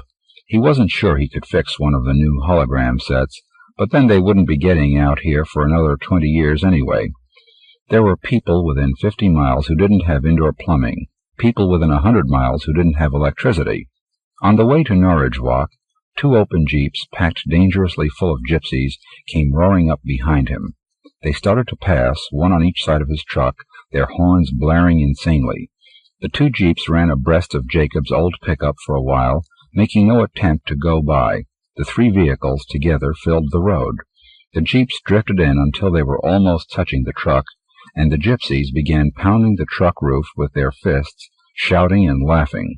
Jacobs kept both hands on the wheel and grimly continued to drive at his original speed. Jeeps tipped easily when sideswept by a heavier vehicle if it came to that, and he had a tire iron under the seat. But the gypsies tired of the game. They accelerated and passed Jacobs, most of them giving him the finger as they went by, and one throwing a poorly aimed bottle that bounced onto the shoulder. They were big, tough-looking kids with skin haircuts, dressed incongruously in flowered pastel luau shirts and expensive white bell-bottoms. The jeeps roared on up the road, still taking up both lanes. Jacobs watched them unblinkingly until they disappeared from sight. He was awash with rage, the same bitter, vicious hatred he had felt for Chapman. Riddick was right after all. The goddamned kids were a menace to everything that lived. They ought to be locked up. He wished suddenly that he had sideswiped them. He could imagine it all vividly, the sickening crunch of impact, the jeep overturning, bodies cartwheeling through the air, the jeep skidding upside down across the road and crashing into the embankment, maybe the gas tank exploding, a gout of flame, smoke, stink, screams. He ran through it over and over again, relishing it, until he realized abruptly what he was doing, what he was wishing, and he was almost physically ill. All the excitement and fury drained out of him, leaving him shaken and sick. He'd always been a patient, peaceful man, perhaps too much so. He'd never been afraid to fight, but he'd always said that a man who couldn't talk his way out of most trouble was a fool. This sudden daydream lust for blood bothered him to the bottom of his soul. He'd seen plenty of death in them, and it hadn't affected him this way. It was the kids, he told himself. They drag everybody down to their own level. He kept seeing them inside his head all the way into Norwich Walk, the thick, brutal faces, the hard reptile eyes, the contemptuously grinning mouth that seemed too full of teeth. The gypsy kids had changed over the years. The torrent of hippies and Jesus freaks had gradually run dry. The pluggers and the weeps had been all over the state for a few seasons, and then slowly they'd stopped coming too. The new crop of itinerant kids were hard. Every year they became more brutal and dangerous. They didn't seem to care if they lived or died, and they hated everything indiscriminately, including themselves. In Norwich Walk he delivered the stereo console to its owner, then went across town to pick up a malfunctioning 75-horsepower Johnson outboard motor. From the motor's owner he heard that a town boy had beaten an elderly storekeeper to death that morning when the storekeeper caught him shoplifting. The boy was in custody, and it was the scandal of the year for Norwich Walk. Jacobs had noticed it before, but discounted it. The local kids were getting mean, too, meaner every year. Maybe it was self-defense. Driving back, Jacobs noticed one of the gypsy jeeps slewed up onto the road embankment. It was empty. He slowed and stared at the jeep thoughtfully, but he did not stop. A fire rescue truck nearly ran him down as he entered Skowhegan. It came screaming out of nowhere and swerved onto Water Street, its blue blinker flashing, sirens screeching in metallic rage, suddenly right on top of him. Jacobs wrenched his truck over to the curb, and it swept by like a demon, nearly scraping him. It left a frightened silence behind it, after it had vanished urgently from sight. Jacobs pulled back into traffic and continued driving. Just before the turnoff to his house, a dog ran out into the road. Jacobs had slowed down for the turn anyway, and he saw the dog in plenty of time to stop. He did not stop. At the last possible second, he yanked himself out of a waking dream and swerved just enough to miss the dog. He had wanted to hit it. He'd liked the idea of running it down. There were too many dogs in the county anyway, he told himself in a feeble attempt at justification. Big, ugly hound, he muttered, and was appalled by how alien his voice sounded. Hard, bitterly hard, as if it were a rock speaking. Jacobs noticed that his hands were shaking. Dinner that night was a fair success. Carol had turned out not to be particularly overjoyed that her husband had invited a horde of people over without bothering to consult her, but Jacobs placated her a little by volunteering to cook dinner. It turned out sufficient, as Everett put it. Everybody ate and nobody died. Toward the end, Carol had to remind them to leave some for Dave Lucas, who had not arrived yet. The company did a lot to restore Jacob's nerves, and feeling better, he wrestled with curiosity throughout the meal. Curiosity won, as it usually did with him, in the end and against his better judgment. As the guests began to trickle into the parlor, Jacobs took Sussman aside and asked him if he'd learned anything new about the abandoned car. Sussman seemed uneasy and preoccupied. Whatever it was happened to them seems to have happened again this afternoon, maybe a couple of times. There was another abandoned car found about 4 o'clock up near Athens, and there was one late yesterday night out at Livermore Falls, and a tractor-trailer on Route 95 this morning between Waterville and Benton Station. How'd you pry that out of Riddick? Didn't, Sussman smiled wanly. Heard about that Athens one from the driver of the tow truck that hauled it back. That one bumped into a signpost hard enough to break its radiator. Ben, Riddick can't keep me in the dark. I've got more stringers than he has. What do you think it is?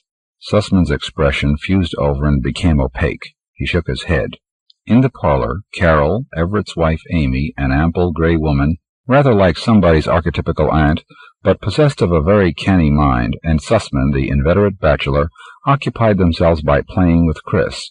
Chris was, too, very quick and bright, and very excited by all the company. He'd just learned how to blow kisses, and was now practicing enthusiastically with the adults. Everett, meanwhile, was prowling around examining the stereo equipment that filled one wall. "You installed this yourself?" he asked, when Jacobs came up to hand him a beer. "Not only installed it," Jacobs said, "I built it all myself, from scratch. Tinkered up most of the junk in this house. Take the beer, 'fore it gets hot." "Damn fine work," Everett muttered, absently accepting the beer. "Better'n my own setup, I purely believe, and that set me back a right smart piece of change. Jesus Christ, Ben, I didn't know you could do quality work like that. What the hell are you doing stagnating out here in the sticks, fixing people's radios and washing machines, for Christ's sake? You're that good, you ought to be down in Boston, New York, maybe, making some real money." Jacobs shook his head. "Hate the cities. Big cities like that. Can't stand to live in them at all." He ran a hand through his hair. "I lived in New York for a while, 7-8 years back, before settling in Skowhegan again. It was terrible there, even back then, and it's worse now. People down there dying on their feet, walking around dead without anybody to tell them to lie down and get buried decent." "We're dying here too, Ben," Everett said. "We're just doing it slower is all." Jacobs shrugged. "Maybe so," he said. "Excuse me." He walked back to the kitchen, began to scrape the dishes, and stack them in the sink. His hands had started to tremble again. When he returned to the parlor, after putting Chris to bed, he found that conversation had almost died. Everett and Sussman were arguing half-heartedly about the factory, each knowing that he'd never convince the other. It was a pointless discussion, and Jacobs did not join it. He poured himself a glass of beer and sat down. Amy hardly noticed him. Her usually pleasant face was stern and angry. Carol found an opportunity to throw him a sympathetic wink while tossing her long hair back over her shoulder, but her face was flushed too, and her lips were thin. The evening had started off well, but it had soured somehow. Everyone felt it. Jacobs began to clean his pipe, using a tiny knife to scrape the bowl. A siren went by outside, wailing eerily away into distance. An ambulance, it sounded like, or the fire-rescue truck again. More melancholy and mournful, less predatory than the siren of a police cruiser. "Brew viruses," Everett was saying, and then Jacobs lost him, as if Everett were being pulled further and further away by some odd local perversion of gravity, his voice thinning into inaudibility. Jacobs couldn't hear him at all now, which was strange, as the parlor was only a few yards wide. Another siren. There were a lot of them tonight. They sounded like the souls of the dead, looking for home in the darkness, unable to find light and life. Jacobs found himself thinking about the time he'd toured Vienna, during recuperative leave in Europe, after hospitalization in Nam. There was a tour of the catacombs under the cathedral, and he'd taken it, limping painfully along on his crutch, the wet, porous stone of the tunnel roof closing down until it almost touched the top of his head. They came to a place where an opening had been cut through the hard gray rock, enabling the tourists to come up one by one and look into the burial pit on the other side, while the guide lectured calmly in alternating English and German. When you stuck your head through the opening, you looked out at a solid wall of human bones, skulls, arm and leg bones, rib cages, pelvises, all mixed in helter-skelter and packed solid, layer after uncountable layer of them. The wall of bones rose up sheer out of the darkness, passed through the fan of light cast by a naked bulb at eye level, and continued to rise. It was impossible to see the top, no matter how you craned your neck and squinted. This wall had been built by the Black Death, a haphazard but grandiose architect. The Black Death had eaten these people up and spat out their remains, as casual and careless as a picnicker gnawing chicken bones. When the meal was over, the people who were still alive had dug a huge pit under the cathedral and shoveled the victims in by the hundreds of thousands. Strangers in life, they were mingled in death, cheek by jowl, belly to backbone, except that after a while there were no cheeks or jowls. The backbones remained, yellow, ancient, and brittle. So did the skulls, upright, upside down, on their sides, all grinning blankly at the tourists. The doorbell rang. It was Dave Lucas. He looked like one of the skulls Jacobs had been thinking about. His face was gray and gaunt, the skin drawn tightly across his bones. It looked as if he'd been dusted with powdered lime. Shocked, Jacobs stepped aside. Lucas nodded to him shortly and walked by into the parlor without speaking. "Stuff about the factory is news," Sussman was saying doggedly, "and more interesting than anything else that happens up here. It sells papers." He stopped talking abruptly when Lucas entered the room. All conversation stopped. Everyone gaped at the old game warden, horrified. Unsteadily, Lucas let himself down into a stuffed chair and gave them a thin attempt at a smile. "Can I have a beer?" he said, "or a drink?" "Scotch? That'll be fine," Lucas said mechanically. Jacobs went to get it for him. When he returned with the drink, Lucas was determinedly making small talk and flashing his new dead smile. It was obvious that he wasn't going to say anything about what had happened to him. Lucas was an old-fashioned Yankee gentleman to the core, and Jacobs, who had a strong touch of that in his own upbringing, suspected why he was keeping silent. So did Amy. After the requisite few minutes of polite conversation, Amy asked if she could see the new paintings that Carol was working on. Carol exchanged a quick, comprehending glance with her, and nodded. Grim-faced, both women left the room. They knew that this was going to be bad. When the women were out of sight, Lucas said, "Can I have another drink, Ben?" He held out his empty glass. Jacobs refilled it wordlessly. Lucas had never been a drinking man. "Give," Jacobs said, handing Lucas his glass. "What happened?" Lucas sipped his drink. He still looked ghastly, but a little color was seeping back into his face. "I haven't felt this shaky since I was in the army, back in Korea," he said. He shook his head heavily. "I swear to Christ, I don't understand what's got into people in these parts. Used to be decent folk out here, Christian folk." He set his drink aside and braced himself up visibly. His face hardened. "Never mind that. Things change, I guess. Can't stop them no way." He turned toward Jacobs. "Remember that night hunter I was after? Well, we got him. Went out with Steve Gerard, Rick Barlow, a few other boys, and nabbed him real neat. City boy, no wood sense at all. Well, we were coming back around the end of the pond down the lumber road when we heard this big commotion coming from the Gibson place. Shouts, a woman screaming her head off like that. So we cut across the back of their field and went over to see what was going on. House was wide open, and what we walked into." He stopped. Little sickly beads of sweat had appeared all over his face. "You remember the McInerney case down in Boston 4 or 5 years back? The one there was such a stink about? Well, it was like that. They had a whatchamacallit there, a coven, the Gibsons, the Sewells, the Bradshaws, about 7 others, all local people, all hopped out of their minds, all dressed up in black robes and blood painted all over their faces. No, never mind. They had a baby there, and a kind of an altar they'd dummied up, and a pentagram. Somebody'd killed the baby, slit its throat, and they'd hung it up to bleed like a hog, into cups. When we got there, they'd just cut its heart out, and they were starting in on dismembering it.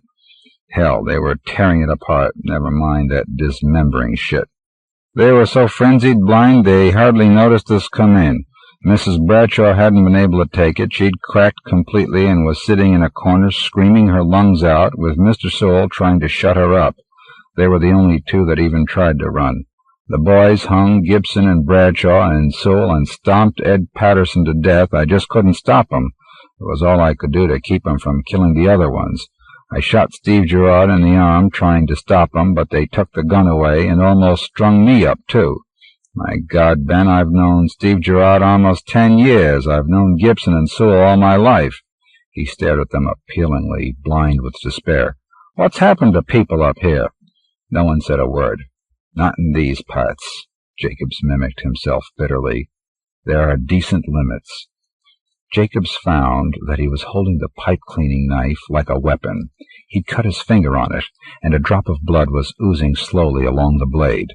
This kind of thing, the Satanism, the ritual murders, the sadism, was what had driven him away from the city. He'd thought it was different in the country, that people were better. But it wasn't, and they weren't. It was bottled up better out here was all. But it had been coming for years, and they had blinded themselves to it and done nothing, and now it was too late. He could feel it in himself, something long repressed and denied, the reaction to years of frustration and ugliness and fear, to watching the world dying without hope. That part of him had listened to Luca's story with appreciation, almost with glee. It stirred strongly in him, a monster turning over in ancient mud, down inside, thousands of feet down, thousands of years down. He could see it spreading through the faces of the others in the room, a stain, a spider shadow of contamination. Its presence was suffocating, the chalky, musty smell of old, brittle death, somehow leaking through from the burial pit in Vienna. Bone dust. He almost choked on it. It was so thick here in his pleasant parlor in the country. And then the room was filled with sound and flashing bloody light. Jacobs floundered for a moment, unable to understand what was happening. He swam up from his chair, baffled, moving with dreamlike slowness. He stared in helpless confusion at the leaping red shadows. His head hurt. "An ambulance!" Carol shouted, appearing in the parlor archway with Amy. "We saw it from the upstairs window." "It's right out front," Sussman said. They ran for the door. Jacobs followed them more slowly. Then the cold outside air slapped him, and he woke up a little. The ambulance was parked across the street in front of the senior citizens complex. The corpsmen were hurrying up the stairs of one of the institutional cinder-block buildings, carrying a stretcher. They disappeared inside. Amy slapped her bare arms to keep off the cold. "Heart attack, maybe," she said. Everett shrugged. Another siren slashed through the night, getting closer. While they watched, a police cruiser pulled up next to the ambulance, and Riddick got out. Riddick saw the group in front of Jacob's house and stared at them with undisguised hatred, as if he would like to arrest them and hold them responsible for whatever had happened in the retirement village. Then he went inside, too. He looked haggard as he turned to go, exhausted, hag-ridden by the suspicion that he'd finally been handed something he couldn't settle with a session in the soundproof back room at the sheriff's office. They waited. Jacob slowly became aware that Sussman was talking to him, but he couldn't hear what he was saying. Sussman's mouth opened and closed. It wasn't important, anyway. He'd never noticed before how unpleasant Sussman's voice was, how rasping and shrill. Sussman was ugly, too, shockingly ugly. He boiled with contamination and decay. He was a sack of putrescence. He was an abomination. Dave Lucas was standing off to one side, his hands in his pockets, shoulders slumped, his face blank. He watched the excitement next door without expression, without interest. Everett turned and said something that Jacobs could not hear. Like Sussman's, Everett's lips moved without sound. He had moved closer to Amy. They glanced uneasily around. They were abominations, too. Jacob stood with his arm around Carol. He didn't remember putting it there. It was seeking company on its own. He felt her shiver and clutched her more tightly in response, directed by some small, distanced, horrified part of himself that was still rational. He knew it would do no good. There was a thing in the air tonight that was impossible to warm yourself against. It hated warmth. It swallowed it and buried it in ice. It was a wedge, driving them apart, isolating them all. He curled his hand around the back of Carol's neck. Something was pulsing through him in waves, building higher and stronger. He could feel Carol's pulse beating under her skin, under his fingers, so very close to the surface. Across the street, a group of old people had gathered around the ambulance. They shuffled in the cold, hawking and spitting, clutching overcoats and nightgowns more tightly around them. The corpsman reappeared, edging carefully down the stairs with the stretcher. The sheet was pulled up all the way, but it looked curiously flat and caved in. If there was a body under there, it must have collapsed, crumbled like dust or ash. The crowd of old people parted to let their stretcher crew pass, then reformed again, flowing like a heavy, sluggish liquid. Their faces were like leather or horn, hard, dead, dry, worn smooth, and tired. Intolerably, burdensomely tired. Their eyes glittered in their shriveled faces as they watched the stretcher go by. They looked uneasy and afraid, and yet there was an anticipation in their faces, an impatience, almost an envy, as they looked on death. Silence blossomed from a tiny seed in each of them, a total primordial silence, from the time before there were words. It grew, consumed them, and emerged to form a greater silence that spread out through the night in widening ripples. The ambulance left. In the hush that followed, they could hear sirens begin to wail all over town. End of the book. Orbit 13, edited by Damon Knight. Narrated by Pat Davis and Philip Lustri. Monitored by W. L. Crothers and Jan Walpole. Reviewed by Marjorie Brooks. Recorded in the studios of Taping for the Blind, Houston, Texas. End of book.